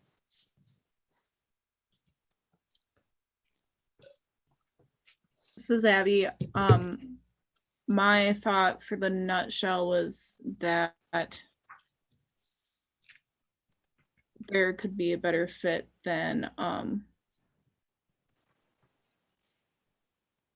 just collaboration with the tribe. My aim was to underline how to even guide any of how we spend our time trying to develop this new management plan. There needs to be clear and transparent goals that Wisconsin DNR has surrounding wolves, and that's not a population number. It's what kind of ecological services the wolf is playing, like controlling CWD. So I just can't really establish the Wisconsin DNR's values and goals behind how they go about wolf conservation for them, but it's not so much about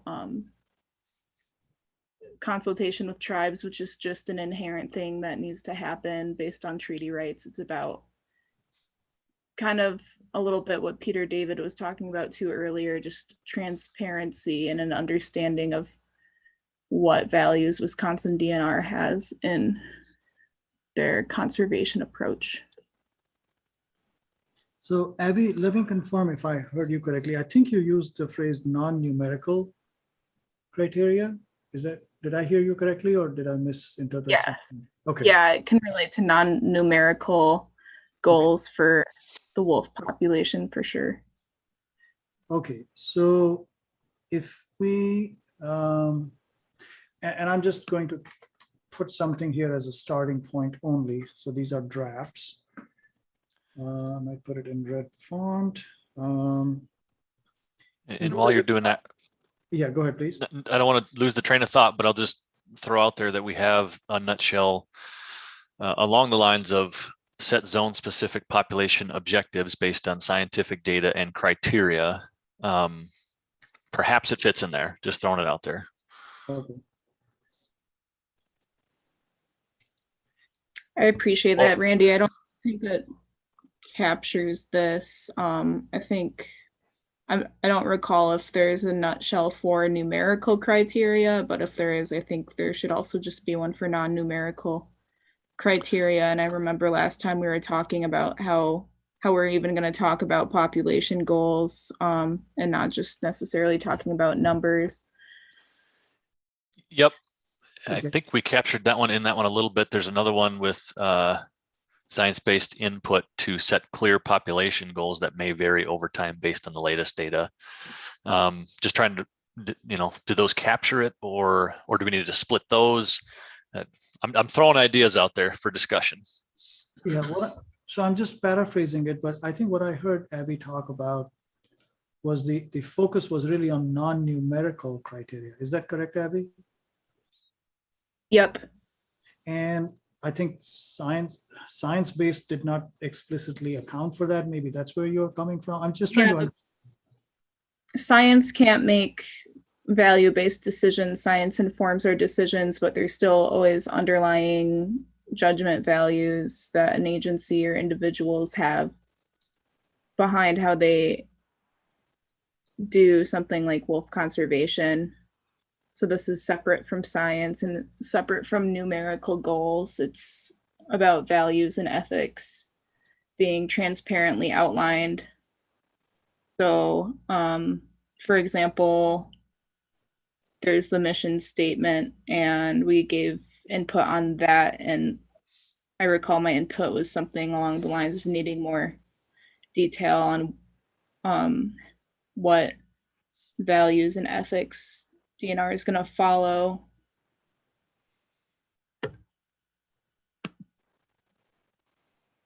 Abby, I just typed something.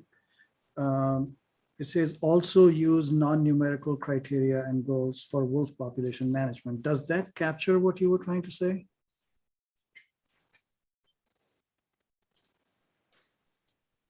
Yeah, it definitely is closer to it. And if it helps for me to write something up and follow up in an email, I can. Well, let me walk us through the whole committee through a process and we'll see if we'll certainly get more feedback. We want more feedback. But what I'm trying to do is rather than change the nutshell here in the yellow boxes, I'm putting this in red. So these are like newer things. Let the committee weigh on it. And then if there are other people who also want to use it, we can put their input in there. Does that make sense? Yep. Okay. So, all right, that addresses this part. Let me just open it up to the committee members. Are there other committee members who think this would be a valuable nutshell to separate out from what we already have? I think we need the opposite on there as well. Use numerical criteria. Okay, so I think do we have that, Randy?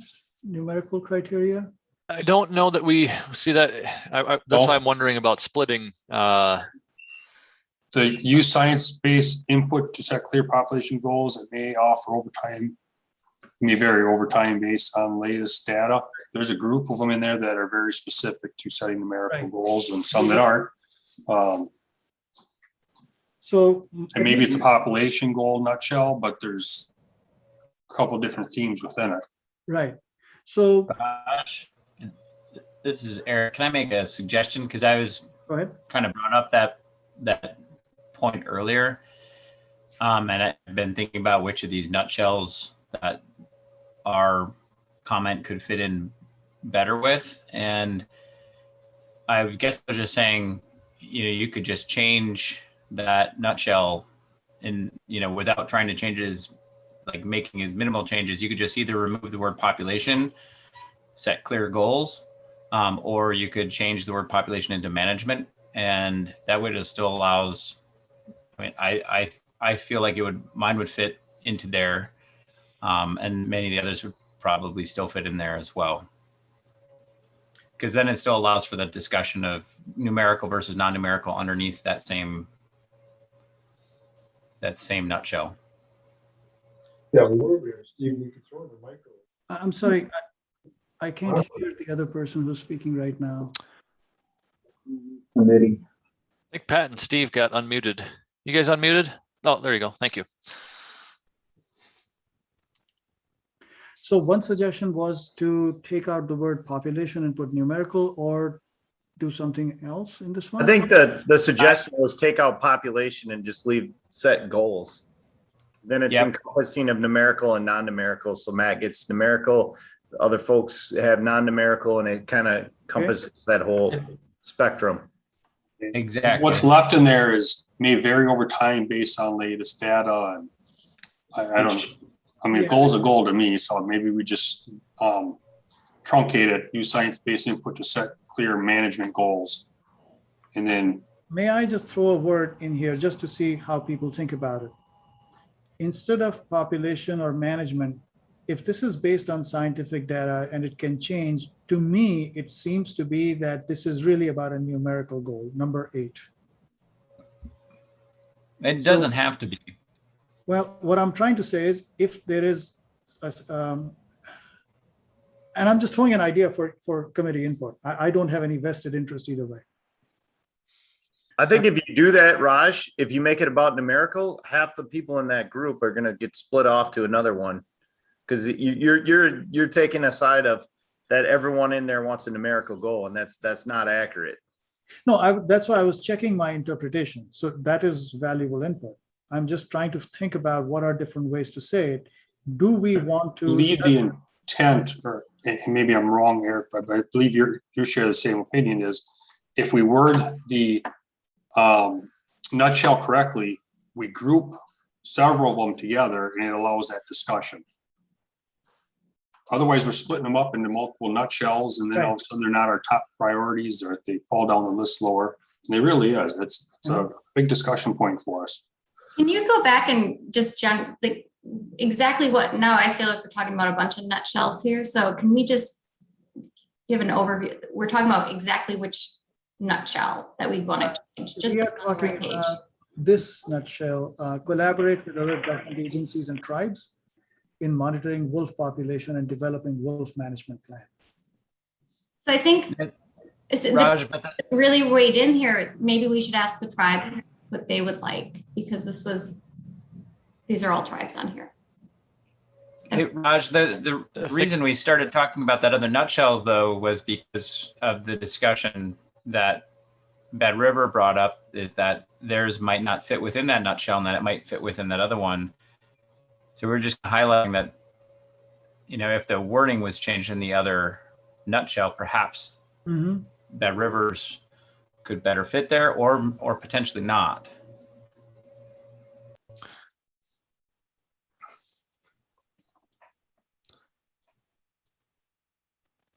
I'm just trying to think about what is a good way to do this, because I wonder, Raj, we talked about having a discussion if there's time yet here. And this is clearly maybe a good one for discussion. Would it be worthwhile to put a pin in this particular one? Sure. Get through the other yellow ones. Sure. And then come back to this broader discussion of how to capture the population goals, management goals, et cetera. Yeah. Okay, let's do that. So, yeah, well, never mind. Yeah. Let's take a look at the Menominee tribe. That's Create zones of low or no wolf harvest based upon factors.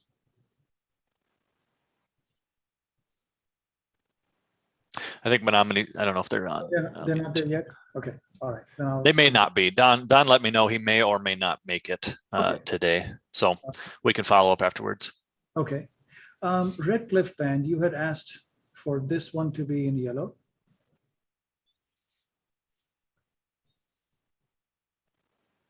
Yes, I did. Guess I'm still struggling with where else we would put it. We talked a little bit earlier that season framework, a lot of that, as well as things like buffer zones, which was another one that we had looked at. Those are currently dictated right now by state law. And understand as well that, in previous seasons didn't even get to a February hunt. But I think realistically, some of the key issues that Red Cliff would like to see carried forth in the management plan and recommendations for that do tie to things like legislative issues. So I am concerned that somewhere through this process, those concerns or recommendations are brought forth either in the verbatim notes from this committee, however it comes out, or as a separate section in the DNR's management plan. So I guess my question at this point and possible recommendation would be, if these notes are going to be brought forward as an appendix or something to the management plan, maybe this would be best in the legislative nutshell at this point to capture the fact that, we would like to see that aspect of the season framework addressed and realize that it would require legislative action. Well, and I'll jump in too. Legislatively, it mandates the end of February, but there are ways within, the season structure, number of tags, quota level. There are ways to, design a season or attempt to design a season which accomplishes closing the season prior to that February breeding season. So I guess it's kind of up to you how you'd want to frame it or what the exact recommendation is. There is space within the season structure. So I'll throw one out there, maybe a rewording along the lines of, include avoiding the breeding season, as a priority during harvest season discussions, something along those lines. Just a thought. I'll answer your question with a question, Randy. So when you look at this nutshell, I see that, basically as the mechanics of the season sort of nutshell and directive. Would you interpret that nutshell to include that season implementation regulation considers things like biological impacts to the wolf population? If so, then I would be fine with leaving it where it is at. I think the answer would be yes. Yeah, I think so. A very similar concern here. Well, it's a different thought, but similar recognition, I guess, would be the impacts on our tracking efforts.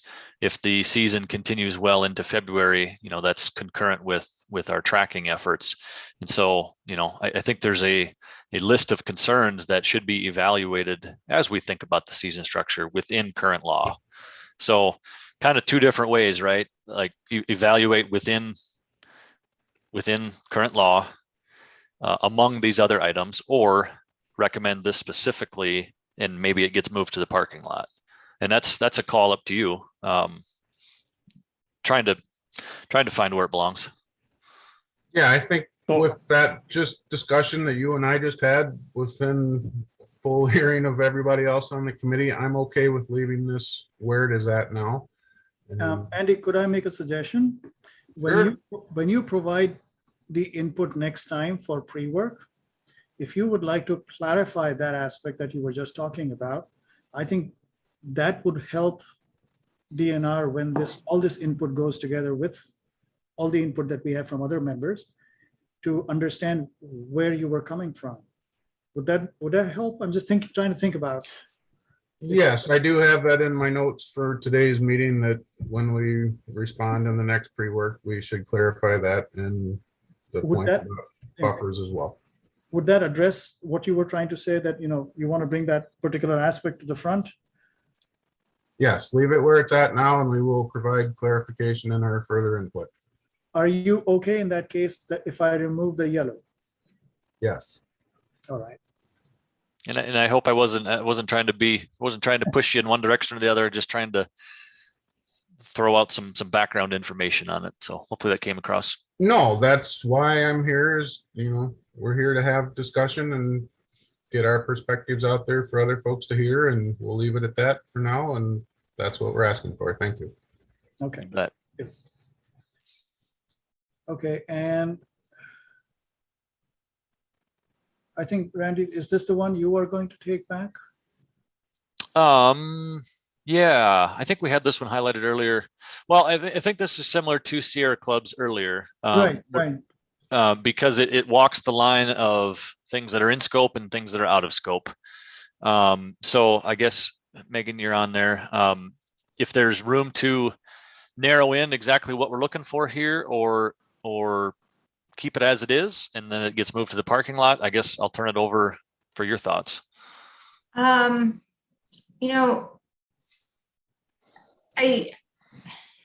my point I made earlier in regards to coexistence being a main point as well, I think this also falls into that, but I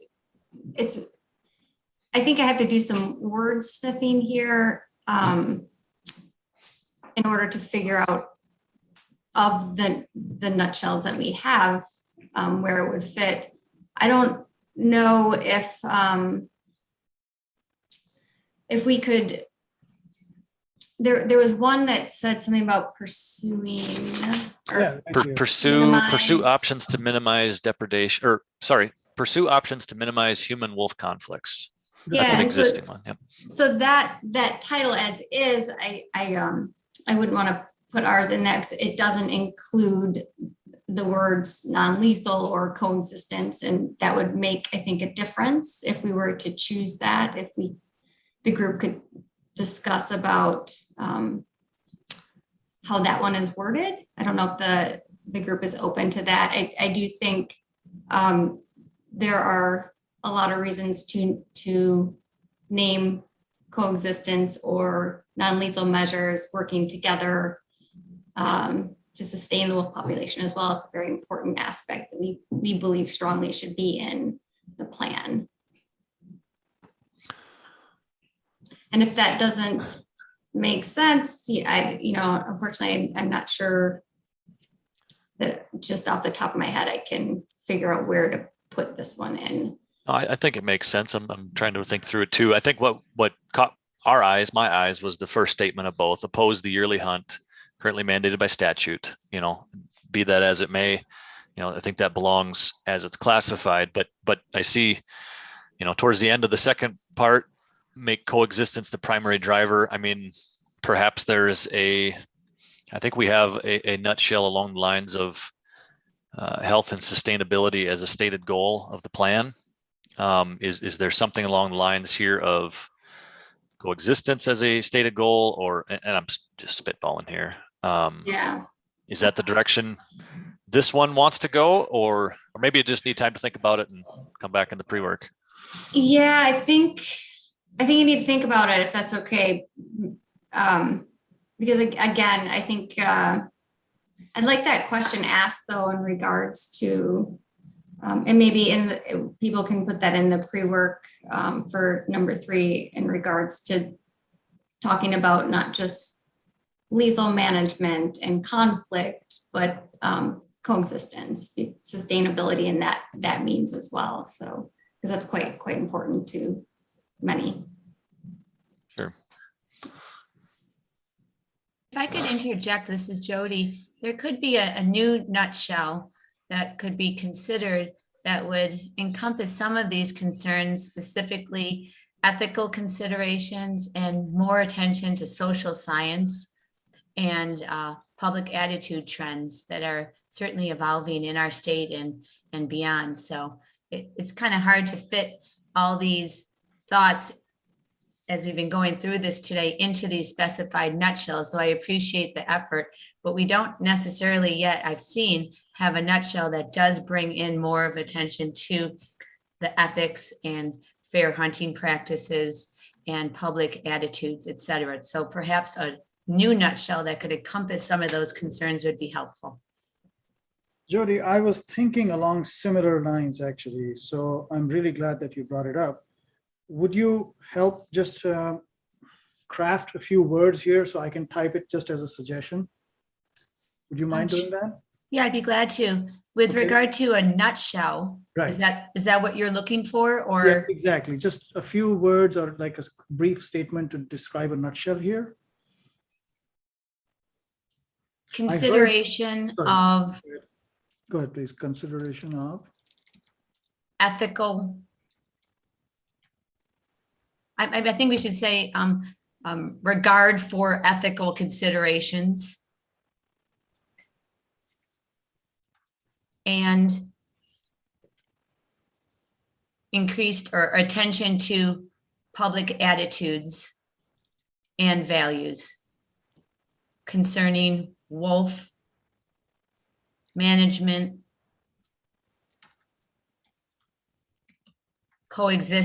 coexistence, and hunting norms.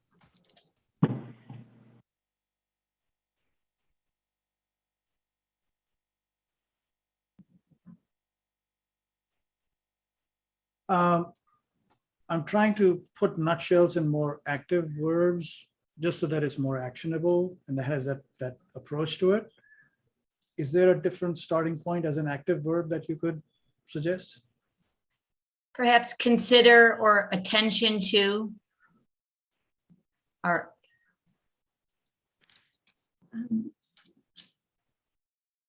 I see a couple hands up. prioritize. Okay. Just, I see the hands. Just want to Okay. recognize them. I'm not ignoring you. Yep. And I know some people might be uncomfortable with, I'm just typing this, so just give me a minute. We'll Yep, come back this to- is, we're drafting here. Exactly. Honestly, what we're talking about here is the elimination of hunting and trapping wolves in the state of Wisconsin, so why don't we just put that? You not put words in our that- mouth, please, sir, because I don't do that to you, and nor does Jody. So that But that's what it She is says, so talking- it that is says not what she is legislative talking item, about, and and this that's is inappropriate. is this not a group discussion? It is, but you This just says- put words in our mouth, and again, that is not appropriate. I didn't, I made That a to you. suggestion. Okay, Made a suggestion for the thing, because what we're talking about is the elimination of hunting and trapping wolves in the state of Wisconsin. That's what we're talking about. That's that what don't the think statement it's- said. No, It that's doesn't not sound what she like- said. That's not what this is saying, though. What I just. yeah, I think that's a step too far. I Okay. mean, I understand Okay. where you're saying from, but we're Sure. looking, I think as Jody was saying, or I forget who actually put the words in there, but more attention to some of these considerations. That's Okay, correct. I can agree with that. I apologize. It's okay. It's sounding a little clunky the way I have typed it, so do I have permission from people to just kind of propose later on afterwards? I know this is going to get complicated because words matter, and I don't want to say anything that people don't intend to say, but is that okay that we'll propose something as part of the pre-work number 3? Yes, Okay. So thank you. let me grab a hand quick. Luke, I think you've been waiting the longest. Let's go to Luke. Or was that Luke that was just talking? I think that was Luke that was just talking. Okay. Maybe he called back in. I think that was a phone line. Let's go to Mike then.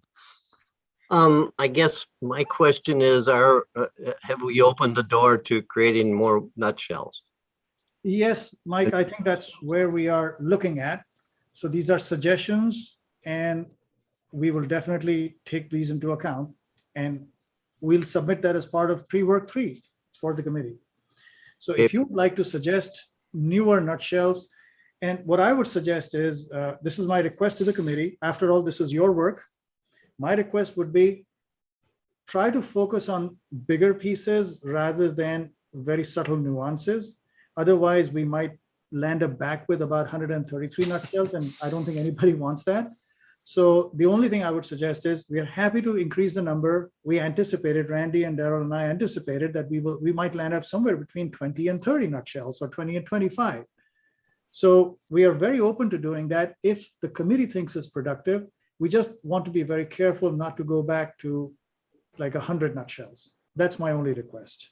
Okay, well, if we're opening the door to new nutshells, I would suggest we have a nutshell that says that the population goal should be 350 wolves in the state of Wisconsin. There's plenty of comments to that regard, but there's no nutshell to that regard. So, Mike, what I'm hearing you talk about nutshell is a numerical goal. Whether it's 350, whether it's 400, whether it's 100 or 1,000. In a numerical goal, I'm saying 350. I mean, if the other new nutshells you create can get it specific on what they want, then our nutshell should also be the same. Go ahead, Raj. Go ahead, Randy. Well, I was just going to say that I think exactly what Raj was just saying. We're trying not to get too specific on here because otherwise we could have 28 different numbers for each. I mean, we'll be right back to 133. So these are broader nutshells that encompass, you know, basically numerical, in this case, numerical or non-numerical. I mean, we could go that route.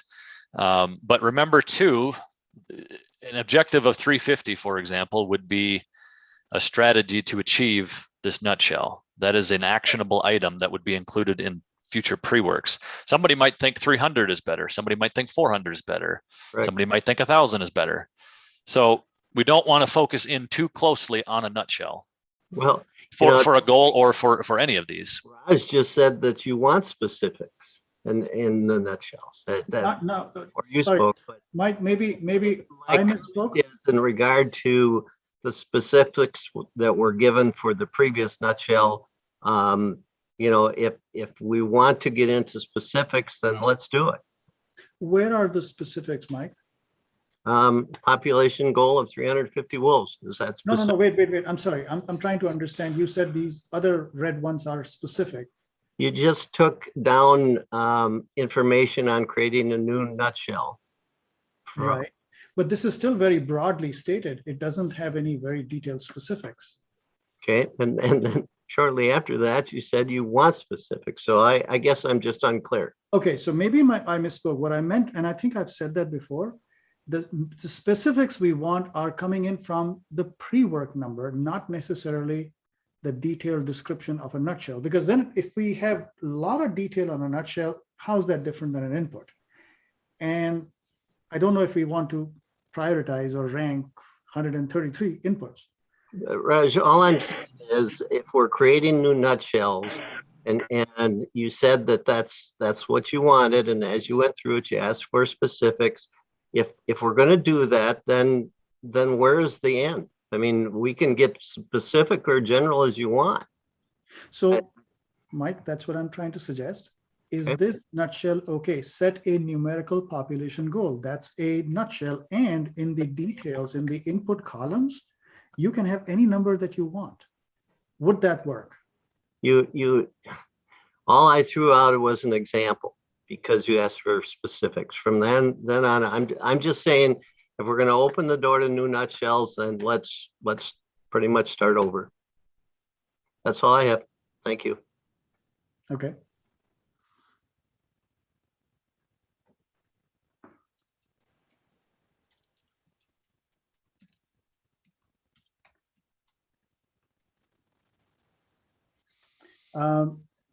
Is there any other suggestion for a broad enough nutshell? See,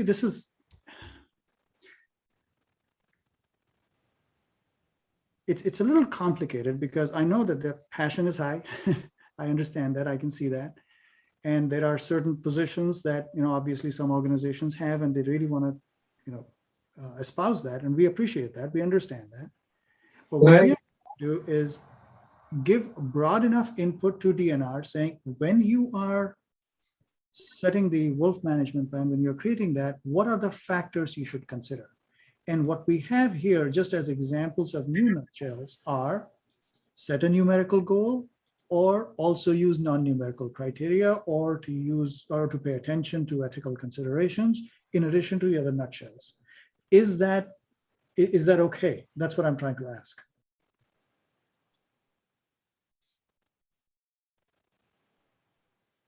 Can I help explain something here? Please. I worked for the department for 20 some years and I was in place when the 350 wolf quota came into effect.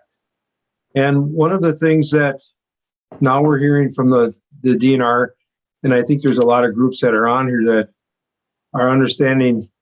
My understanding was back, and I was a game warden back then, and when this was all implemented. And back then, the cap was 350 wolves or less. And now a lot of people from the DNR. I listened to the Natural Resource Board meeting the other day, and I listened to a couple more the Conservation Congress meeting. Going over quotas and talking about the meeting last week, and I would like to request that we reserve our time for actually following what our committee is supposed to be doing, because this is taking away time from us all, going back to numbers. Well, what I'm getting at is there's a misunderstanding here between the groups here and the DNR is what I understood at the time was the 350 or less wolves. So why are we allowing? Abby, let's be respectful here. I want to try. I'm going to try to do my best to have. It's going to be this meeting, and you're not holding people accountable to that. I'm trying to be respectful to everybody's time here, Abby. I want to allow Pat to talk. I completely respect what you're saying. We don't want to rehash the discussion that took place at the board, and I said that at the top, and I'm going to say it again right now. But please, let's let Pat go ahead. Well, I just want some clarification here. That's what I'm getting at. My understanding when this all took place years and years ago is that we had a 350 or less wolf population. And now I'm hearing something different, Randy. And so if we're not going to even talk about the 350 population goal that's in the wolf management plan that's in place right now, then I think we better have another discussion totally on this aspect. And like Mike said, I'd like to see that also to have on as a nutshell input also 350 or less wolves. So I think, that's a discussion that, as Abby said, has taken place for years. It's taken place in our other committees. It's taken place at the board meeting. I would like to see our work focus on looking ahead. And what do I mean by that? I mean, we have a 350 number in the plan. There's disagreement about what that means. The department, and if you read the plan, it identifies that as a threshold target. There's a number of folks, I understand there's disagreement on it. Be that as it may, let's talk about how can we move forward in this management plan with a goal, with criteria. What population level do we want moving forward? And the way we're going to do that is through what we're trying to accomplish here with these nutshells, being, as we've walked through some of these zone specific population or management goals based on different criteria. I don't want to rehash everything we've talked about, but we're trying to identify ways to, let me start over. 350 is the end goal, correct? So let's try to identify what is important to people to achieve that end goal. These similar discussions, and I wasn't there, but these similar discussions took place obviously years ago in the first management plan. I'd like to have those similar discussions again here to identify what's important to people when we're talking about the appropriate number of wolves on the landscape. Randy, if I may go back to the slide that I just put up. Sure. This is my understanding, and I think this was everybody's understanding also when we started this committee work, to say the input of the committee is not about what the number should be. The input of the committee is what factors and information should DNR consider in writing the wolf management plan. And I think we talked about that up front, that next year there would be a group of people, and I don't know who that would be, that would basically help set the annual target or biannual target or whatever the target might be. But the committee's work was not to set a number, but to set, and I think we stayed away from that also in the first meeting, but to identify the factors and information that DNR should consider. So that's, I think, I'm sorry, go ahead, Randy. There is a committee that does that already. Correct, Randy? Yep. The So I've heard Wolf that a Harvest couple times. Advisory, sorry, the Yeah. Wolf Harvest Advisory work is done. From this plan, we want to identify a new committee going forward that'll have those annual discussions Mhm. on quotas. And quotas are a tool to achieve the management goals. So, the question is why? Why is 350 the correct number? Again, somebody might think 300 is the correct number. Somebody might think 400 is the correct number. A number of folks have expressed that there is no specific number, but rather there's criteria that should be addressed. This would be similar to how we manage with other species. And so we're trying to get at those factors, the why, so that we can have a plan that addresses those values and those objectives and focus less on a specific number, because that is ultimately a proxy for what is important Right. to achieve through management. And those We- are we exactly- have this. Sorry, I apologize for interrupting, but I just wanted Okay, we have to identify through the nutshell.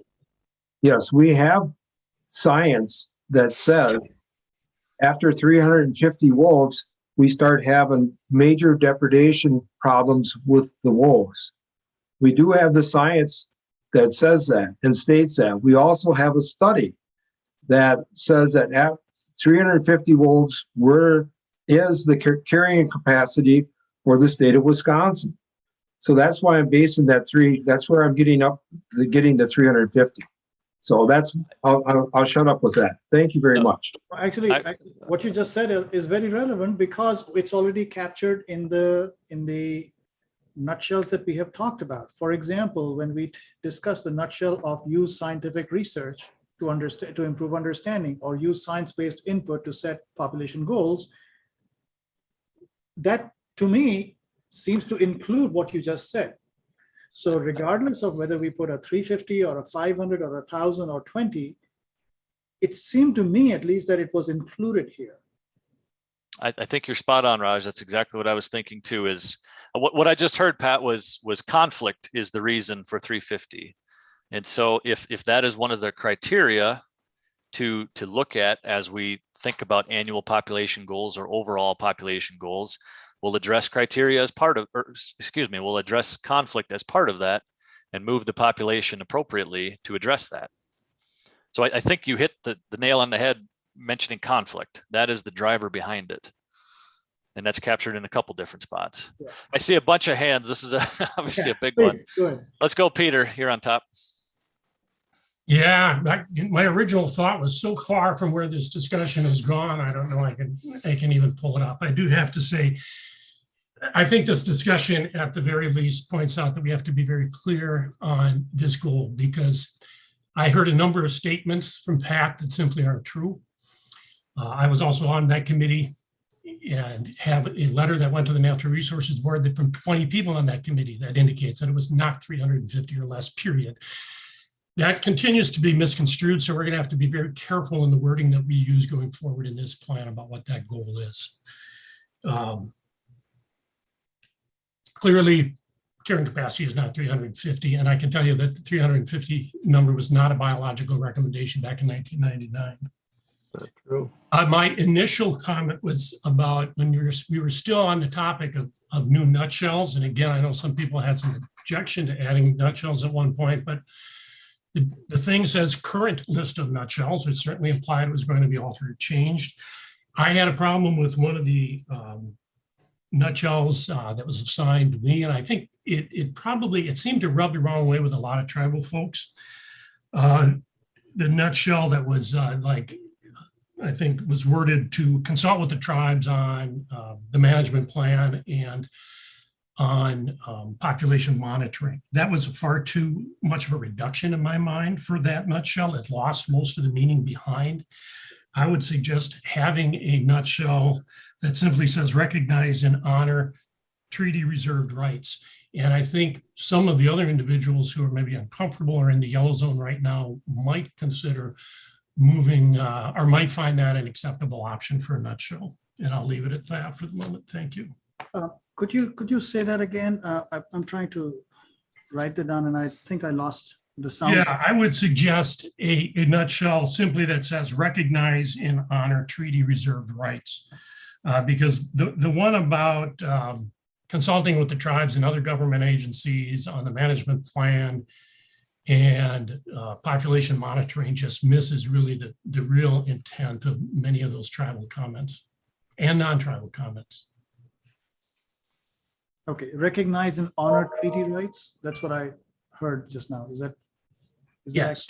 Okay, I will add that in the red as a suggestion. And I think the one you're referring to, Peter, was in that collaborate with other government agencies and tribes nutshell. We can pull that one out of there potentially. Okay. Let's grab another question. Eric Olson. Or sorry, make sure, Peter, you're good? Well, at least for the moment, thanks. Okay. Eric. Yeah, the conversation has kind of meandered since I originally rose my hand. I think I'll try to go back to what I was originally trying to say, if I can even remember it at that point. But I basically had some ideas regarding one of the nutshells that was being kind of discussed. I think it's the second suggestion here, or maybe this could be a different one, but there's also another nutshell or a conversation about an earlier point about trying to reduce litigation, the likelihood of litigation. And so I'm just going to suggest something along the lines of manage the population in a publicly acceptable way that reduces the likelihood of litigation. Could be a way to kind of bring those together. And then that was just one thing. And then I can hold off on the other, which was, I was going to return to the suggestion regarding the population objectives. But I can hold off on that.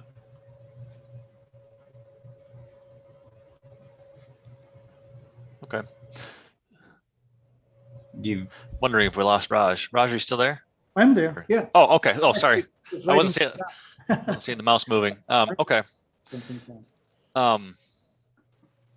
Yeah, I like the train of thought there. I don't know if that's maybe Eric can restate that one too to try to capture it like Peter did. So I just was kind of trying to think of, because there was some conversation earlier about, considering public attitudes and values. But, and then there was a conversation earlier about concerns regarding litigation. Perhaps, there could be a way to merge those that says something like manage the population in a publicly acceptable way that reduces the likelihood of litigation. And there's the use of social science can inform, the way in which the public would prefer to see the population managed. So that, publicly acceptable techniques, publicly acceptable, management goals, things like that. So I think that's kind of what I was trying to suggest here. Okay, Yeah. I think it's a starting point. So we will write it down and those specific items can be inserted in the additional pre-work. Yep. I see other hands. Raj, where are we at? Do you want to try to get through the rest of the yellow ones here, or? I think there is a good amount of conversation. It may be valuable to hear people, and we can get input through written input later. Okay. Well, let's see who's Todd. Todd, go ahead. Yeah, Randy, this may actually be a good question for the U.S. Fish and Wildlife, but obviously we're not writing a new book. That there's other states that have wolf management programs out there, and I've noticed that several of them do reference the federal recovery definition. Unfortunately, I've been looking for that, and I did run into a bump with an error on U.S. Fish and Wildlife, but is there a way we can get that information as to what the federal standard is? Because that may be a way for us to start when we're discussing population goals and so forth, because they're, according to like Montana example, I know it's a Western state, but they kind of follow and meet the minimum standards. federally. Not saying we have to follow that, but it would give us a base to possibly look at. Can we find that information? Well, I think it's out there. The other part that's relevant there is the post delisting monitoring criteria, which talks about Correct. significant change from now. But maybe another way Correct. to think about that would be the inclusion of basements in some sort of population objectives, saying we will not go below this number, because that's ultimately, if I'm understanding correctly, what some of the Western states have. You know, they have a basement to make sure they don't touch those federal criteria. So maybe that's not a standalone, but maybe that's part of the other ones. No, but it would make our plan, you know, kind of more consistent, you know, to that we don't fall below federal standards. Sure, and those standards are you know, they're fairly low. You know, they were drafted at a time when the wolf population was fairly low. So, you know, whether it refers to specifically those standards or something else, but I think that's a good thing to capture. Wisconsin does have a basement. It's 250, and then they go on the state threatened list. In the current, yeah, you're right. Good call. Lori. Yes, one thing I suggest for everybody is to read this and the addendum. It's online, the Wisconsin Wolf Management Plan 1999 and the 2007 addendum. That answers a lot of the questions, and it also gives accurate statements, because I have heard false statements from both sides. So federal level for both threatened and endangered is 80 animals in Wisconsin for 3 years, or 100 in Wisconsin and Michigan. And that has never changed. The state established a threatened goal of 250. And the goal of 350 is definitely a goal. It says that a number of times in here, but it was also used as a threshold for Wildlife Services lethal response in case we were threatened status or in case we were delisted. There is other types of lethal responses in the addendum that would be allowed down to 250. So I'm just saying, read this thing, and then you'll know what the truth is. And we've provided that out. Well, it's on the website. It's available for everybody to read. Okay. Raj, go ahead. I was going to ask Lori if that is something like a specific advice, or does she want to put a nutshell? It doesn't look like a nutshell, sound like a nutshell to me, but I could be very wrong. I just wanted to clarify. I think we need to deal with the issue of what number people are in favor of, because so many organizations and 36 county boards have passed resolutions, and it would be terrible for the DNR to ignore that input. On the other hand, some of the parameters that we can use to measure our success, our public attitudes in wolf areas, are they improving? Because they're very, very dangerously bad now. And are the conflicts being reduced? Those are two essential measurements for the success of this program. I think those are two, and I agree, those are two criteria that we should evaluate when evaluating the population goals. Conflict levels, public acceptance, and certainly there's more. But what you're getting at there are the drivers for what the correct is not the right word, what the population level should be. And that's likely to change through time. As conflict levels vary, as all the different factors vary. Okay. Adrian. Yeah, kind of reiterating some of the comments from Eric and Peter David and actually Lori as well here, that, yeah, there is no statement in the wolf plan that says 350 is a cap. That was a management goal set in a plan based on carrying capacity estimations of 500 wolves. The most recent research on carrying capacity for Wisconsin suggests about 1,242 plus or minus 40, 50 wolves or so. So if we're using most recent available science, it's considerably higher than that. And if we look at depredation management, the period of 2012 through 2014, when we had full range of active management activities on the landscape, the depredations on farms, numbers of farms, number of cattle came down very drastically. And by the time at the end of 2014 was at similar levels as it had been when we had 350 foreign wolves on the landscape, even though we had over 700 by that point. It demonstrates that active, aggressive management, a full range of management options, we can bring the depredations down without drastic reductions of the wolf population. Just want to make those points. Other good points. Thanks, Adrian. Let's see, Raj, what do you think? Time for keep the discussion going, or what's your thoughts? We have a couple of people who've been waiting. I see Kevin and Sure. I see Megan. So maybe after that, we can talk about next. Sure. steps. If we Sure. can- Yeah. Kevin, go ahead. I think you're next. Hey, sorry. I just want to make 2 points. I feel like we're getting off track here with this 350 number. I don't know what, it kind of doesn't seem like what we're trying to be out to do. And, every time it comes up, I guess I wasn't involved in 1999, but in 1999, we didn't even have CWD. I mean, it was 2002 first reported. So just looking at the deer herd, it's completely different. To me, it's outdated. It's kind of stupid to talk about. I realize it's the only plan we got right now. I get it. I understand. With that said, I would like to see us try to reduce the number of nutshells than increase them. That was what I was trying to get at. I feel like we're going to get very, very specific, and then we're going to have so many. And we have some, numerical one. I don't disagree that that's a specific component of one of the nutshells, but to me, it's addressed in population, and that is one of the items that branches off from that. So it feels like we're just kind of, I could come up with 5 nutshells, and Adrian could come up with 5, and Michael could come up with 5, and we could all sit there and debate them. But I think we should try to reduce them, or at least keep where we're at. That's just my point. So, Kevin, that's music to my ears from a facilitator's perspective.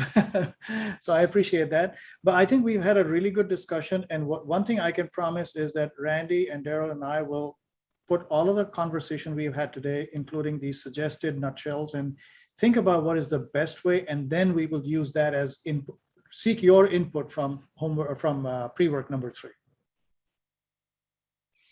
Megan, I think here's the last hand up. Let's go to you. You bet. So to Lori's point, I think my opinion would be to consider, as Jody has stated too, and I think others, another social science survey. I think that would address some questions people have, including myself. And I do agree with not going back to this 350 number. We've heard from people on the committee who state 2 separate things. But my thought was we were not just rubber stamping what was done, 2 decades ago. It will be going on, that we're kind of revamping this. And so I do agree with that statement. That's all I had. Yeah, thank you, Megan. I'm typing this here more as a reminder for Randy and Daryl and me. I'm not suggesting that this is a potential nutshell, but I also wanted to acknowledge what you had said. It's in the notes, and what I think Jody had mentioned earlier, that she had made a formal request for a science-based survey. So since it has come up a couple of times, I just wanted to put that here. If this is okay, Randy, I'd like to just take a couple of minutes to talk about the next steps. Sure. Yep. So what we will do is, and this is evolving. So we did not have all of these thoughts when we came into the meeting. It just depends on what we did in the meeting today, which is a lot of good work. We will put all of this information together. We will try and put the pre-work number 3 in such a way that we can get input from the committee on especially the yellow items, because the other items hopefully are okay. So we will highlight those and we will get input. To the extent that we can figure out a way to constructively and effectively include these items in red in existing nutshells, we will try and suggest that and solicit input from the committee on that. If we think that this would be really helpful to have some extra nutshells, we'll do that as well. We'll propose that to the committee and get your feedback on that. So the pre-work number 3 is really going to focus on your input that helps us put it in such a way that we don't have any doubts about where different inputs fall. We have a clear list of nutshells. And then in the 3rd meeting, we would love to be able to get your feedback on how much you agree, disagree with different nutshells, how you rank them, and which elements of specific nutshells you agree or you don't agree with. So because, for example, if I take any nutshell which has, let's say, 5, 7, 8, 10 items, it is very likely that not everybody's going to say, I agree with all the items in there. So you might say, this nutshell has 5 items. I agree with these 3 and I don't support those 2. We want to learn that from you. And that's going to be part of the feedback and the ranking that we will do. So I just wanted to paint the picture of where we are going with this, because that information is very valuable to the DNR, saying the committee identified 133 or whatever the number of items eventually lands up being. Based on that, here are, let's say 20, 25. Kevin, again, thank you for suggesting we should try and reduce the number. I think we are at about 22 or so right now. If we are somewhere between, let's say less than 25, I think we'll be okay. Get your input on how much you support those nutshells, which ideas you support, and also how important those nutshells are. What are like the top, I'm making a number, top 8, top 10, something like that nutshell for everybody in the committee. And that will really help explain where the committee is leaning. Also within that, your thoughts about which items you support, which you don't support. That would be tremendously valuable input for the DNR as the DNR writes the wolf management plan. And my suggestion would be, based on my understanding of the charge of this committee, is it's not about suggesting a number, it's about suggesting the factors and criteria and information the committee wants DNR to consider as the DNR develops a wolf management plan. And if that is indeed true, then I really appreciate that, yes, there are different thoughts about what we should include, but if we can hew to that basic charter of the committee, I think we are in really good shape. What I do want to commend the committee about, in 2 meetings and 2 pre-works, just see how far you've come. We've collected a lot of input. We've processed a lot of it. We have good agreement on a lot of it already. If I were to just select all of these and see out of the 133, how many are we actually thinking about where we might need to go back and clarify? That number is 14. Out of 133, it's about 10% ballpark, 9.5% or whatever. That is tremendous work. And I just want all of us to recognize that.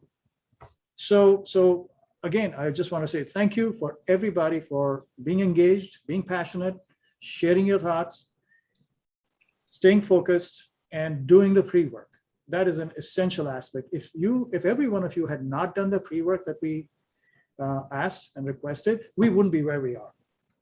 Raj, this is Mike. Can I suggest that when we get to at least to the ranking part, that we do that online?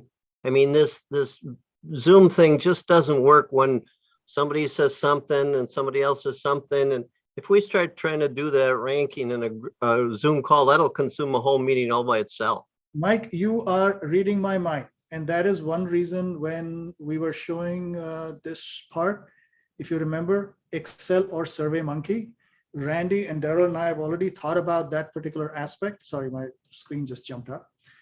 This part, what we will try and do is, and that's one reason we want to solidify all the nutshells so that we can put that in a SurveyMonkey, send it to everybody. And the good news is all you need is either a phone or a tablet or a computer.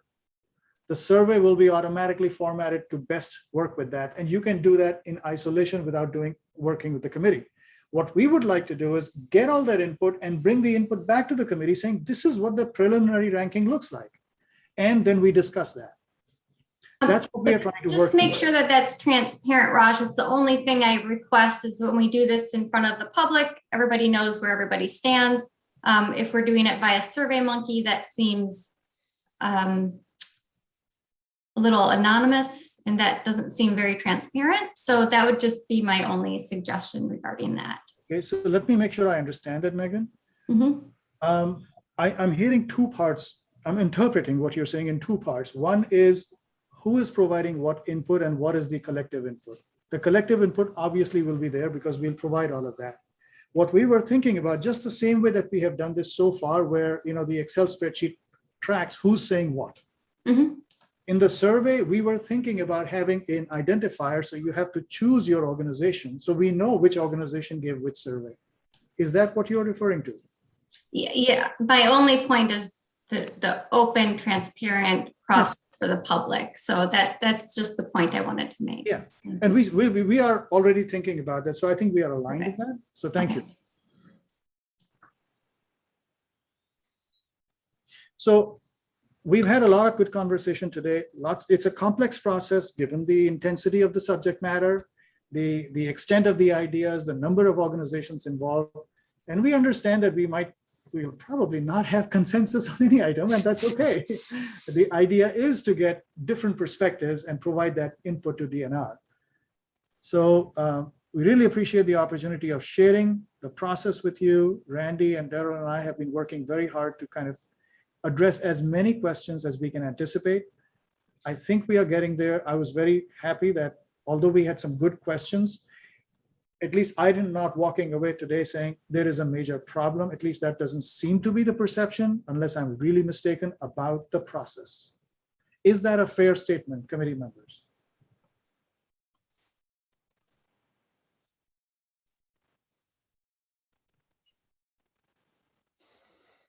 Is silence yes or no? Make it as a yes and run. Okay, thank you. Thank you, really appreciate that. So Randy, back to you. I just wanted to make sure that we talk about where we think we are going next and what the items are. So. Yep, I appreciate that summary. And I just want to take 1 second. I think we can all say thank you to Raj for the excellent work you're doing, and Daryl in the background as well, taking the meeting notes.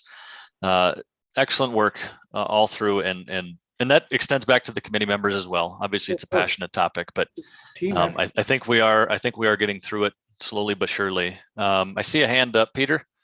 Quick question.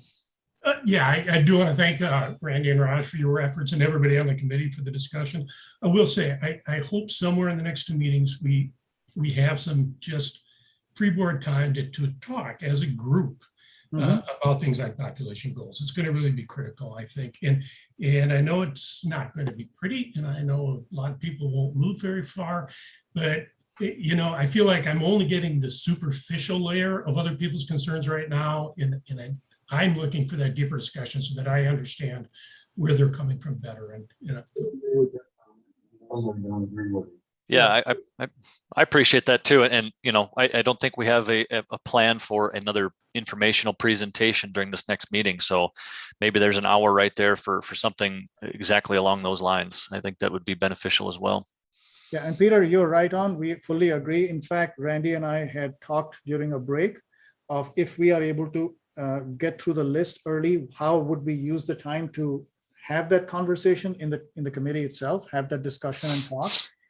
We are absolutely committed to that, and we want to create as many opportunities in the next 2 meetings that we can, particularly for reviewing the preliminary rankings and survey results and those kinds of things, to have that conversation. So we really appreciate that. Thank you. This is Mike. My only question is the yellow highlighted items, will they be something we'll do in pre-work for the next meeting, or that's the intention? Yes, Mike, that is very much the intention. Thank you. I'm really glad that you highlighted that again. Yeah, I'll put a real quick call. I think I was just looking through my roster at names of who's on, and I think we heard at least a little bit from just about everybody on the committee. Just want to make sure everybody feels like their thoughts are captured here. Is there anybody out there that's been hesitant to raise a hand that would like to do so here before we wrap up?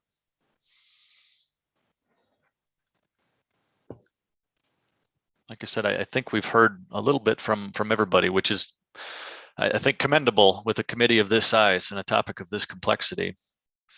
Hearing none. Randy, Raj, Henry? yes. I don't know if this is what we should be, or if this needs to be brought up or not. I guess being how the NRB had made this decision or had gone against the DNR's recommendation of the 130 wolves, and they went for the 300. How is the NRB going to take this plan into consideration the next time, or the next time around, or can they just throw it out like they threw out DNR's suggestion of 130 wolves. Yeah, I appreciate the question. I think it came up earlier at the beginning of the meeting too, and it's a tough one to answer, obviously. You know, our job here is to gather the input of this committee the best we can, and then develop that into a management plan that tries to accomplish those objectives that are heard based on science. For lack of better words, the best plan we can. That's all we can do from this committee's work, is put together the best effort we can and move that forward. And I think I'll leave it at that. Randy, this is Any Jake. other? Randy. Let's go to Jake. Yeah, thanks, Randy. I actually just sent you an email on this. I was gonna not bring it up during this discussion, but Henry touched on it, and it was almost exactly what I was thinking of. And I really appreciate your explanation of what we're going to achieve here with this management plan as our target. One of the things I did hear very clearly from the August 11th meeting was several board members were very concerned about having a numeric population goal, and that number be strived towards and attained. With that being such a large component and kind of the elephant in the room as of recently, is there a way that we can develop a sound plan that is acceptable, or at least in some sort of middle ground? If we get to Natural Resource Board and they turn it on its head like they did recently in June with deer and August with wolf, I just have a lot of concern that we're going to be developing this wonderful plan that wouldn't be approved, and then we're back where we were in 2015, when so many of us that are here today were on the committee developing that plan that in fact didn't get implemented. Yeah, it's a good question, good concern. You know, I think part of it will be on the department to provide updates to the board, which we try to do regularly, keep them aware of where we're at progress wise, where we're going. You know, and there'll be chances for reviewing that draft plan before it gets to the board by the public and board members. But I think that's a conversation that we can have both here in the committee. I mean, I think we touched on it briefly through those well, towards the end here. And maybe that's the focus of what Peter was suggesting, just a broad conversation on perhaps that topic alone.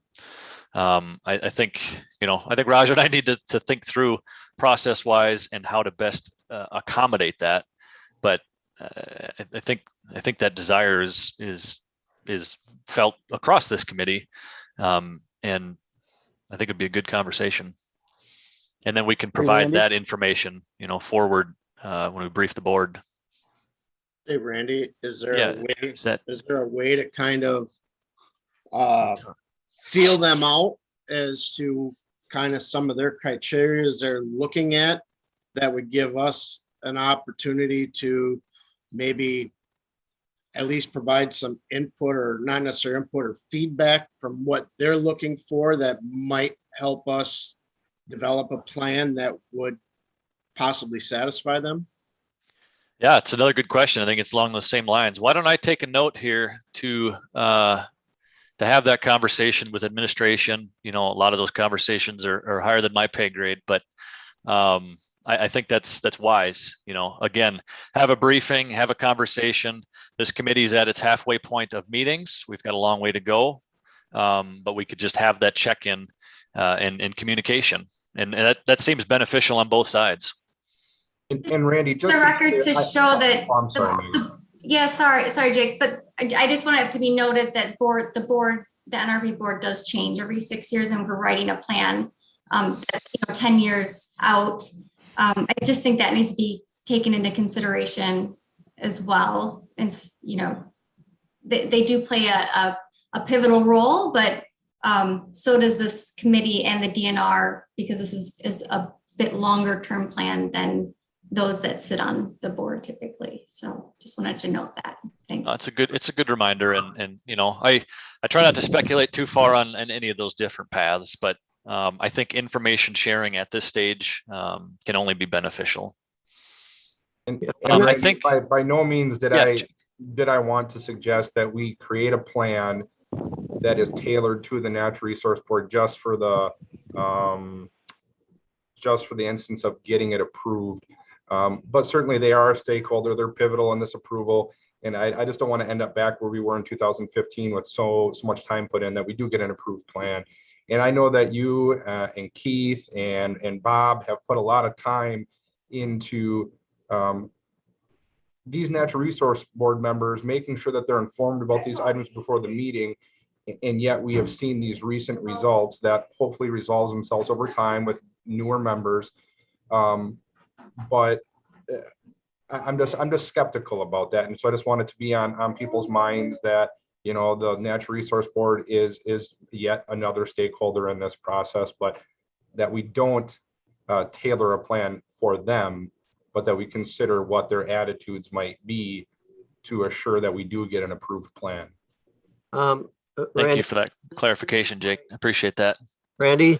Yeah, go ahead, Mike. One of the things that would be very helpful for the board and really for the public is to define what the actual quota is, because there was a comment earlier about the fact that they changed the quota from 130 to 300 when in fact 130 really wasn't the number that was intended to be taken because Mike, I think this is outside of the conversation. I don't mean to cut you off and be rude, but that's if we don't come up with something that everybody believes, and that's the charge of this committee, then we're really not doing anything. We do have to define something that people understand, because it's been twisted around so much in the past.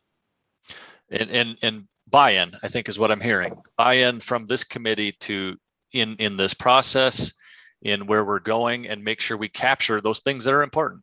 That part I totally agree with. We got to make sure that's clear, that we've had a transparent process. We've heard from an incredibly diverse and large committee. We've tried to capture all of this. Here it is, and here's the plan that resulted as part of that. I think that is critical for sure.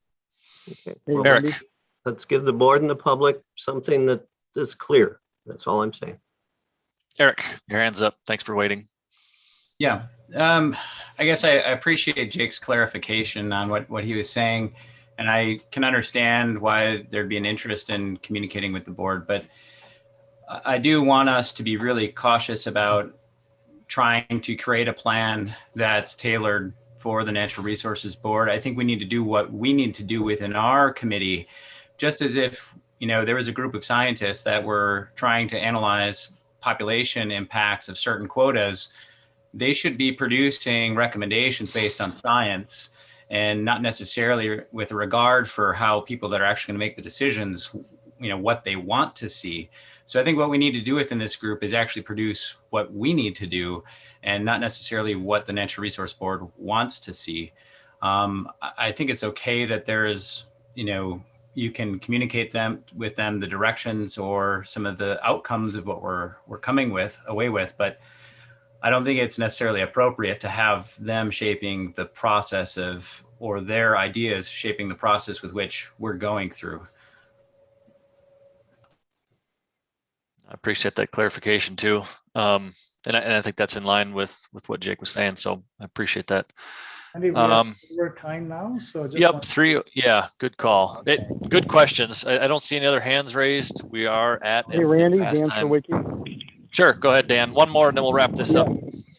Yeah, sorry about that. You know, No problem. I don't think it's going to wind up coming out of this meeting when we're all said and done. I totally agree with what Mike Brust is saying, that it would be nice that if, you know, we have this 350 number that is ambiguous according to some people and not ambiguous, but I guess as a goal, like we've stated, it would be nice if everybody was on one page as to what it would be. And maybe it's, you know, the DNR comes up with the number based on recommendations, et cetera. But if that 350 number is not accurate, and I don't know if it is or not, that there's some number based on scientific study that everybody can live with, and not everybody's going to be happy with it, but and the last thing I want to say is I appreciate what you're doing, and it is difficult to try to bring everybody together. And I also agree with the last person that ultimately the NRB is going to do whatever they want to do. And we should be focused on what our goals and objectives are. And to hear from them, I think would be good, but shouldn't play a big part in what we do. So sorry, that's all I wanted to say. No, I appreciate that, Dan. Thanks for jumping in. I'm sorry that I had to be the only one that you had to say that I should just mind my manners a little bit. Well, at least your inputs were nice and short. Appreciate that too. Okay. No, thank you. Thank you, everybody. These are the conversations I think we'll pick up in the next meeting, and we'll try to have a broader conversation on this topic. It's clear that it's a big one, and it needs some more time to be talked through. So I think we can make that work. I will wrap this up. Thank you, everybody, once again. Thank you, everybody that's out there watching. As always, you can contact me, call me, or email me, and try to work through any questions or concerns that way. And we will be in touch again soon. Thank you. Thank you. Thank you. Take care. Thanks, everyone. Take care. Thank you.